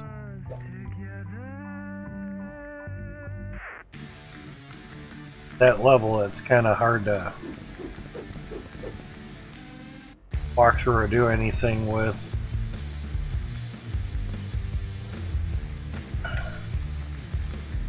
And to say, not bad machine wise.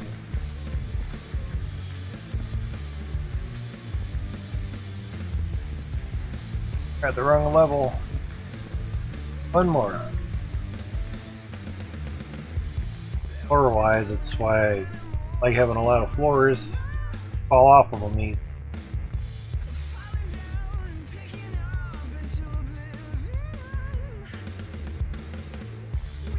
Machine wise, they're not in the way at all.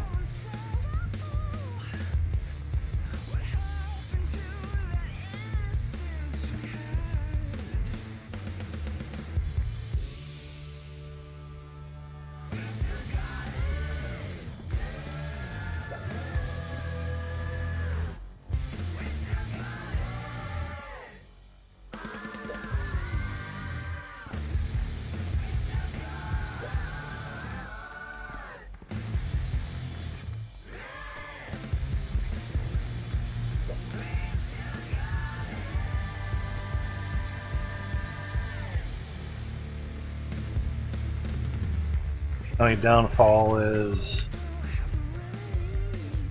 at the same level as the other catwalks. That's it.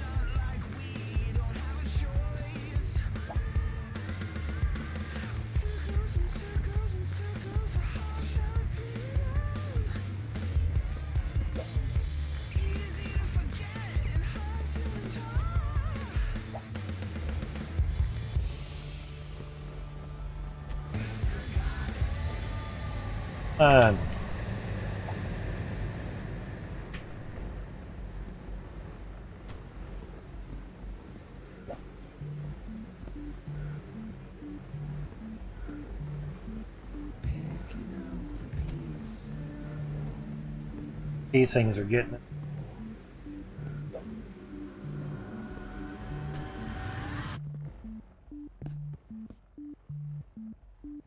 There was a place long before the start.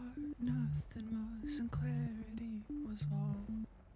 Trying to pipes to best advantage and best placement and everything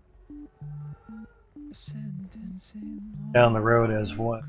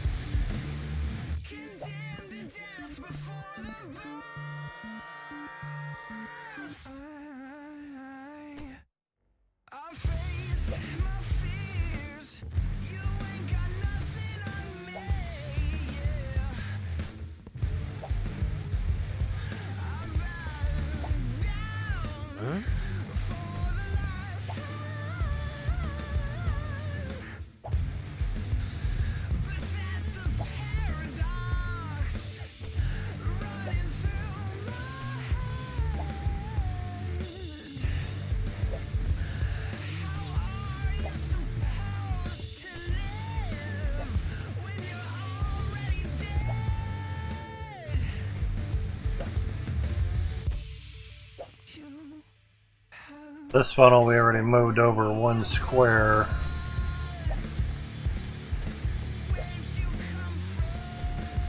Bit more of them in the road.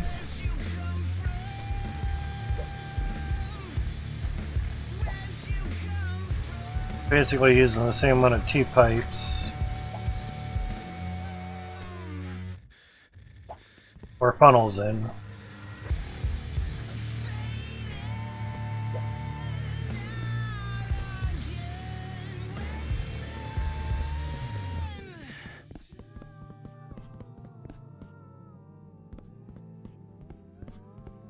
All the way down.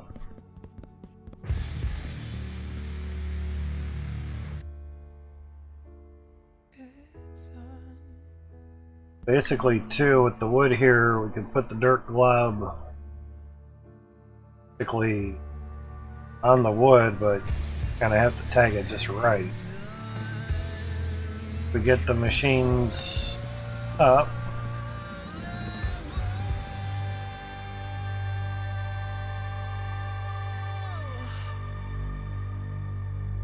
Hook onto the dirt underneath. Over here. Hook it right onto the machine. To me, it's easier.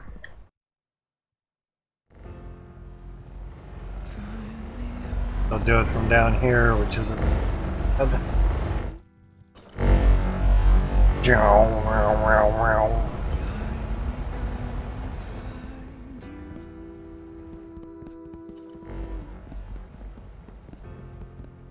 Fear nothing but the memory gone.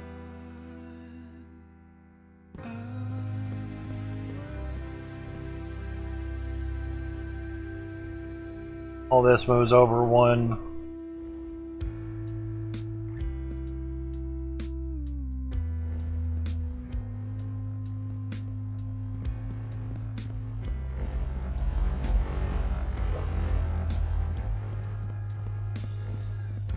I know you aren't. But what if I am? After all revolutions, Here, I'm going to be coming up here, so I might as well here and ladder up. Staircase. Alright, that worked while I was saving. in time, the way back to you. Oh.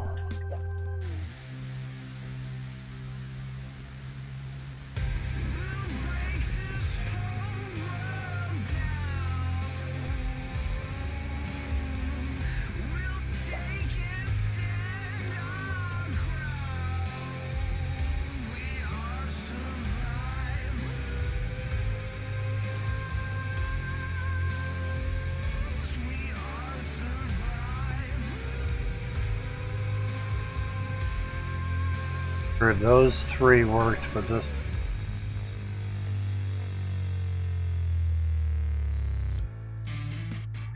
too close.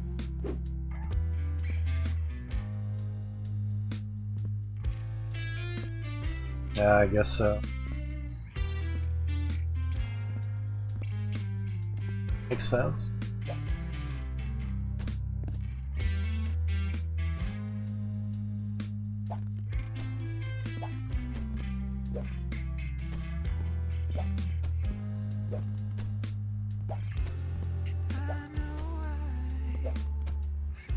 Crazy.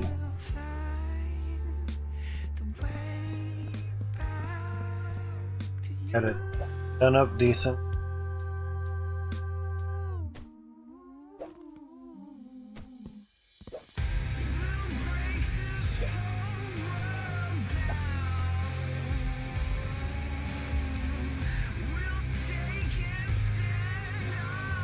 Because the staircase is constant, consistent. Going off old plans, catwalk plans, basically.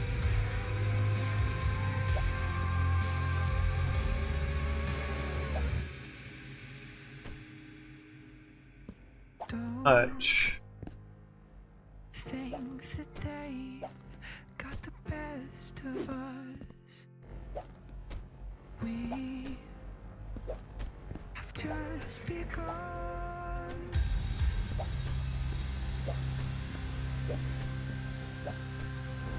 You were my only truth. Get things situated just right. Not that hard to flip things around and whatnot.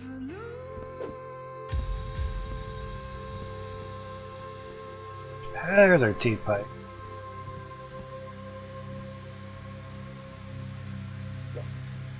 Oh yeah. Just a bit of tea pipe. This whole world down. We'll make them stake their ground. We are survivors.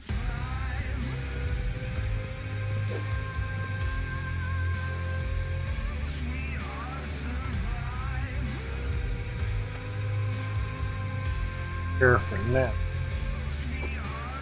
Place flat. When you're lagging out on carts, it's best to kind of do it this way. Turn around where you need to go, then grab it, place it.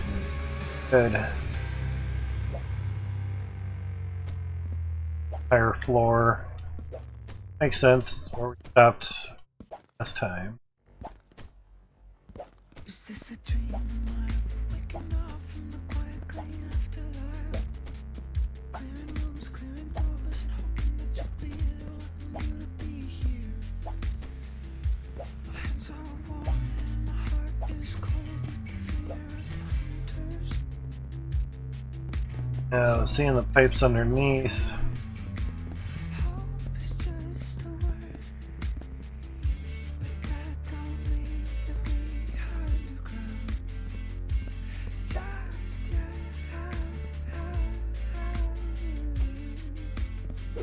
Uh, Gonna find you up above the sun. Fly beneath trying to get things situated so it's here for everything down the road. Maximum amount of everything.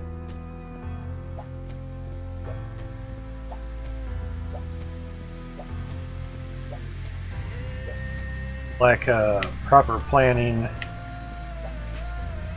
didn't super happen immensely, but trying to think of a more simple way to keep everything just kind of simple.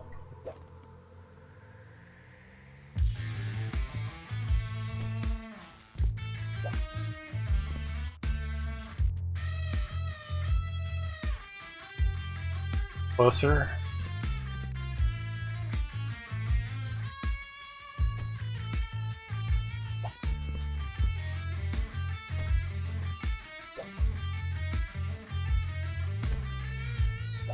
paradise is just a state of mind, and I don't know where mine is gone.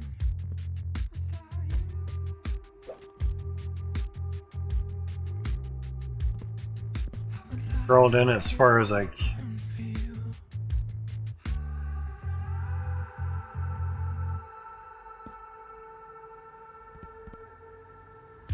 But that don't mean that we But I go to scroll out outward, just yet. and it lets me place it sooner. That makes sense.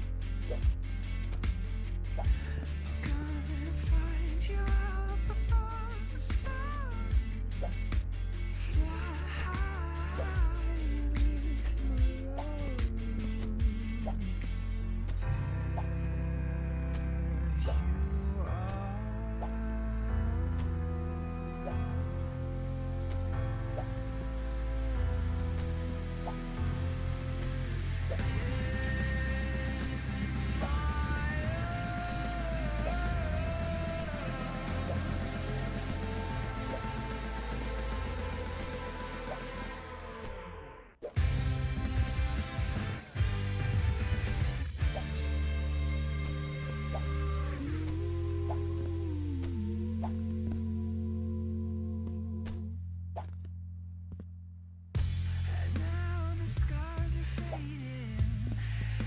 left over.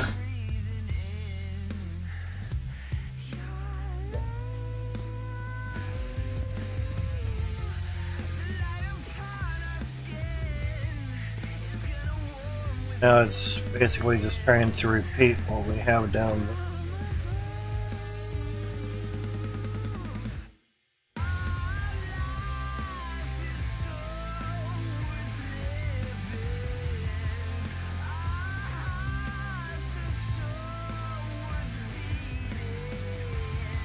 Okay.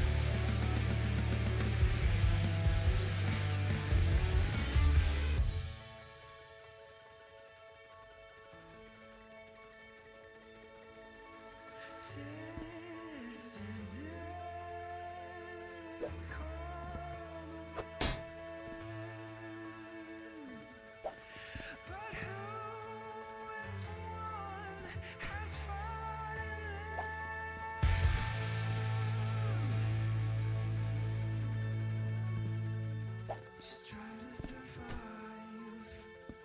Just try to survive the war. Just open your hearts, your eyes for more.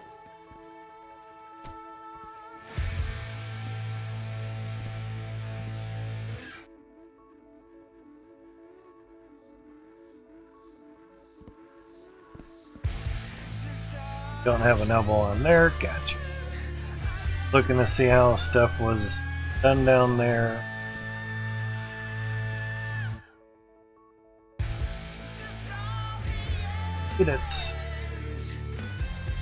How's it going, Tillman? Here's to you as well. Just try to survive. Just try to survive.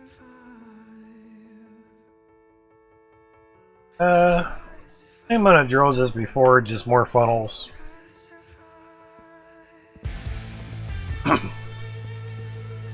Getting there.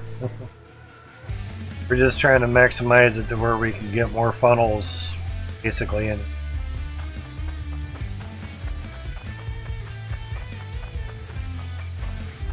Turn the light up a bit.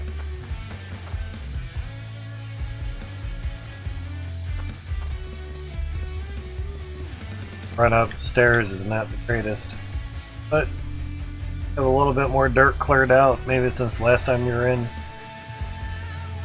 Yeah.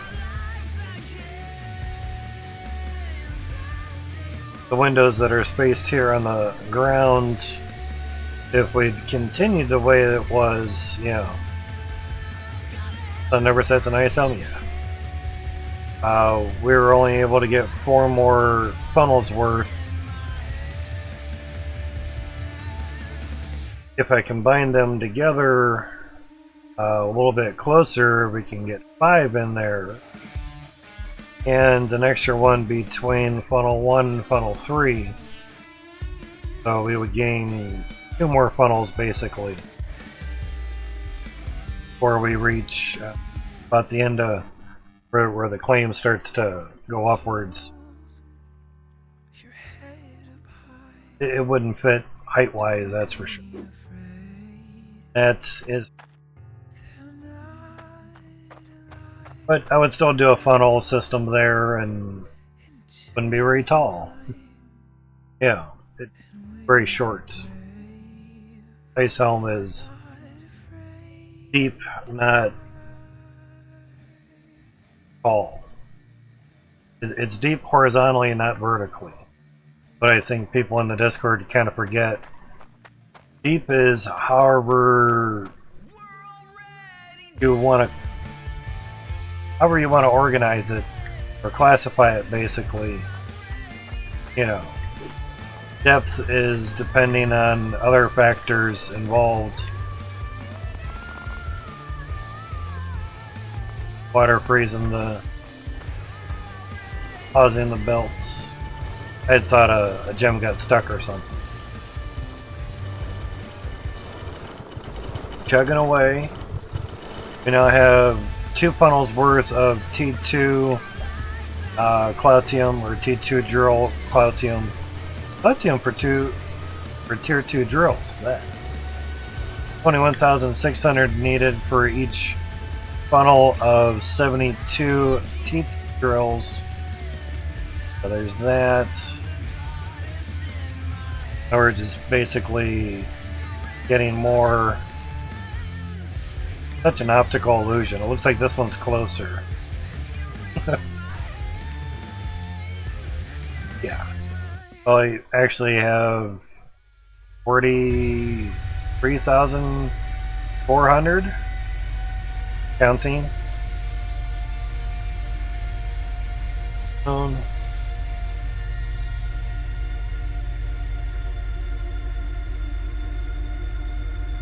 Slated for deep sleeping.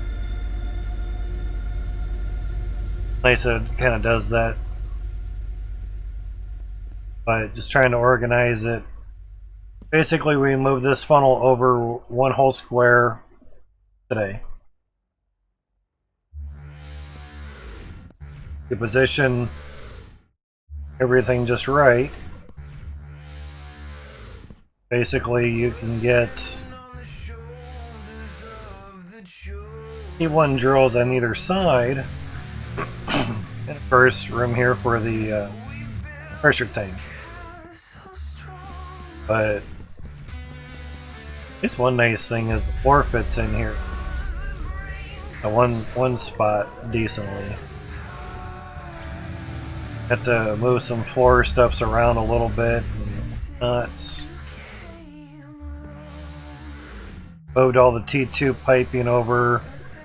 Next chore is gonna have to move this one over 1 whole square. That means moving the machines and all the dirt. That's gonna take some more time. But moving the windows wasn't as bad as I thought. But by moving this funnel, basically this wall of windows over to this side, lets us put in a whole nother funnel right here.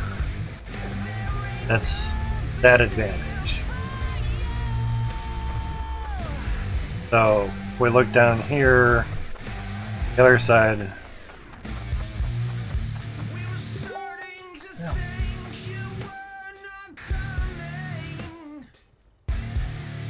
One hasn't been shipped yet. Sounds great though. Have some days to do it. Yeah. But they should check though. Still, and 7 bar did the same yield. The other was 340. 7% of pressure is my guess. Yeah. The amount of pressure that drills are needing aren't really balanced just yet. So it says max. So next update should be able to finite some of that, fix some of that. Lots of stuff. Ah, yeah, there we go. Nice auto compression there.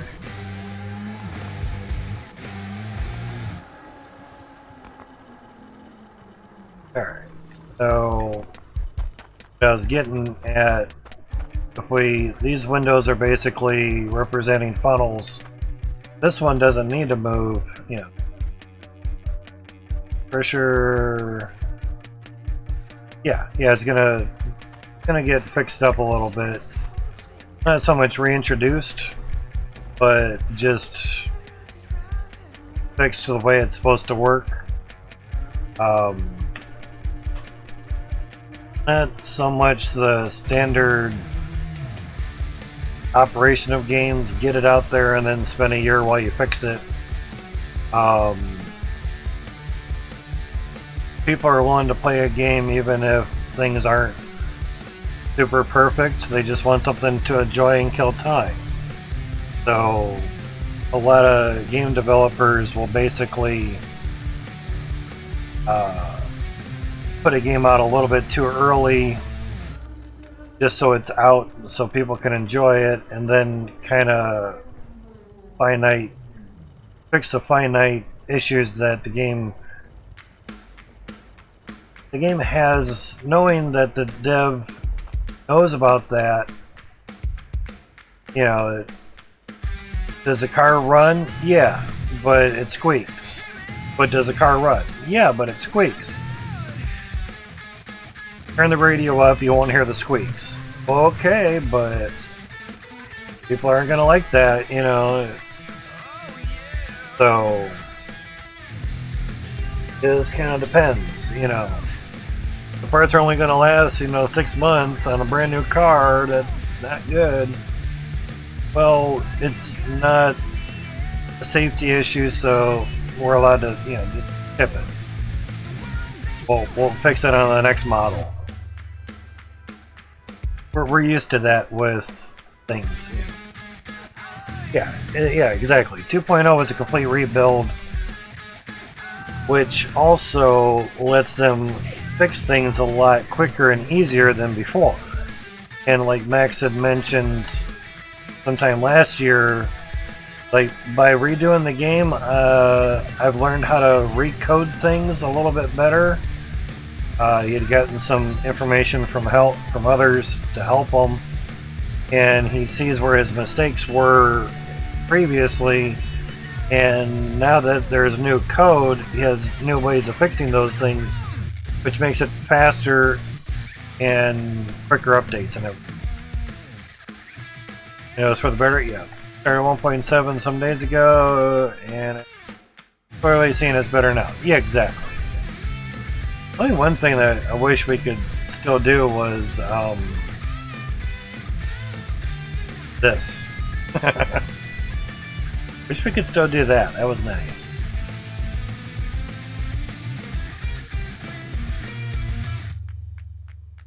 That was very, very handy.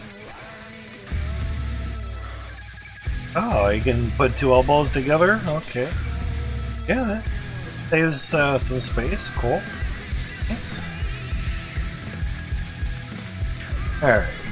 Get this stuff over here. Let's see.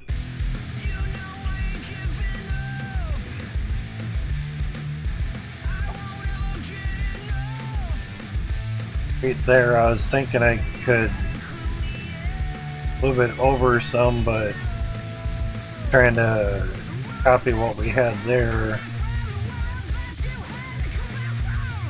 These out of the way.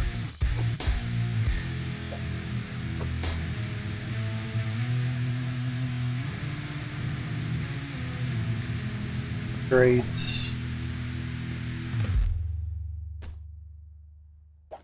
Elbow. Probably could just skip a lot of it.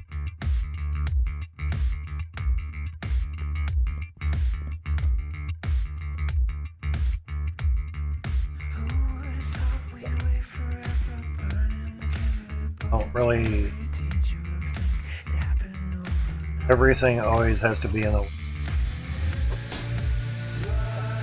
Trying to do is just back up one little notch. I know these have elbows, but alright. Need the elbows off of stuff anyway.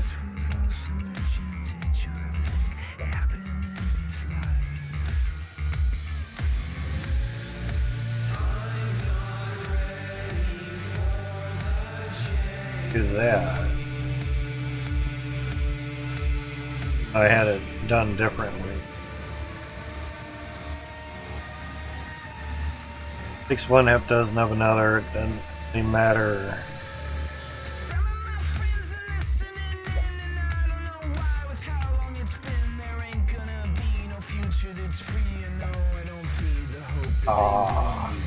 Keep pipes.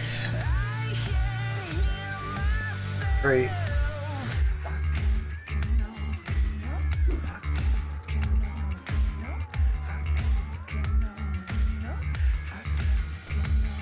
scroll mouse scroll wheel crap.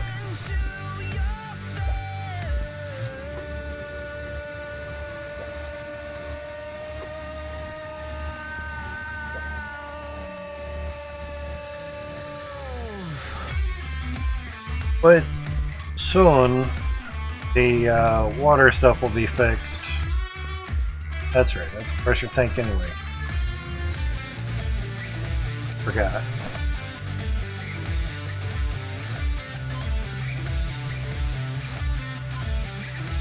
Save room for the pressure tanks there.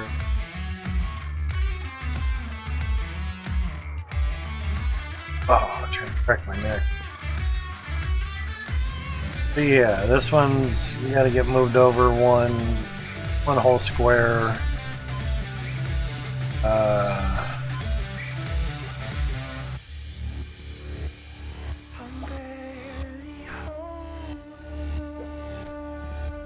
Over.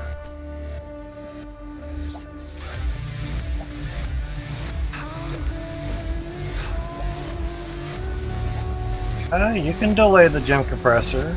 Have it on here. In their Discord, in the end messages, in the help channel, take a peek at that. Take a Pikachu at that. I had used that. Now it was for the smelter, the automatic smelter, because these are manual smelters. They'd used it for automatic smelter, or the logic smelter, I should say. And I just put the gem compressor in its place, and it worked out.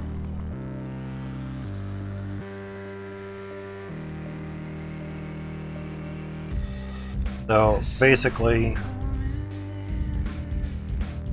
over their Discord, go to help, go to pin post, and have 2 steps. Okay. Stated smelter circuit, it's 527.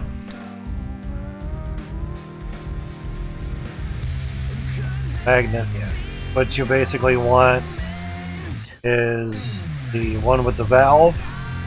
Valve will be for the conveyor belt. Off the belt. Updated smelter circuit with magnet. For if you have magnet next to or above the smelter. Added circuit for if you added circuit if you would rather use the boring valve version. No pretty floating orders for you. Fine. So following this to a T, however many 1 second delays you put in is up to you. Smelter, instead of that, put the gem compressor. Shit, that's. Put the gem compressor here. 3 1 second delays, and you have 1 second delay here.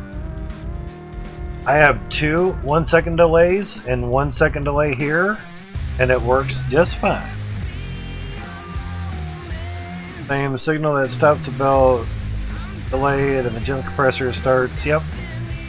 Work with everything else with the gem compressor. Oh, this way works with the gem compressor. You have a flip, a logic flip here. You have a validator. That's very important. You may not have had that in yours. I don't know what you had in yours, but a lot of those that had automatic compressor set up didn't have the validator, and once they put that in there, fucking worked. Great. So, get on over there, get that photo. The compressor just went. Get that photo. So, this is the validator unit here. Not going to take it off because we saw the name. So, that basically prevents a 0 going through. How's it going, Cartoon Man?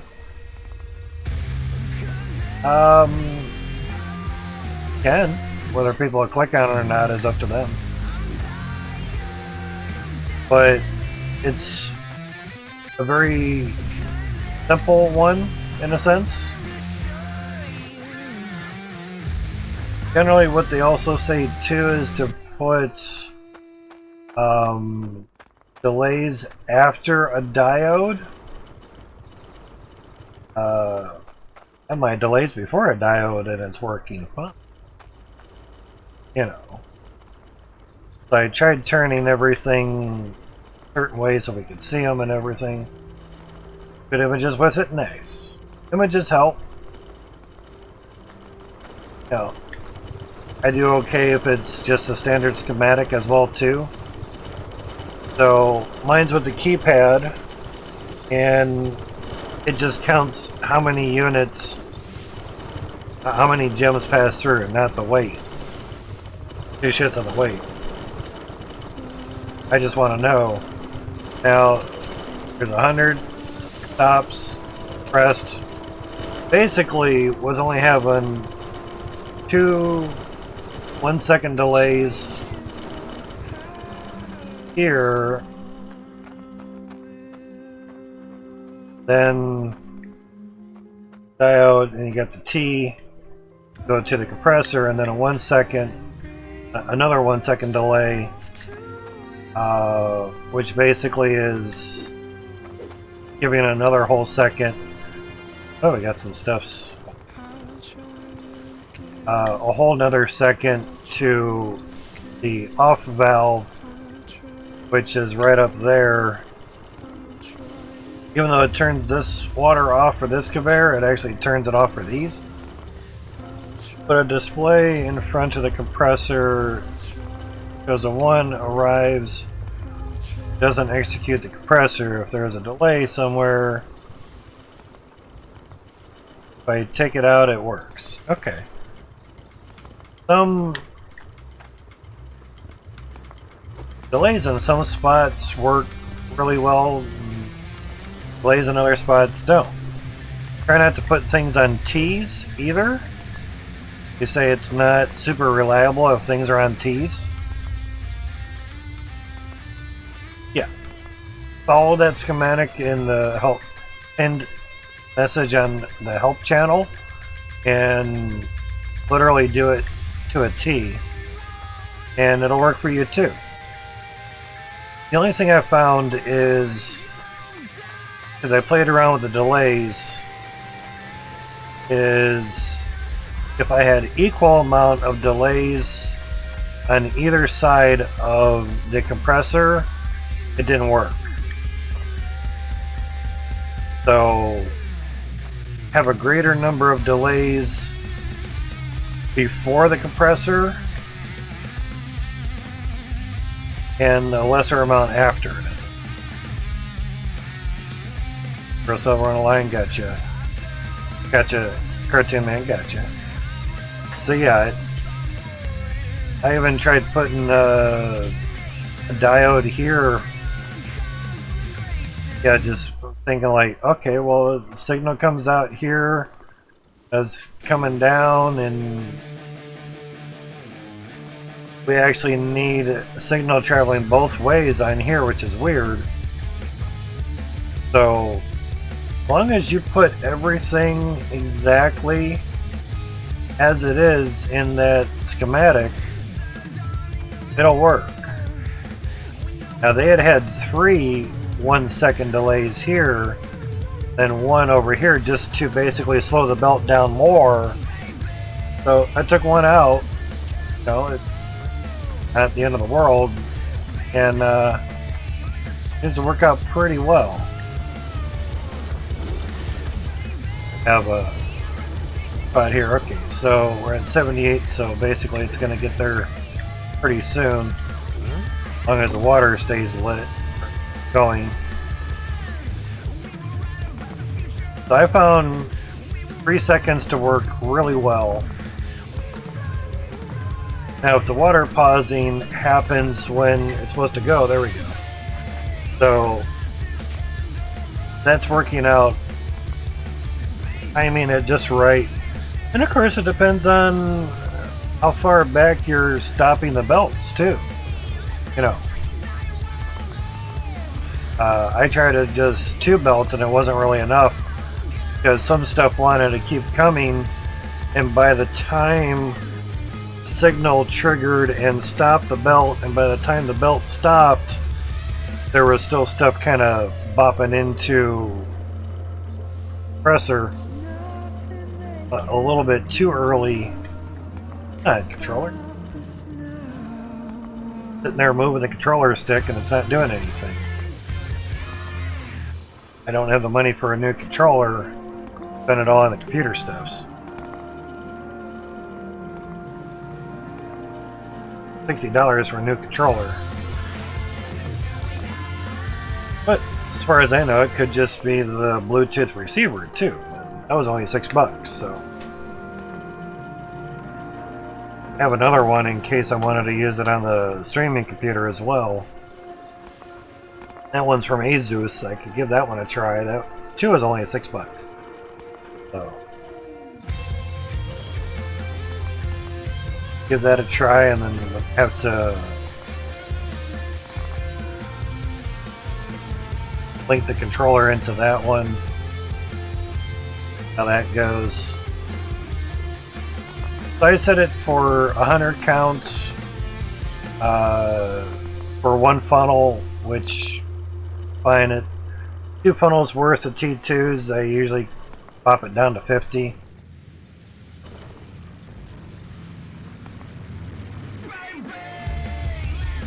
That's a lot of gems.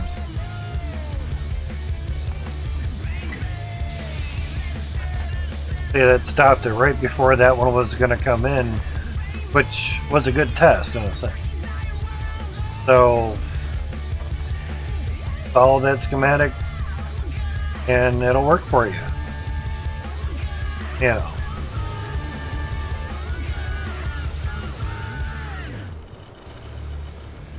It's been running like this quite some time.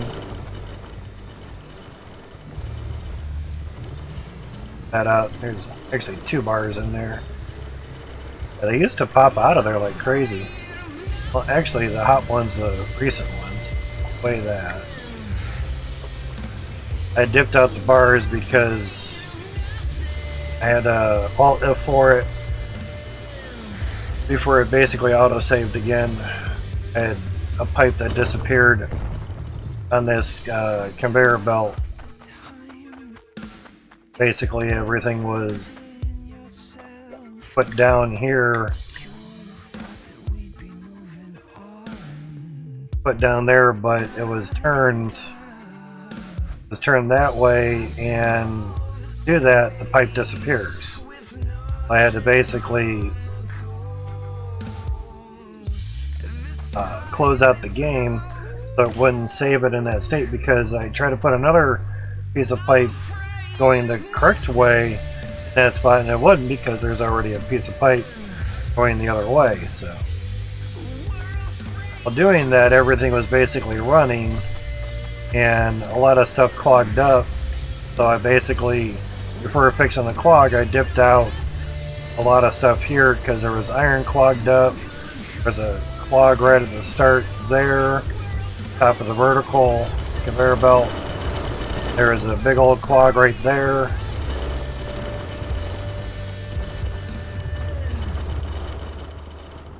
That is a super huge issue, so E300? Damn.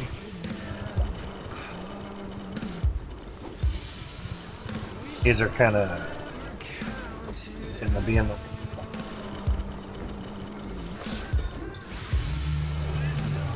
a little bit better.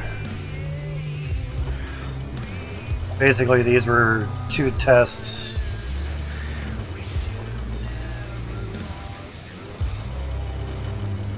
Okay, almost 9,000 weight. That's not bad.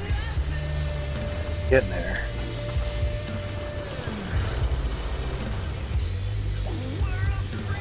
Enough for another funnel. If we do things kind of right, it almost gets us to a point where we have enough Cloutium by the time we get another funnel built. Not too bad, honestly. Now, it'd probably be easier to have the main water line excuse me, coming up for the middle here, but like I have here, it's really easy to put the shard bar here, but technically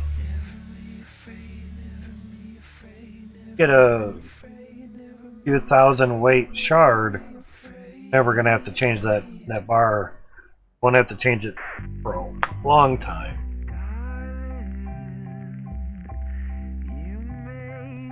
And the ones that we have down there are 26,000 weight on each.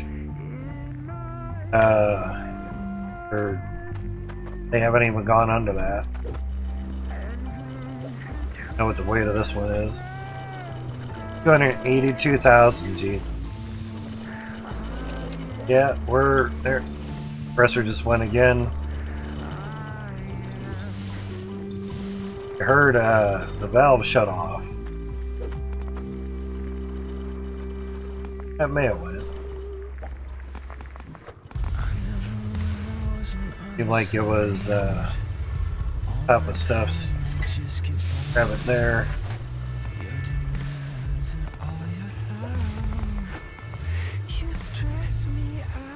We pretty much have a lot of pressure for the belts. Pressure for the belts is this one. Not exactly 100%. No, what the tap has. I put it right there, but ooh, we're down 10%. Oh darn. 2.5 every pipe, so whoop-de-doo. But each one of these shard bars are like 26,000 weight, so they're good for quite a while. We're gonna need a tow bag run at some point. And there's a shard bar in here as well. And of course pressure to show what it is after the pressure tank.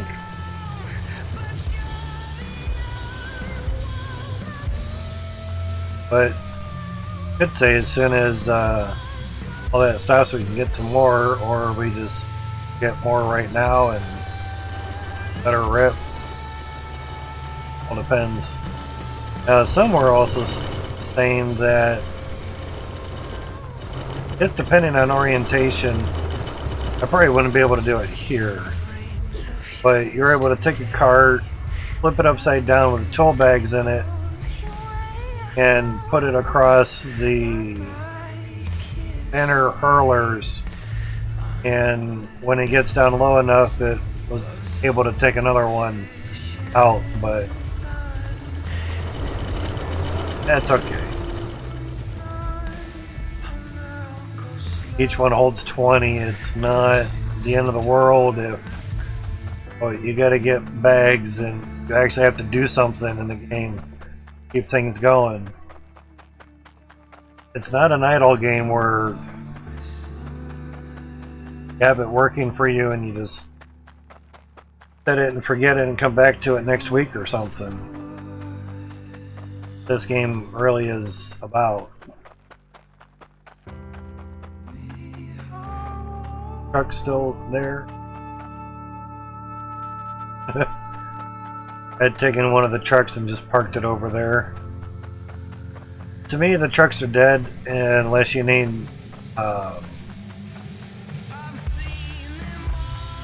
drills. Then they're handy, but even then, it's still kind of eh. That didn't work out.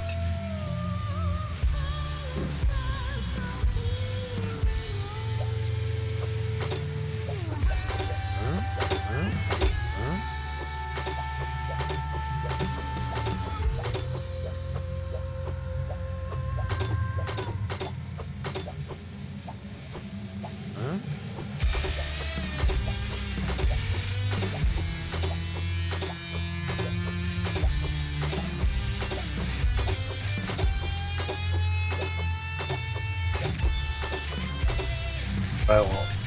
Gotta keep forgetting this.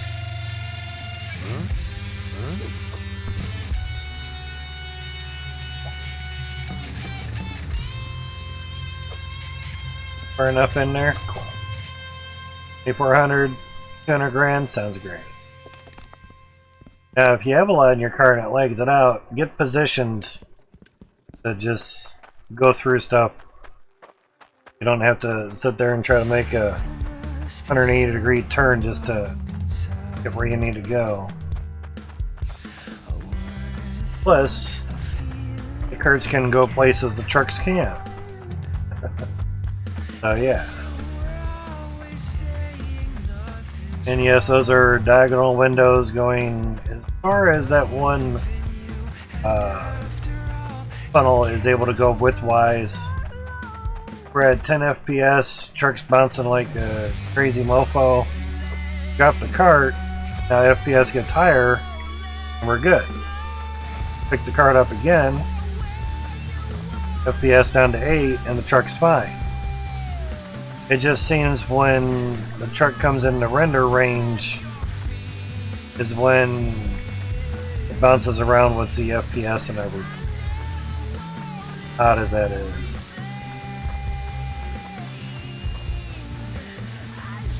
I would not doubt that's going to get worked on as well. Nice. Need to get onto the wood floor area. So you can see how slow just turning. So yeah. And a lot of times it's easier to just drop it, turn around, go where you need to, you know.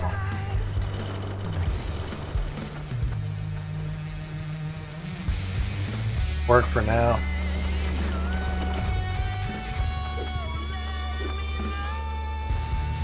So what I do is I grab the bag, basically just get it on in there, drag it across the top. Now yes, you can drop them in, but a lot of times you can't get there too easily. Sharky Alt, how's it going? Hello to you. Trying to figure the name out a little bit.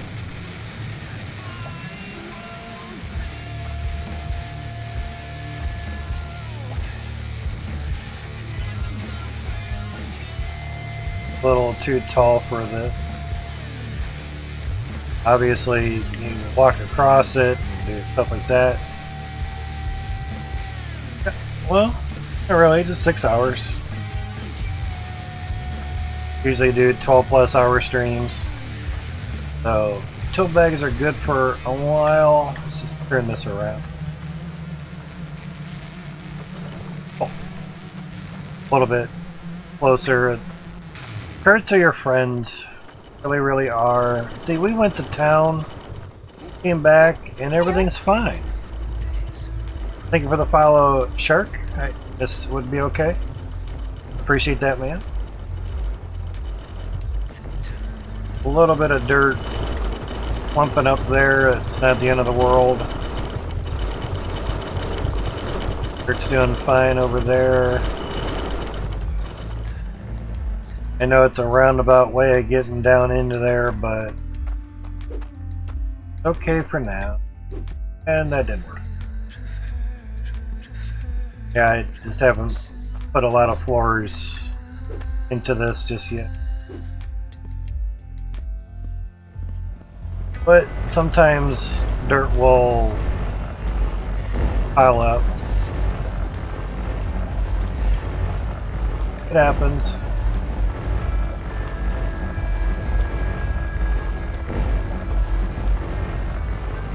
But the T2s are only running at the moment, you know.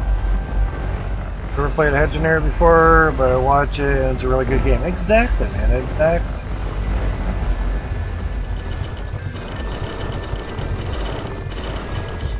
Normally you can use a magnet to clear stuffs. That works quite well. So yeah, we have a few funnels here. We're actually gonna move this funnel over one whole notch the other way, away from us. We're gonna put another funnel in here. Crazy times. Now if you do land on the harvester,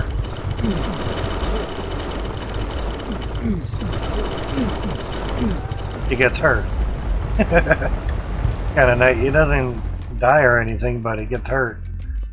Don't play games for hours on end, but what with Hydroneer and Hydroneer? There you go. So here's the width that we can build at on this one funnel.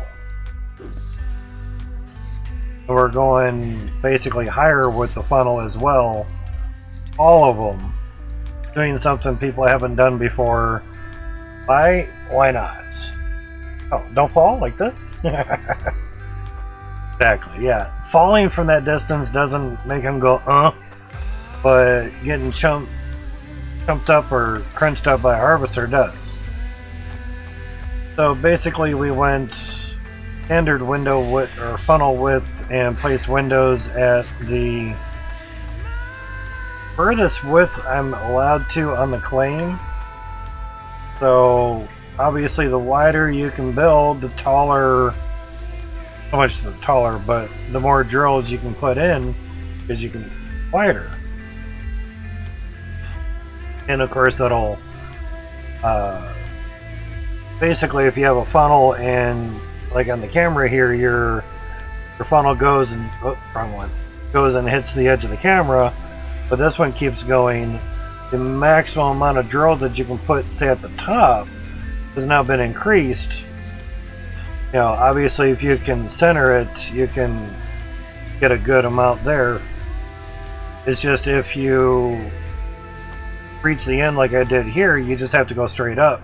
You can no longer go widthwise. So it'll be interesting. Yeah, I used to stream every single day for a couple years. Maybe a day or two not streaming, but that was a lot of streaming, and a lot were 12 plus hour days. Some were 16. Longest was 26 hours, and that was satisfactory. It felt like 16, so it really wasn't that bad, and I had nothing to do the day after or whatever, so it's all good. Looking for his basic ladder here. Staircase, sorry, not ladder. But people have asked, like, 26 hours, how did you do that? I'm like, play a game that doesn't suck. For right now, Hydroneer is what I stream. Basically waiting on Icarus to things settled and situated decent on there. We were streaming that for a while, and basically that game made us get into a dual PC. The specified time wise. Ah, okay, got you. No worries, man. So we have dual PC build basically going on at the moment. Don't really need it for this game. CPU isn't being used too much, maybe 22%. The 9900K is being used to basically do all this. Discord, Steam, Chatty, Chrome, Reva Tuner for on-screen display stuff, voice meter, CPU ID, HW monitor, task manager, nice hash miner, excavator, and afterburner, all going. Yeah. Computer's decent. Runs Hydroneer 1 frame per minute. Yeah. FPS? Like, no, it's not second, it's minutes. Best thing you can do, turn graphics down, obviously. And you may already be on everything low. We are. We're also mining on the 3070, and by having everything on low, it gives us more profit. Just because you stream, you're not guaranteed any revenue. So lower lower your settings down. Every game isn't really designed to be played on high or ultra, so you have to finite how things are basically. Looking at see where stuff was. You have to finite how games are being ran on your computer and adjust them accordingly. You can also change the resolution of your monitor down a little bit, say from 1080 to 720. It can get you more FPS in a game if the computer's not that great. I had to do that on a laptop. Went from 5 to 9 FPS to 20 to 30. And I also changed the window instead of full screen down to 800 by 600. It was half the size of the 32-inch monitor, but it got me on the leaderboard of the first one for that game versus not getting on it. On a laptop that was not meeting min specs for that game. I did what worked. Didn't have money for a big old desktop. Even then, $2,000 desktops were still getting shitty FPS rates on that game, so it wasn't a computer, it was a game. Yeah, basically everything is dulled down because of graphics. I mean, there is some shine, depending where the sun's at. And Billy Approved got you. So, it's decent enough for us. And of course, when we're working with the 72 or 144 T2s, don't really need everything looking super duper awesome. We want performance more than beauty, per se. So we're having this run while we're doing everything, and we already have 2 more funnels worth of Platinum for T2 drills. There's at least 21,600 in each bar, and we're working on the next amount. Waiting for a piece of cloud team. I wasn't sure. And it did get melted. Cool. You dip it out too fast after something goes in, it might not smelt. And it might smell. And don't know if I have Hydroneer or not. But you have 60-some games, you don't know what you have. So we almost have 2,000 Cloutium. Getting there.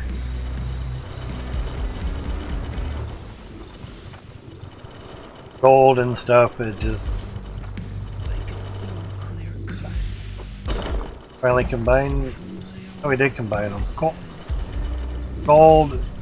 They have enough gold. Gold's not an issue. Money's not an issue anymore. That matter. Same amount on, say, the iron. 29 million coin worth on iron, or just the sheer weight. Use that for the drills. 2.4 million weight. Yeah, we're good on that. That's basically our money stock right there. Dip this out before cleaning up a mess. 3.9 million.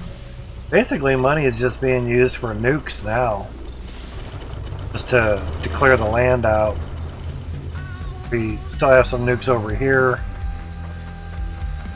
Wanted to clear out this whole section of the claim. I have many nukes here. Wanted to clear that out just so we knew it was done. I still have to do this other side.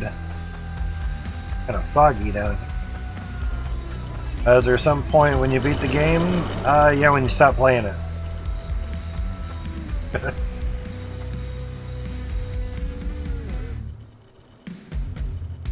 hot water thing. I was just making sure furnace wasn't going to kick on. Goodness, 76 degrees out. If it kicks on, that'd be nice. But we still have this dirt to clear out so we can make funnels this way.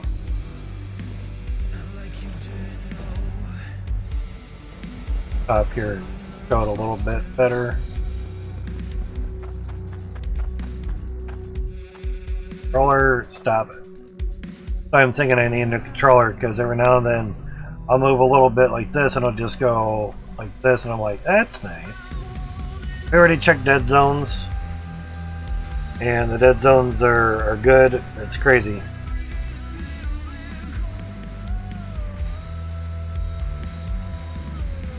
This is an all manual save, if that's what you mean. Or do you mean not having drills? I would, if it's not having drills, I would prefer that. To me, this type of stuff is endgame. You know, like only manual in mind. Yeah, I would use the hydro excavator before, but we don't have it this round. Max says it's going to come in later. It needs a lot of work. Vehicles are tricky. There's a lot of things going on with vehicles. And in 1.7, it was not doing very good at all. I tried to use it here and basically would set up shop, you know, process everything up here, and from here I would dig down and basically, like the stairs, put tin sheet as a ramp, and it was hitting every tin sheet corner and bouncing around, and it falls. So the only other option was to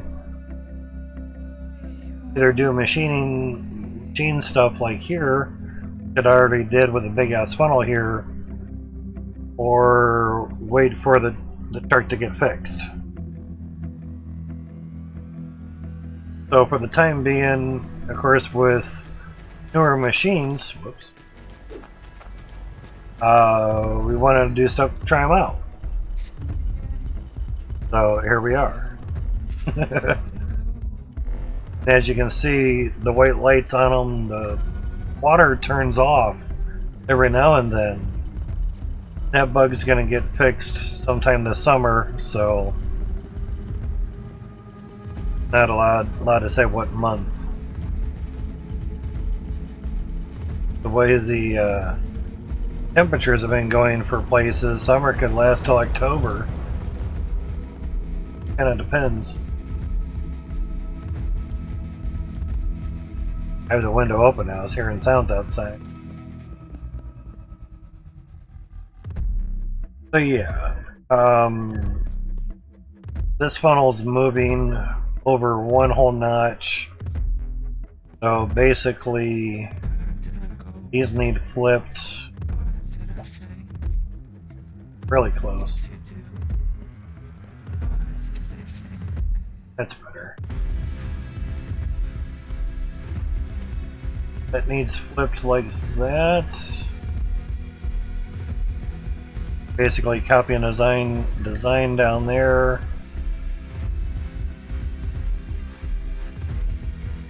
Yeah. Oh, that's pretty cool. VR with Minecraft. It'd be pretty fun. I think we did it. Yep.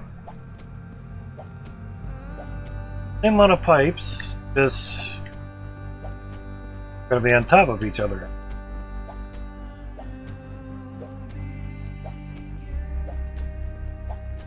Sort of quickly went from being able to control certain amounts of drills on one funnel to maximize the funnels, you know. So it changed around a little bit. Now, remember, there was another one there.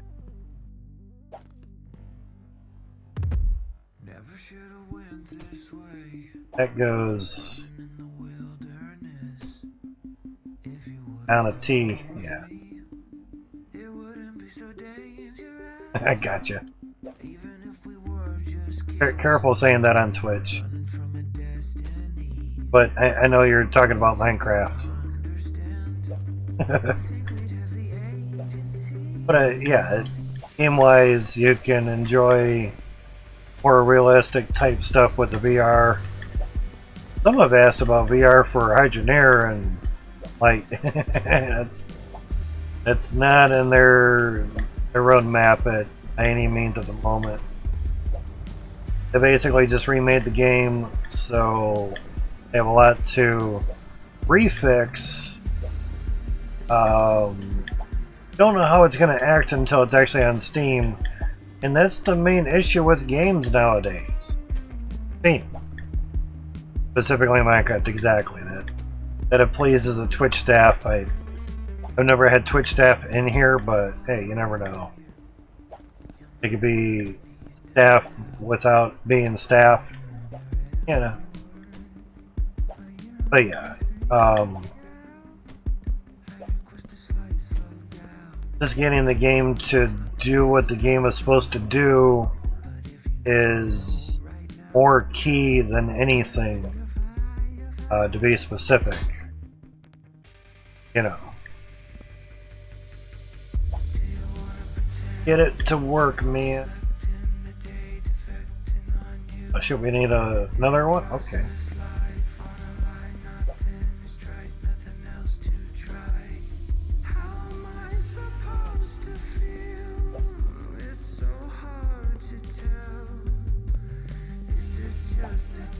Certain amount of T-squares and everything.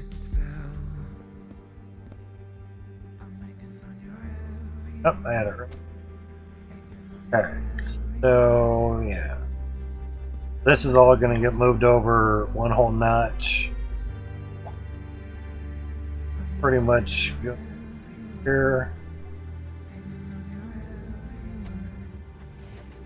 Put it all down in there. Bing, bing, bing.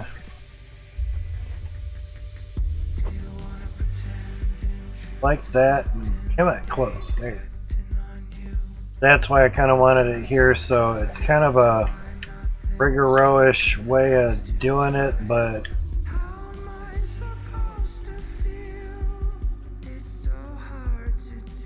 there we go.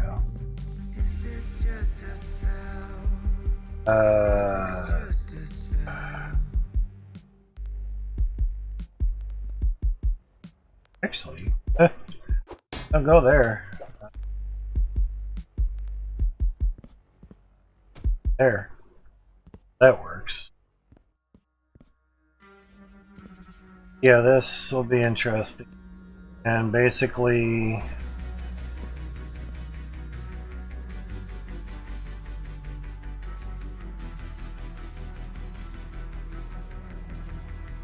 have to reposition these pipes.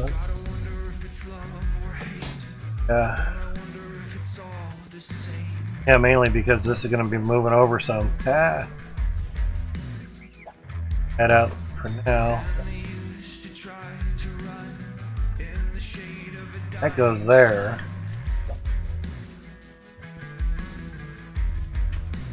There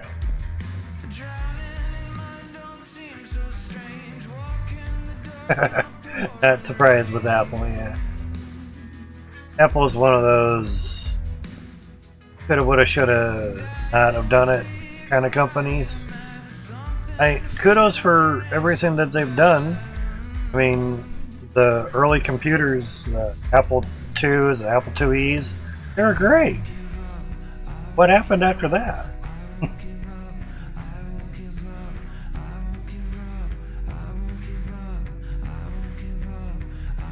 Yeah, you can make shard bars since day one. Then shards were in the game, you could make shard bars. That should copy of that. I'm assuming you may not have known that. Great for that. Shard bars, I actually have a shard bar that's hundreds of thousands now. You didn't know? Gotcha. Yeah, it was one of those like We can smelt those? Fuck yeah. Because I do put a whole bunch of little shards in the tank and... Where'd they go? I didn't know you could smelt them. Same with scrap. You can smelt scrap. Excuse me. Get a piece of scrap, yeah. Take it to a scrap yard, you can scrap parts, except vehicles and carts. You can't scrap those. So that's 4 coin, don't worry about the weight. That's 4 coin. Obviously for 4.3 weight. Now a bar, okay, that's 4.2, close enough. It's now 8 coin.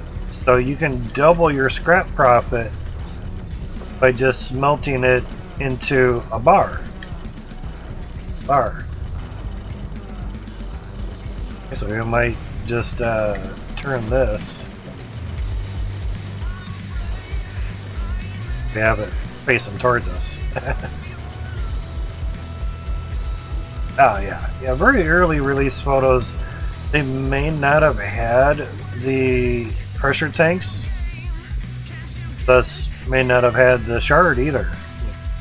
That. Because without shards you can't power the pressure tanks, so there's that. So this one's the one that's going to move over some, so it's just it's a lot of moving that line over. That's but not as much work as moving everything else over.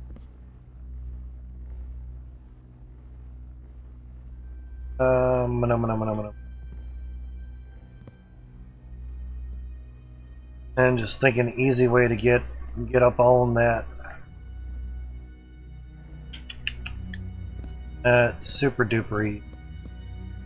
But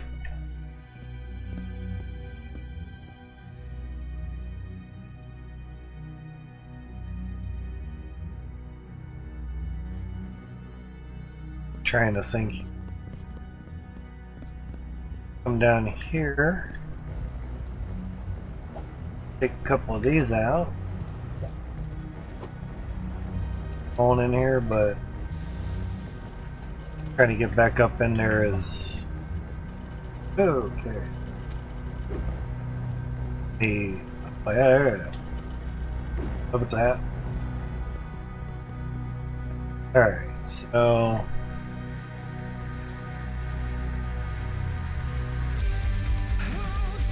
get on Google, so using an audio that works. Started. Is it normal? Gotcha.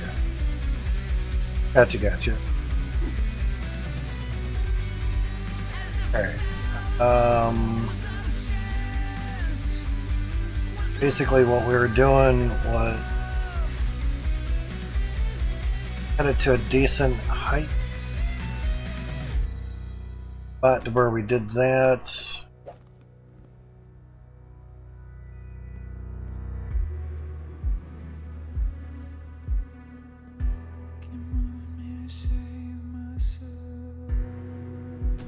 Basically just trying to get the mouse wheel just right.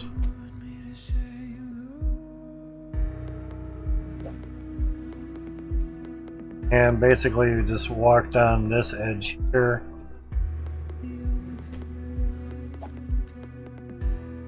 Moved them all on over. Basically the easiest way to kind of do it. Gotcha, man.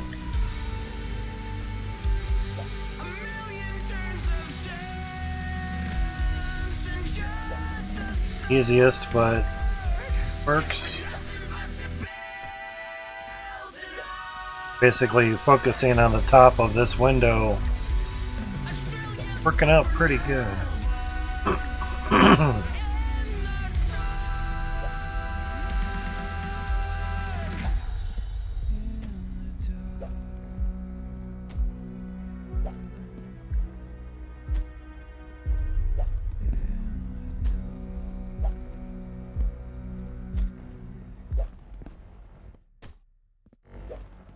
Doing this, we'll be able to get another funnel in between here. and that'll be nice. Max amount of funnels is good. I don't want to say appreciated or nice or good, but not good for the engine. Good for aesthetics and look. Oh damn. That sure, yeah. That, but you go from 1 frame per second to 1 frame per minute, you haven't really accomplished much. Good for you, you killed the game engine, yay! Now what? For the game to get better and then you can run them. But the open beta testing branch thing I had mentioned to Max that yeah, have these funnels with T2s and T1s, and T1s above the T2s, and multi-funnels all the way to the build limit. And it's just kind of like, okay, crazy. Why? Try and get over here. That, but get where we want you. And it was easy before.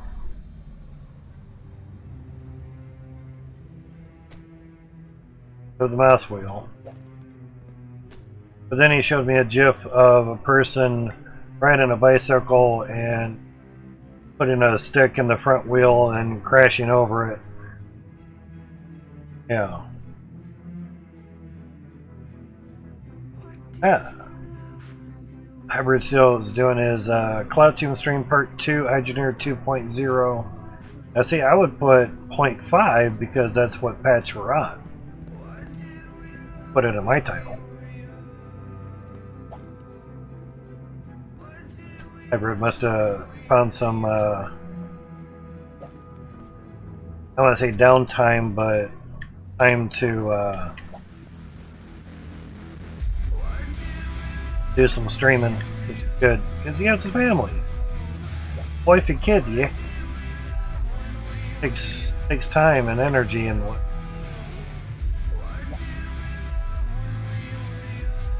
I want to make sure that there wasn't a window there. Welcome back there, Stark.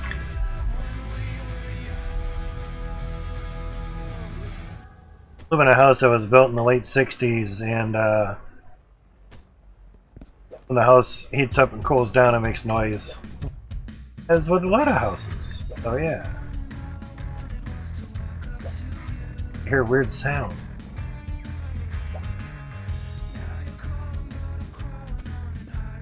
But I was thinking moving the funnel over was going to be a lot more work than it was. But doing it this way, really not that bad once I can look through the windows basically. And you could say another reason why Windows over 10. But unfortunately, what I'm learning too is 10 might not lag me out as much as say Windows are. Because frankly, looking at all the windows, get a certain amount in your field of view and you actually lag your game out just looking at windows, because it's trying to process everything through the windows versus if you just have a standard non-seeable see-through wall, it's only rendering what you can see in your character. It's too much on the mouse wheel. So that might be an issue down the road.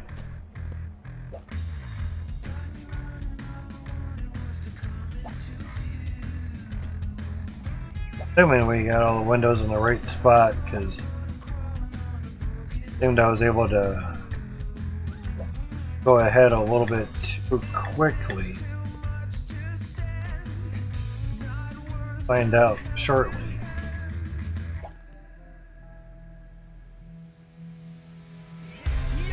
Oh. Seems like everything fits and made it up.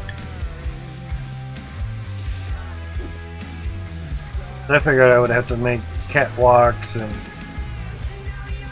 try to stand on the catwalk and everything.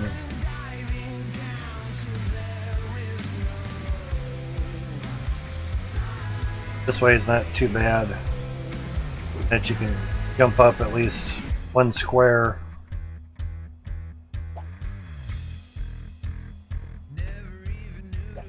While you have it situated for the angled window, get the triangle one over there as well too. So, there's some place to stand on.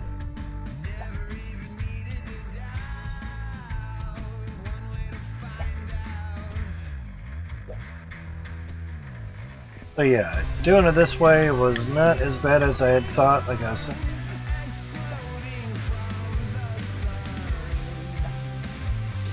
Shabby.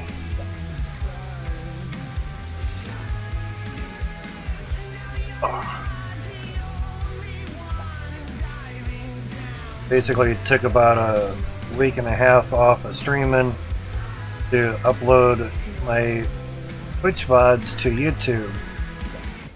Oh, they export right from Twitch to YouTube? Like, yes, but not over 12 hours. Oh, yeah. YouTube doesn't like 12-hour videos. Oh, shit. I was kind of hoping they would be past that. Yep. Weren't. Not. Can't even edit the video if it's... I haven't really tried to edit the 10-hour video that I have on there. But see, I don't know what the longest video you can have on there before you cannot edit it through YouTube. The other thing I don't know how to do is how to do chapters. You can do time jumps. It's easy. Time in the description. Bam. Bubble you put in the comments. Let's say fix that. But I have to say it might be easier to get partnered on YouTube than Twitch. I'm not gonna go for partner on Twitch. It's just ridiculous. But if what Twitch is talking about, what they're wanting to do down the road, a lot of people might be jumping YouTube. Don't know, it's literally going to be a wait and see.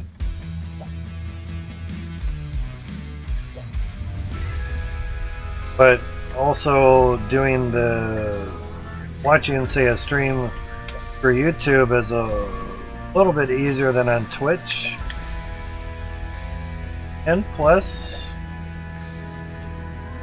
technically, even for time that the videos have been up on YouTube, they've gotten more views than what they do here on Twitch.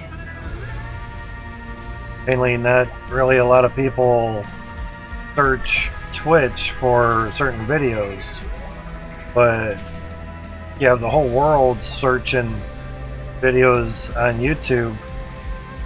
So, big difference there. And a lot of people still haven't even heard of Twitch. Been out for 10 plus years and still people, well, what's Twitch? Is that like a condition or something? Or you, Twitches? No, it's no, that's what it is. A gaming streaming platform. Oh, like YouTube. More streaming than just 5-10 minute videos. Yeah.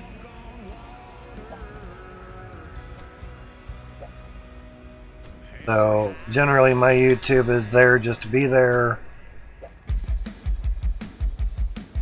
If I needed to send a video as more than 8 megabyte for Discord, I could use my YouTube for that. Yeah.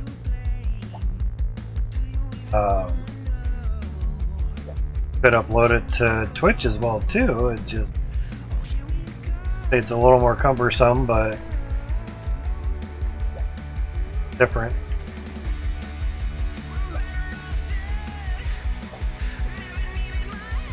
Another thing that's a benefit with YouTube, say streaming on there, is harder. We'll go from the other end. The way that YouTube encodes the stream is better than how Twitch does it.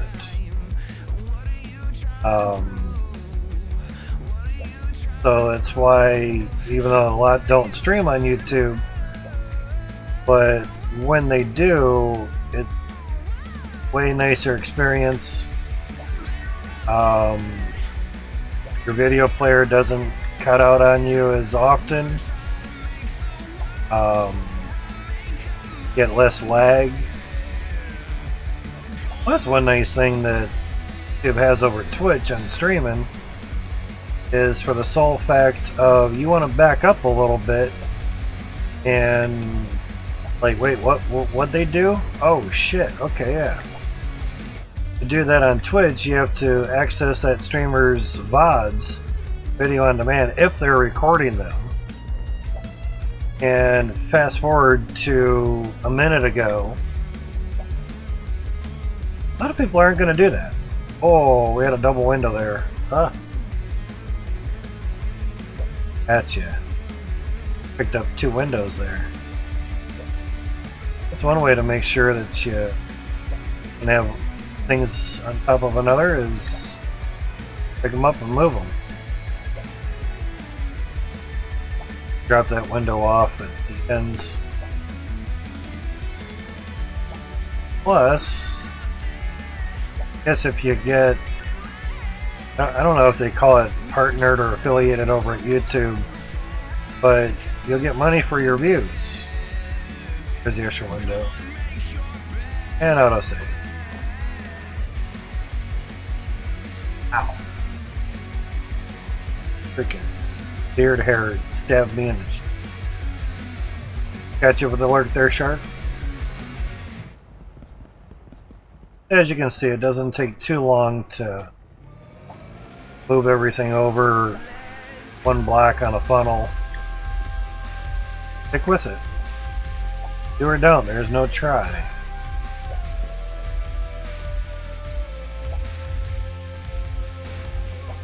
So while having to download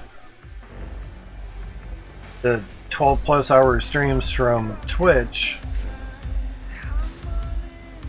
finding decent pre-programs to edit first 12 hours out of the stream, and then upload that to YouTube for 17 days worth of streaming, it took quite a while. There was maybe 7 streams that were over 12 hours or something. Oh, another double window.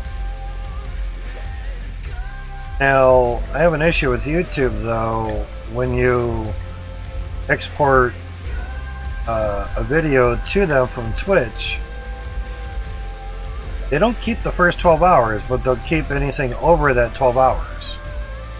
YouTube, that is. That doesn't make any sense. Yeah, a video too long. Yeah, no shit. Well, then why'd you keep part after the 12 hours? If you're gonna keep the second part and not keep the first part, that's kind of stupid. In my mind. But again, it's not my company, so let it be. It's just, it should write off, say, you know, video too long, you know, cannot save, delete, please delete the video, yada yada yada. But it doesn't. And it's nice that it keeps the second part of the video. Nice that it does that, but kind of doesn't help, you know. And their video editor used to be really good, liked it, but then they took things away from that because a lot of people were not using it. So they took certain functions away of it, or a longer length video. Because before we were able to do really long videos on YouTube, and I guess that was just too much for their servers or something. Their reasoning, not many people use a video editor, not many people are uploading 12 plus hour streams, so we're going to cap things off and take certain things away because they're just not getting used. And that's actually good for a company to do. Well, Twitch is going to be doing the same type of stuff, meaning things that aren't going to get used are probably going to go away. You know. And things that are being used a lot will get obviously emphasized in a sense. Like, ah, damn it. Yeah, as they're being used quite a lot in a lot of streams, that brings Twitch a lot of revenue. Mainly Amazon. So, one of the things they discussed was a lot more ads in streams, and that's going to run people off. It's already doing it to the majority of us, where you come into a streamer that you've known for a while, and now they're running max time on ads. One of my friends already unfollowed one of his buddies just because of that.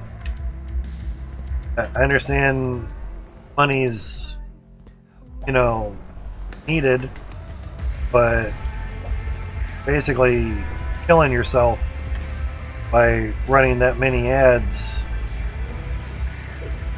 Now, if it's just to run ads to kill the roll-in part, that's fine. Nothing wrong with that. You only need like a minute and a half every 20 minutes or something to kill roll-in ads for people coming in if you have a lot of people coming in and out of your stream that have not subbed.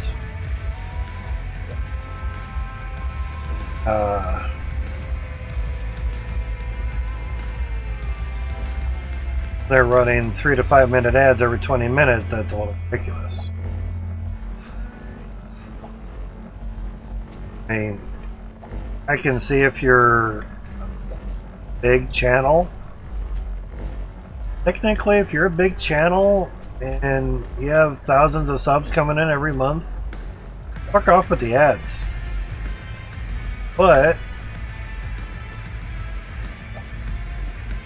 that's where they make a lot of money too, is ads. I mean, some people make 40 grand a month just on ads.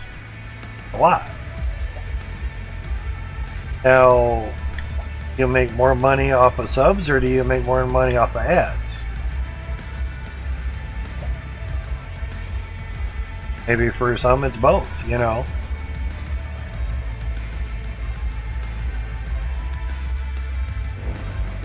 You make 40 grand a month on ads, 100 grand on subs, 140 grand a month, fuck yeah. So, over an $8 million a year? Hell yeah, I'm down for that. You know, people that don't want to see the ads, they can sub. You won't get ads for a whole month. Sounds great. Happy day.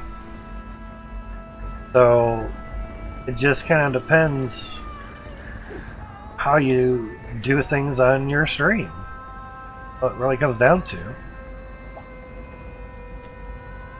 Well, one person got their ad revenue taken away from them because of what they were doing, and that went.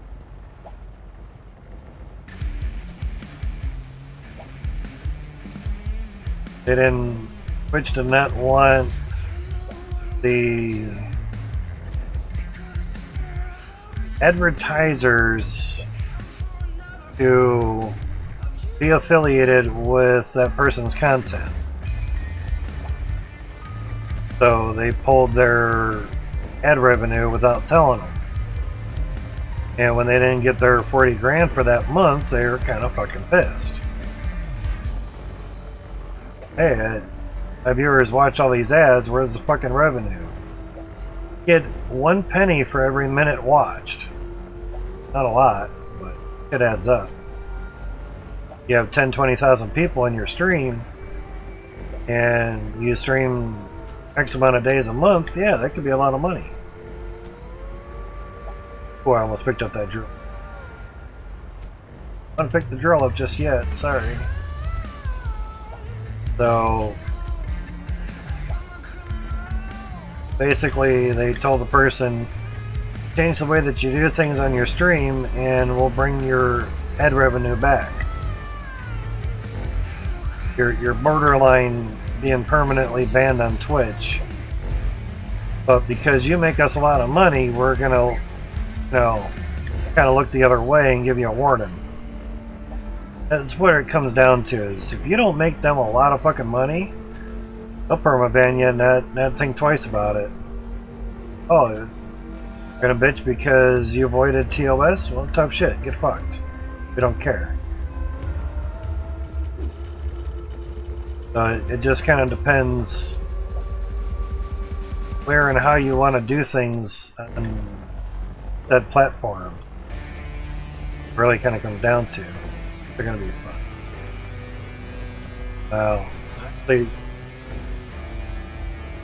it's not helping out very much.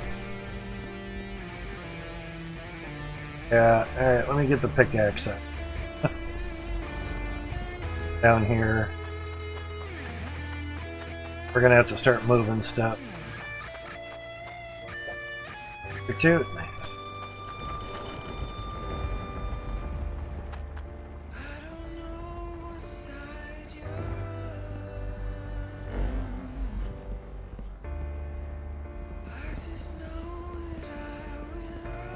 Yeah.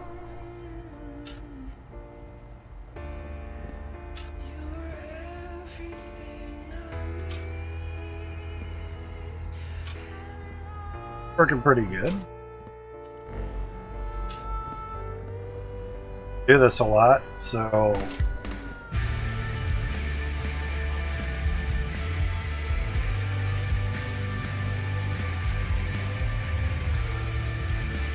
chunk of dirt there.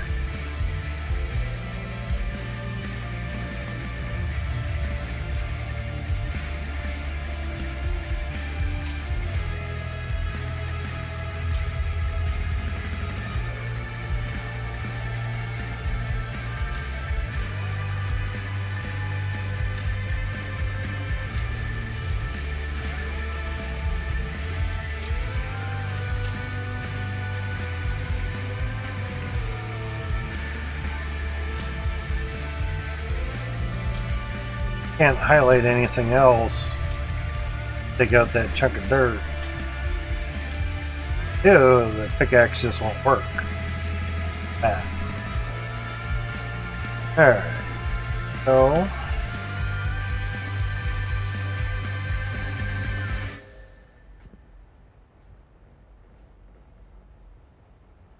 thinking we're gonna have to move the T2 piping work over it.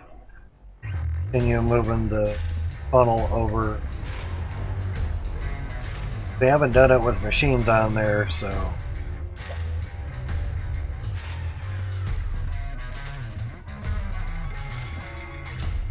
those are gonna be a pain in the butt. They were a pain in the butt to put in too. Sure I'm not falling off here. Usually ends up happening. Too far to get.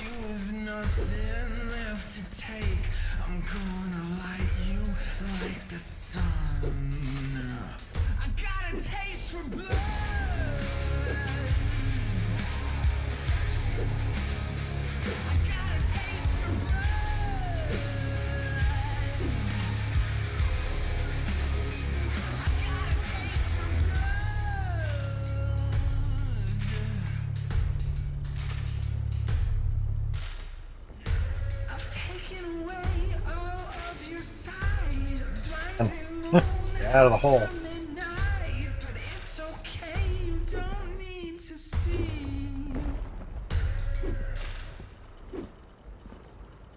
I got a taste for blood.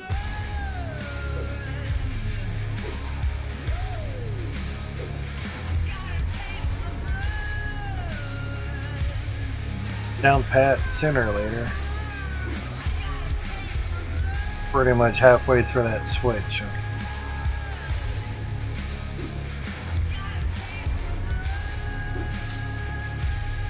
Crazy though.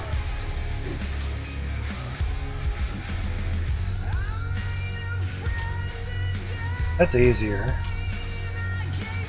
Go back and clean up anything that's like.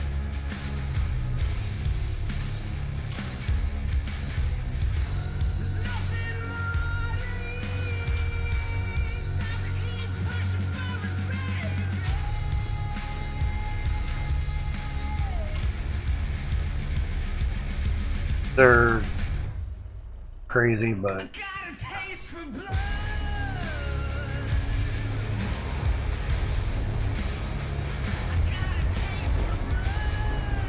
man,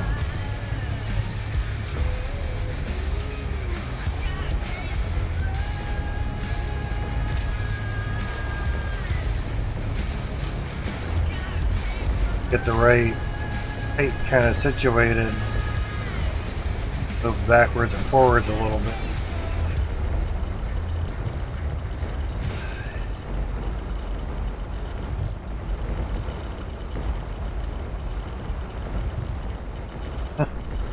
Tried spamming the button too.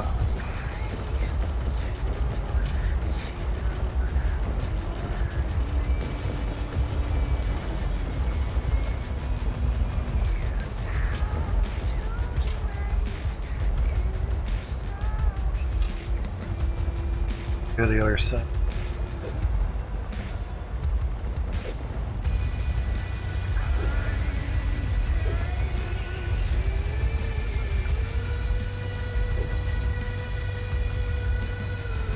I wonder. Up the floor.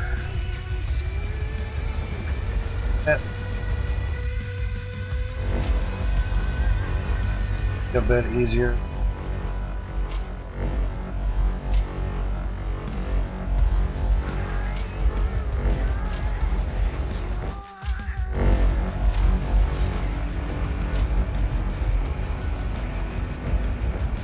Where does Mike? That. Try it again.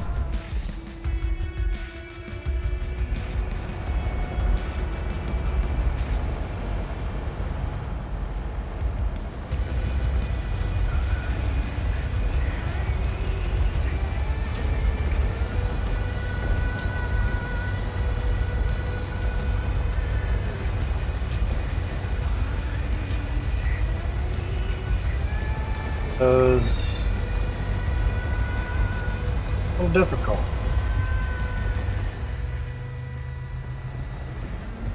Yeah, that was difficult.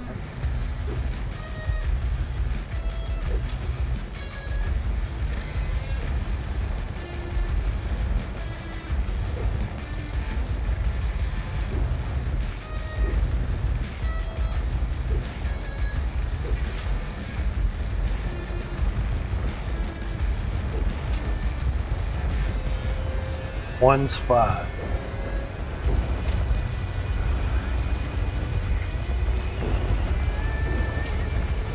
And it just all depends if you can press the button to make it happen at the right time as well.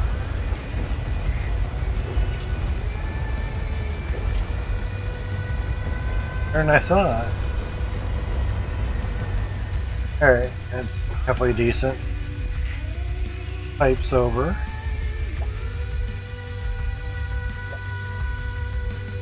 Basically easy to move the stuff over.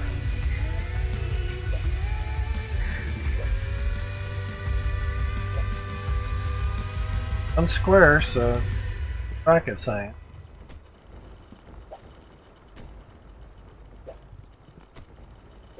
My heavy head can't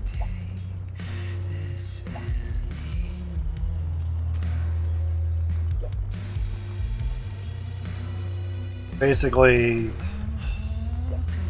teams need something to grab onto.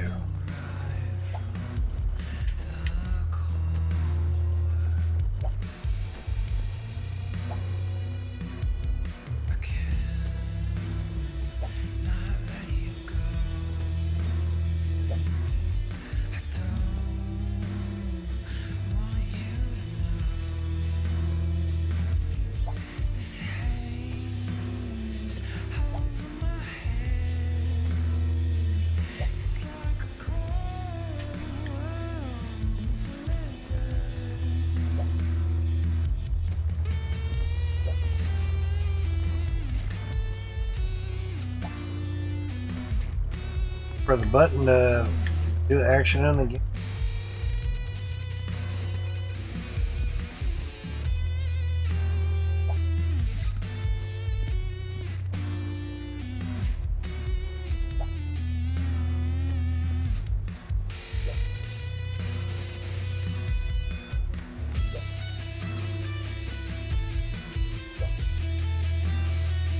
Nice.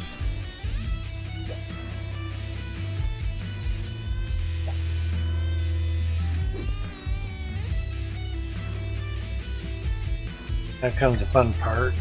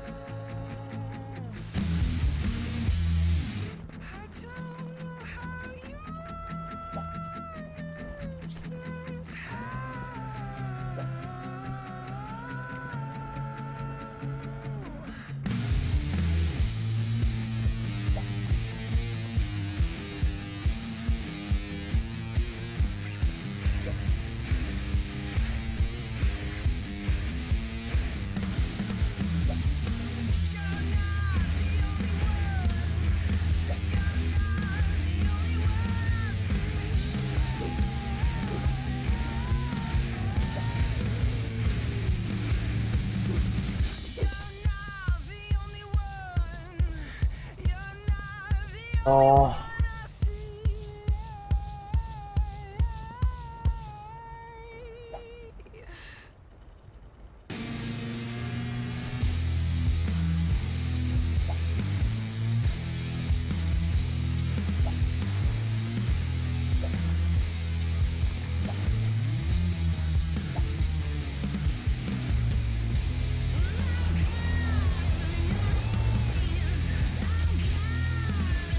Have to wait.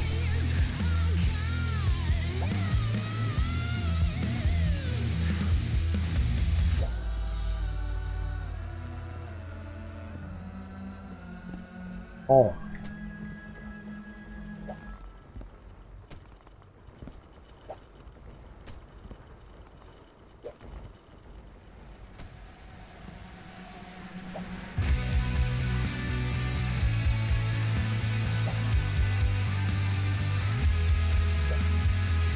Not too bad, actually. Considering.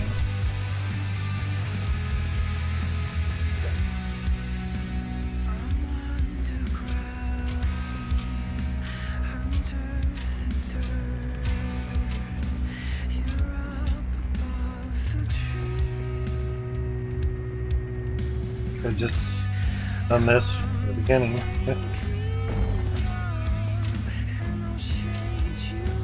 What I could have didn't. It's a little challenge, but things, you know.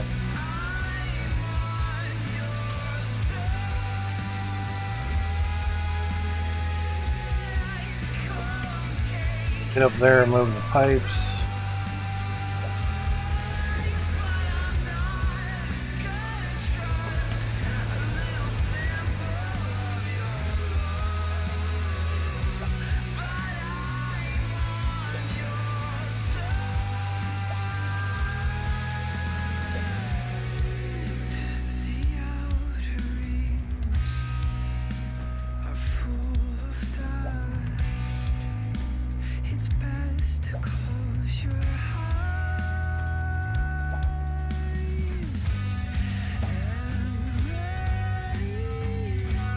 whole thing. That's like the only downfall with different parts is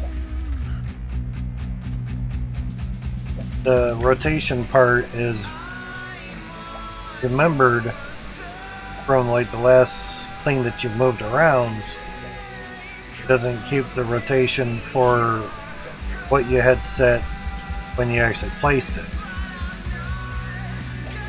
Makes it a little bit easier. The game developer do it that way, it seems. But it is what it is.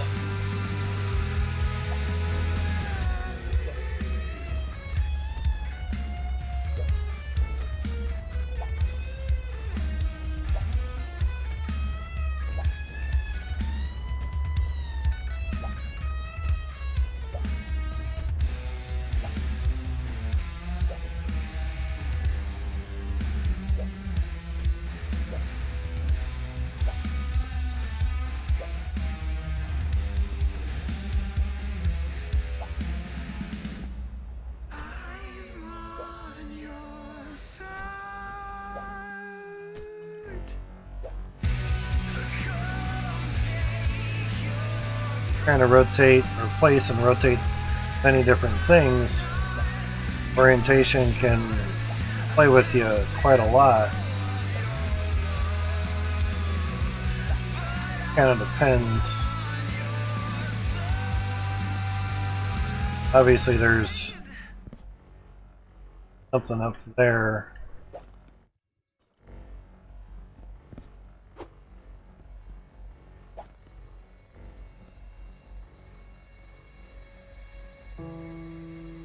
Elbow off of that.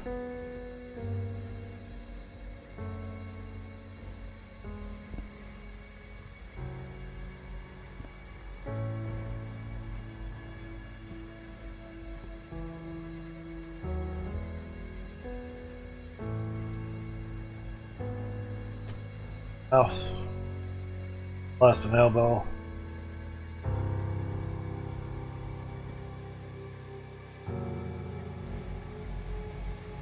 There's, oh, the elbow's in there. Ah. Oh, you lose an elbow.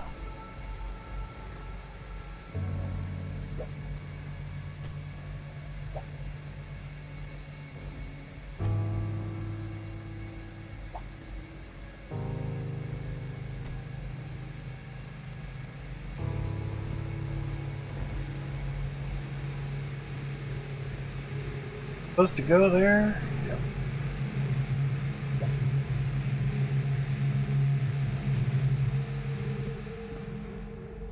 He's up there. Welcome back.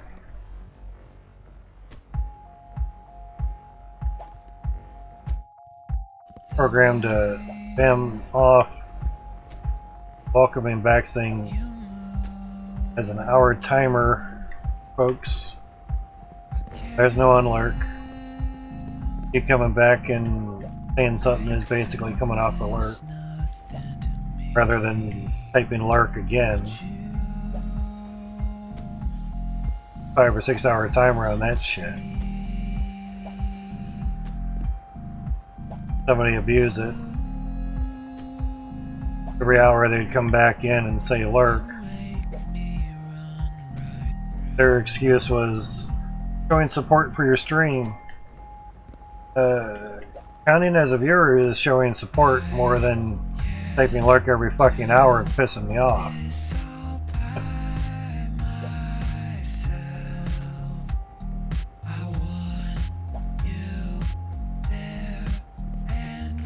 Watch the caps there.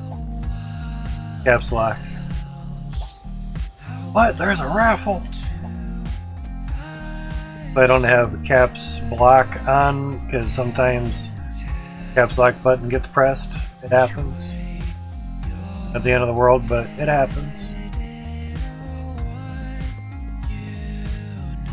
Keep in mind it makes people think that you're shouting.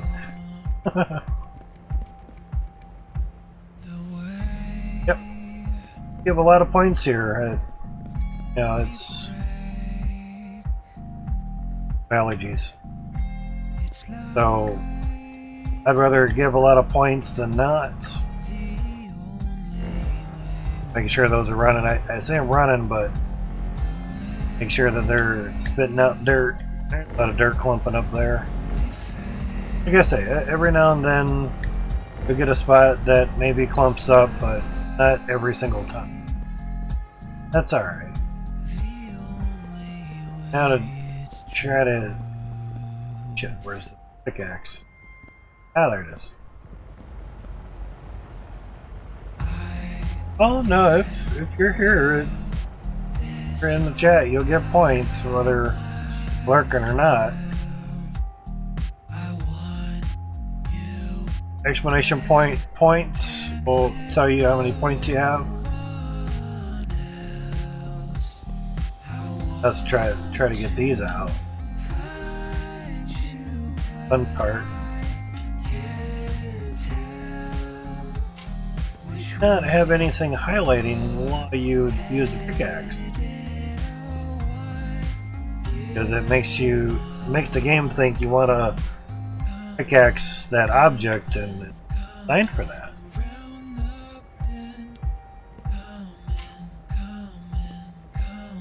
Well, it depends if you lurk. If you sign out of my stream, then yeah, you won't get the points. But I know for a fact if you're here and you're just not saying anything, you'll still get points. Know that for a fact.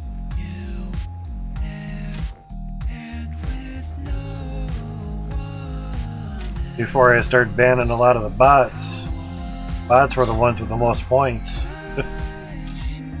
Obviously they're not saying anything yet. They're getting points.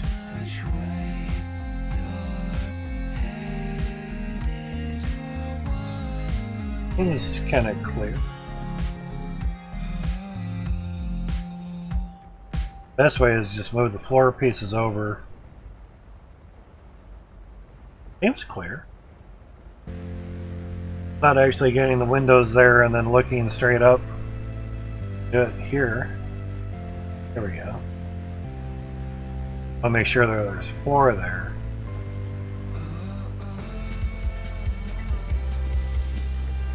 Any effects of anything. Seems okay. Cool. I gotcha.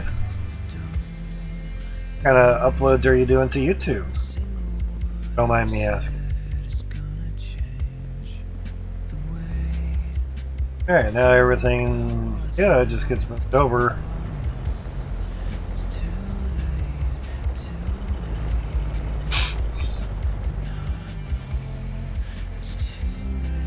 I like to breathe through my nose. Hurts and stuff, gotcha.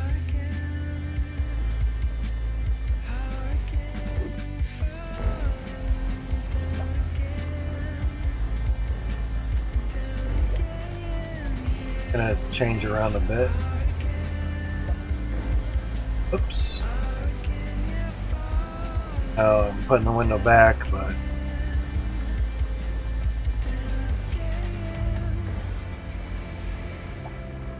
yeah, that's right. Because basically, nullify my way of getting up there.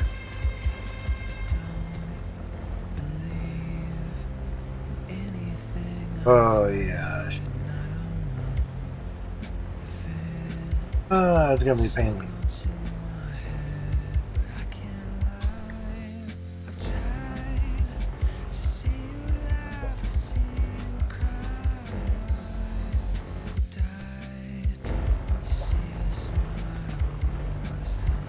I don't like it when you round that way.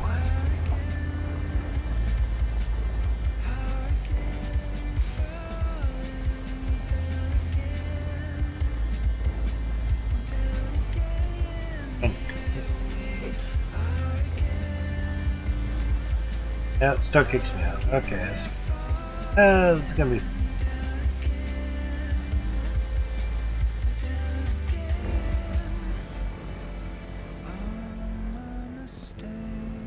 Lovely.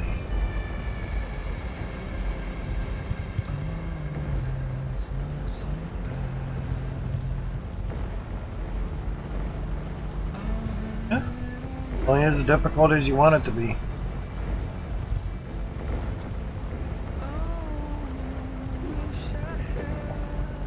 Editing takes time. Know that. Don't edit my videos. Can't fast forward through a 12-hour stream. Sucks to be you. But I don't like playing that way. I'm not going to edit a 12-hour stream just to show the good parts. Fast forward by the buttons there.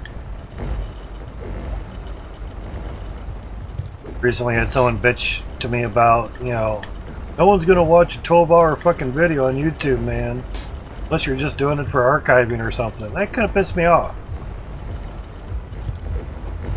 It happens one more time, I'm done with the person. Therapy sees this and hears it. Get the point across.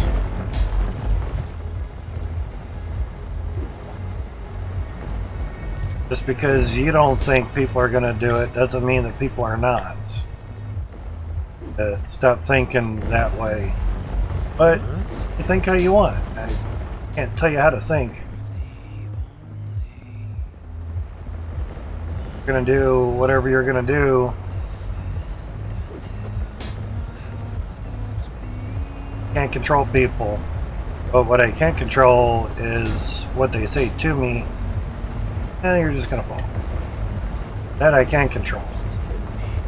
So, keep it up, you won't be around to do it anymore. Tough shit, don't care.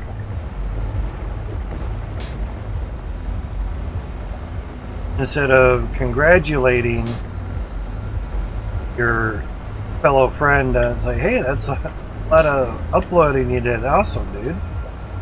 Or people are gonna love it. Instead of being positive that way. Yeah, just no one's gonna sit through a 12-hour fucking stream and watch the whole thing. You know, it's not how YouTube works. I know how YouTube fucking works. You're assuming I don't know how it works. That's where you make an ass out of yourself, not me. So just because I'm not a big streamer, I can't do 12-hour uploads and have it be okay and fine for people? Fuck you. There are people that think that way. Treat me like that enough, you won't be able to treat me like that anymore. Simple as that.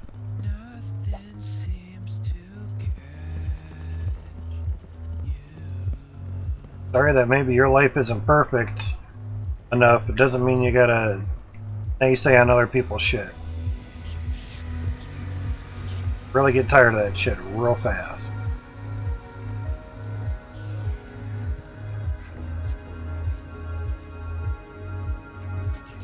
There you go, there you go.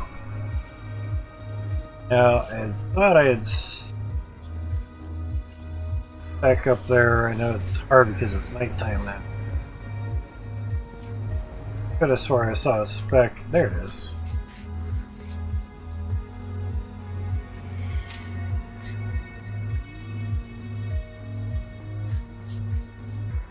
You know, I don't go around to other people's discords and they say their shit. You keep it up on mine, you won't have that option anymore. I hate to go on a rant about it, but I was really getting tired of people acting that way.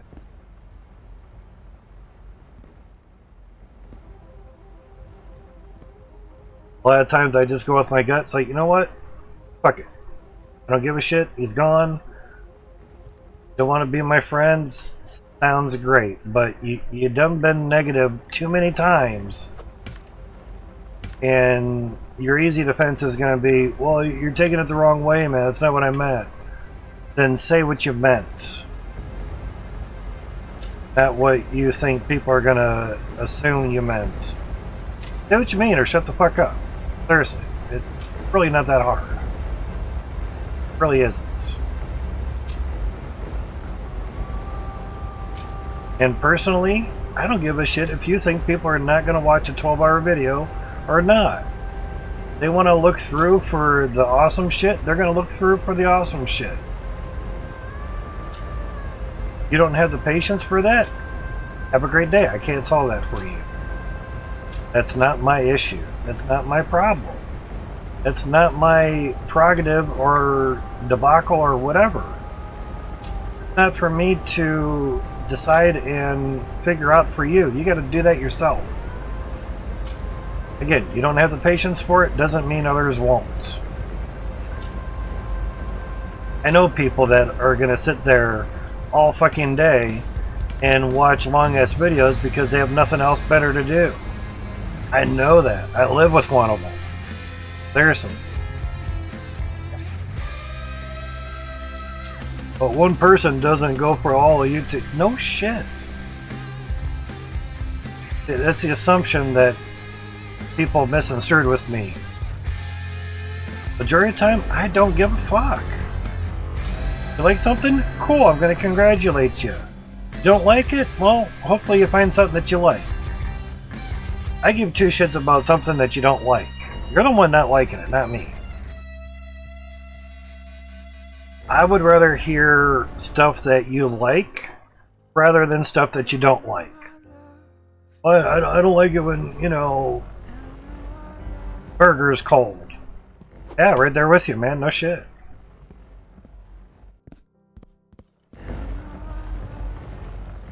Fill your life with things that you like and positive things rather than finite and make a list of all the things that you hate or don't like. Spend your time more wisely on things that are as positive as you can get them. You're only on this rock in the universe for a short period of time. You're going to constantly point out the negatives. Fuck off. Get out of my life. I don't have time for people like that. If that's all you're going to do with your time around me, don't be around me. Seriously. I'm going to write you off like a bad fucking check. I don't care. We're the one acting X certain ways. Your actions are now causing my actions. It's my life that you're naysaying things about. I don't like it. I'm going to get rid of your ass. Simple as fucking that. Would you guys do the same thing if I did the same thing to you? Damn fucking right you would. So why should I let people do that to me and let them get away with it so they can do it over and over and over just so I could have a friend? I'm past that shit.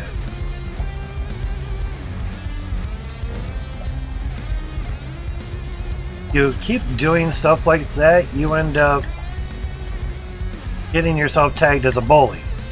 And now you're being a hypocrite because you didn't like bullies when you were young, yet you're turning into one inadvertently by the way that you point things out. There's constructive ways to point things out. There's constructive ways to criticize things, called corrective criticism. Hey man, that might not be the best way of going about it, but if you don't care about it, that's cool. You know, I stand behind you. I'll try to watch some of them if I can, but if you're looking to be like a big ass YouTuber, some of our videos might not be the way to do it. Might not, if you, certain ways of mentioning things, and it's always hard when it's text, sub games, to say how you're trying to convey things. Yeah. It really is. It's just how it goes. So that's what I woke up to the one morning and basically typed out a paragraph or 3 to tell the person how I'm doing things and why. And basically, I don't give a fuck if people like or don't like 12-hour plus fucking videos. They can fast forward through it. They don't want to do that? Cool, sounds great. Don't watch my shit. A million other people that are wanting to watch it. And it's proven that people are already watching it. Doesn't take much to look at shit. Refresh. I already have another view on this stream. It was 9, now it's 10. Day 11 part 1. 12-hour fucking stream. 10 views already. Lots of likes, it's very nice. These are all within the down here, May 31st. Mainly because that was a very short part of it and it was only an hour and 12 and I got published very early. 42 views, 22 views, 30 views, 65 views, and it's an 11 hour and 59 minute stream. Oh, people aren't gonna what? Fuck off, dude. Seriously. What you have there, games? I thought you were gonna say sharks. Like, I like Big Macs and I cannot lie. I like chickens, and I like fries. I like chicken nugs. I like KFC popcorn. There you go. Popcorn, chicken. Recently, the KFC stuff has gotten really, really hard skin on it. It's crazy. KFC chicken burger, not had that. And gaming. There you go, man. You talked about things you like. That's awesome, man. Thank you.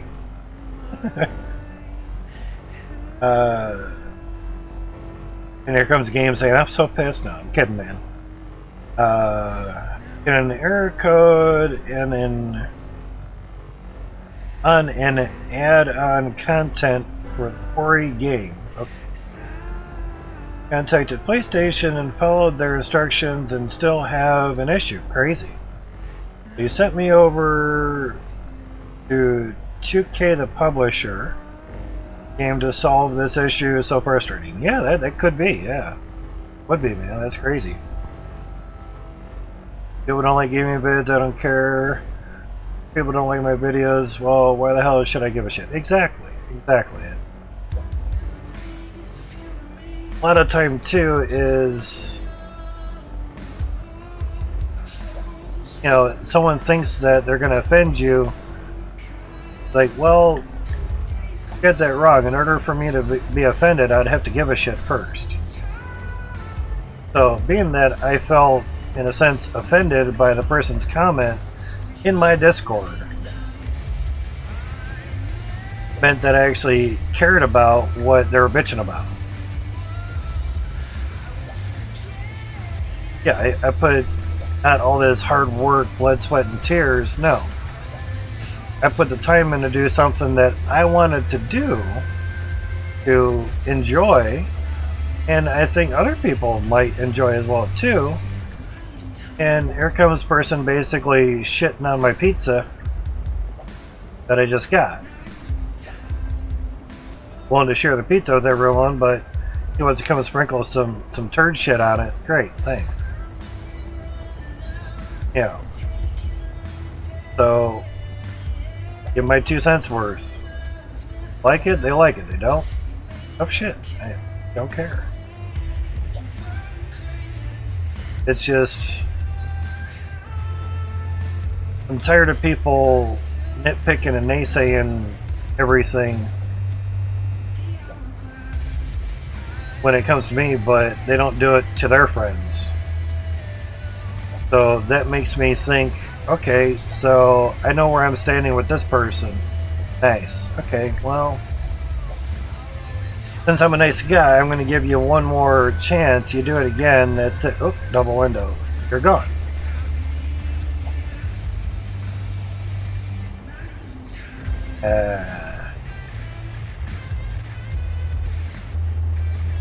Come on, get in. Lost. Oh. Hit the mouse wheel. I use controller on this, so going over to the mouse wheel is a little bit of more effort. Yeah. As long as you like filming it, then it's going to become successful.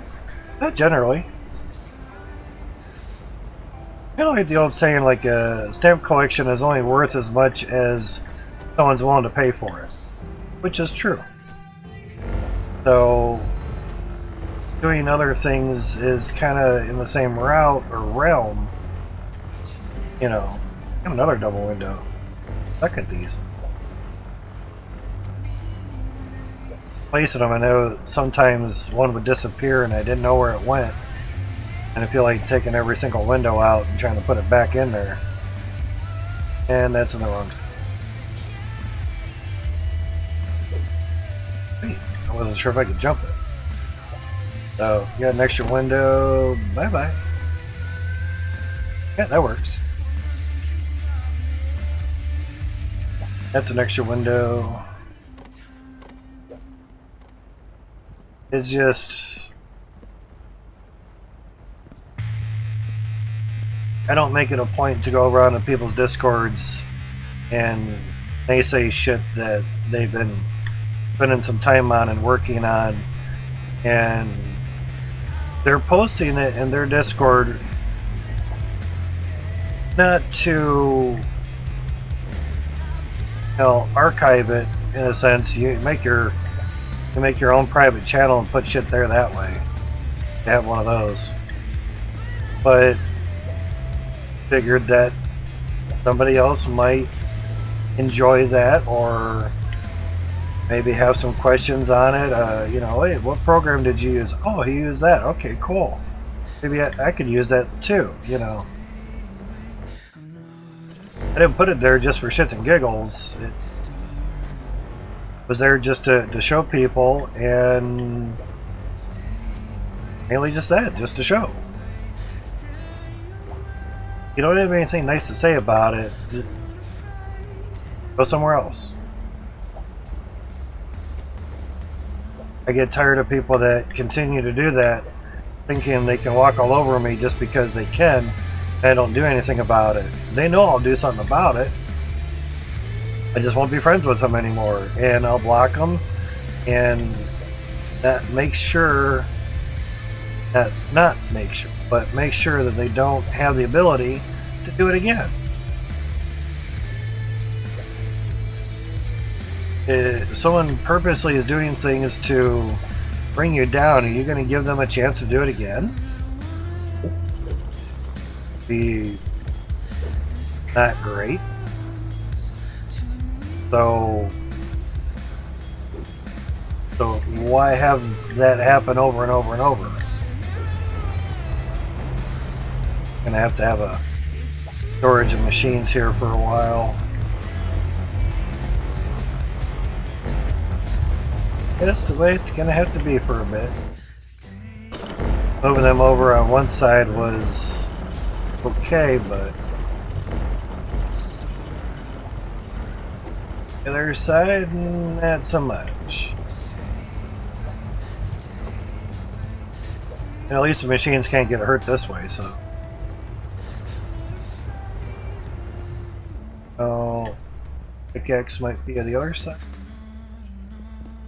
Run through here.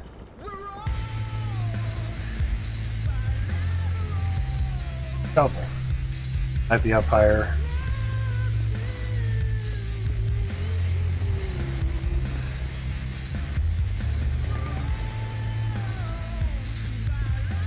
Yep, there it is. Super long reach in this game too. It's very nice. Not a problem, man. Ah, don't be sorry. You gotta head out, you gotta head out. That's how it is. You gotta do what you gotta do, man.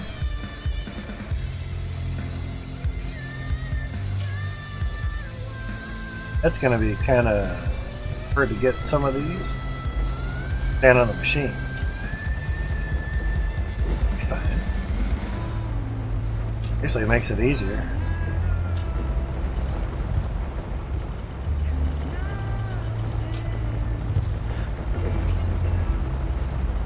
Oh, okay, no worries, man. Not really going away for very long, but I appreciate you telling me. No worries, man.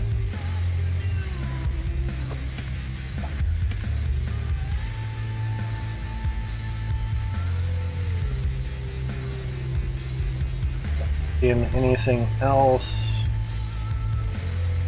lighting up, because if you're saying a funnel, you'd like to not have a chunk of dirt somewhere. Probably not going to show up there because oops. But you get what I mean. I'd rather not have dirt chunk lingering around. Gonna have to move all those pipes over one anyway.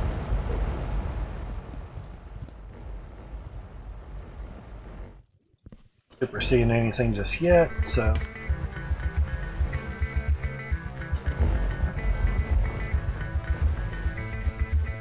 be on the floor for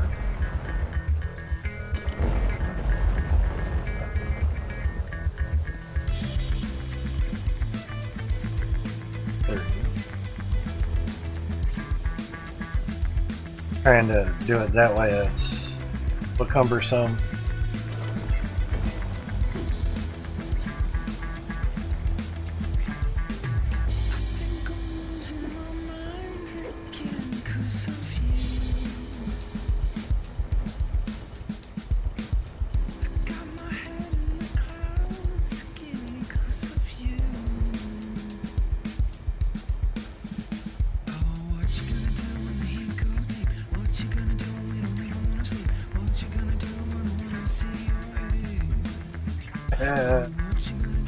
Working on the right one. I'm just it's going the wrong way. Okay. Gotta remember which way I'm going with things.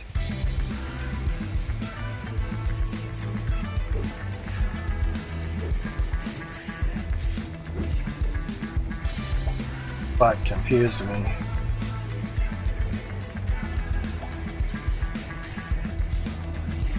Try to do the same thing over and over and over, get into a nice pattern on it, and kind of forgot what side funnel I was on.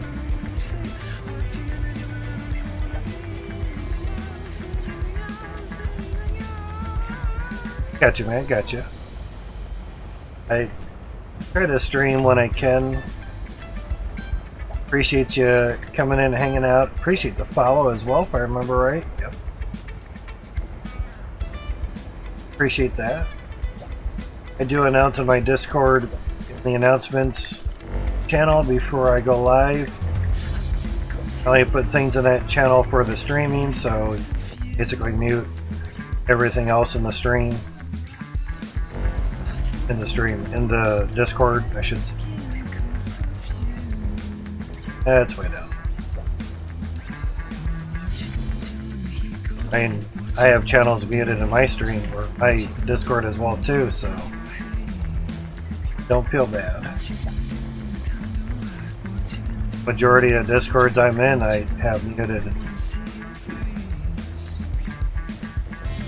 Except for, you know, someone adds everyone or does at here, you know, stuff like that comes through. Well, it depends how you want to set things up.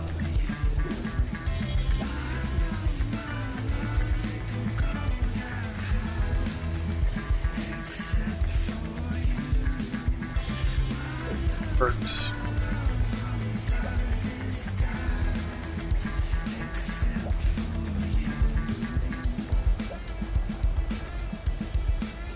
But from doing all the uploading on YouTube, basically it was taking all my upload to the internet, so I couldn't stream even if I wanted to, and the big files took a long time. That's where Handbrake came in handy to make the files smaller. That would take an hour or so, and that would occupy the CPU, so again, couldn't do it. Not a problem, Shark. It should let you join. If you're on mobile, a lot of times that gets tricky to join through the Discord link. But you can always try it in the panels. I think there was a decent way of doing it through mobile, but it was a little tricky. Wasn't super duperly easy. Basically open the link in browser on the cell phone. That way it usually worked pretty good. Doing it that way was alright. It was, again, a little cumbersome, but wasn't the end of the world. Yeah.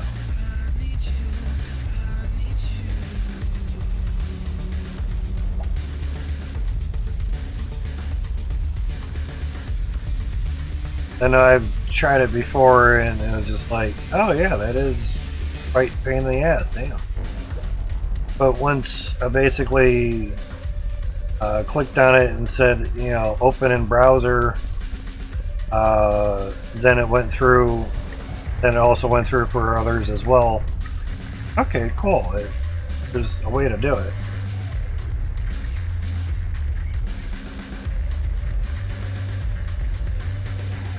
I just call it streamer allergies for now. I didn't stream for a week and a half, but didn't have this issue at all. One bit. She knows.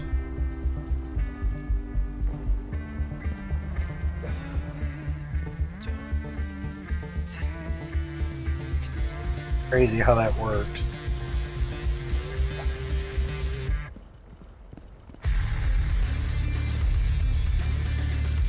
Get it in front of these machines.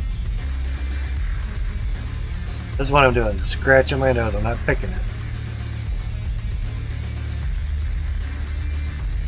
It's like a skeeter bite on your pores of your nose. All the hairs end up itching. Really fun. No. In the nose. Okay, that's goes there. Just to see, because we also have to move the fluorine too, and obviously everything underneath. Trying to get the hard parts kind of first.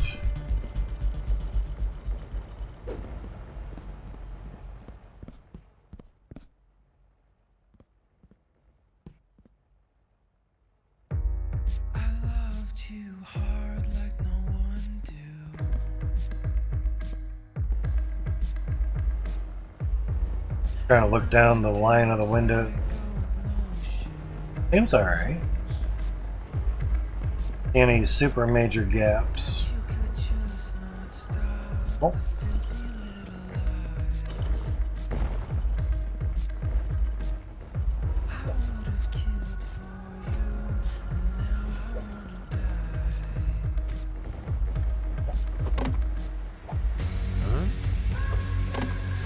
After that. A little bit easier. Really needed to climb up on anymore.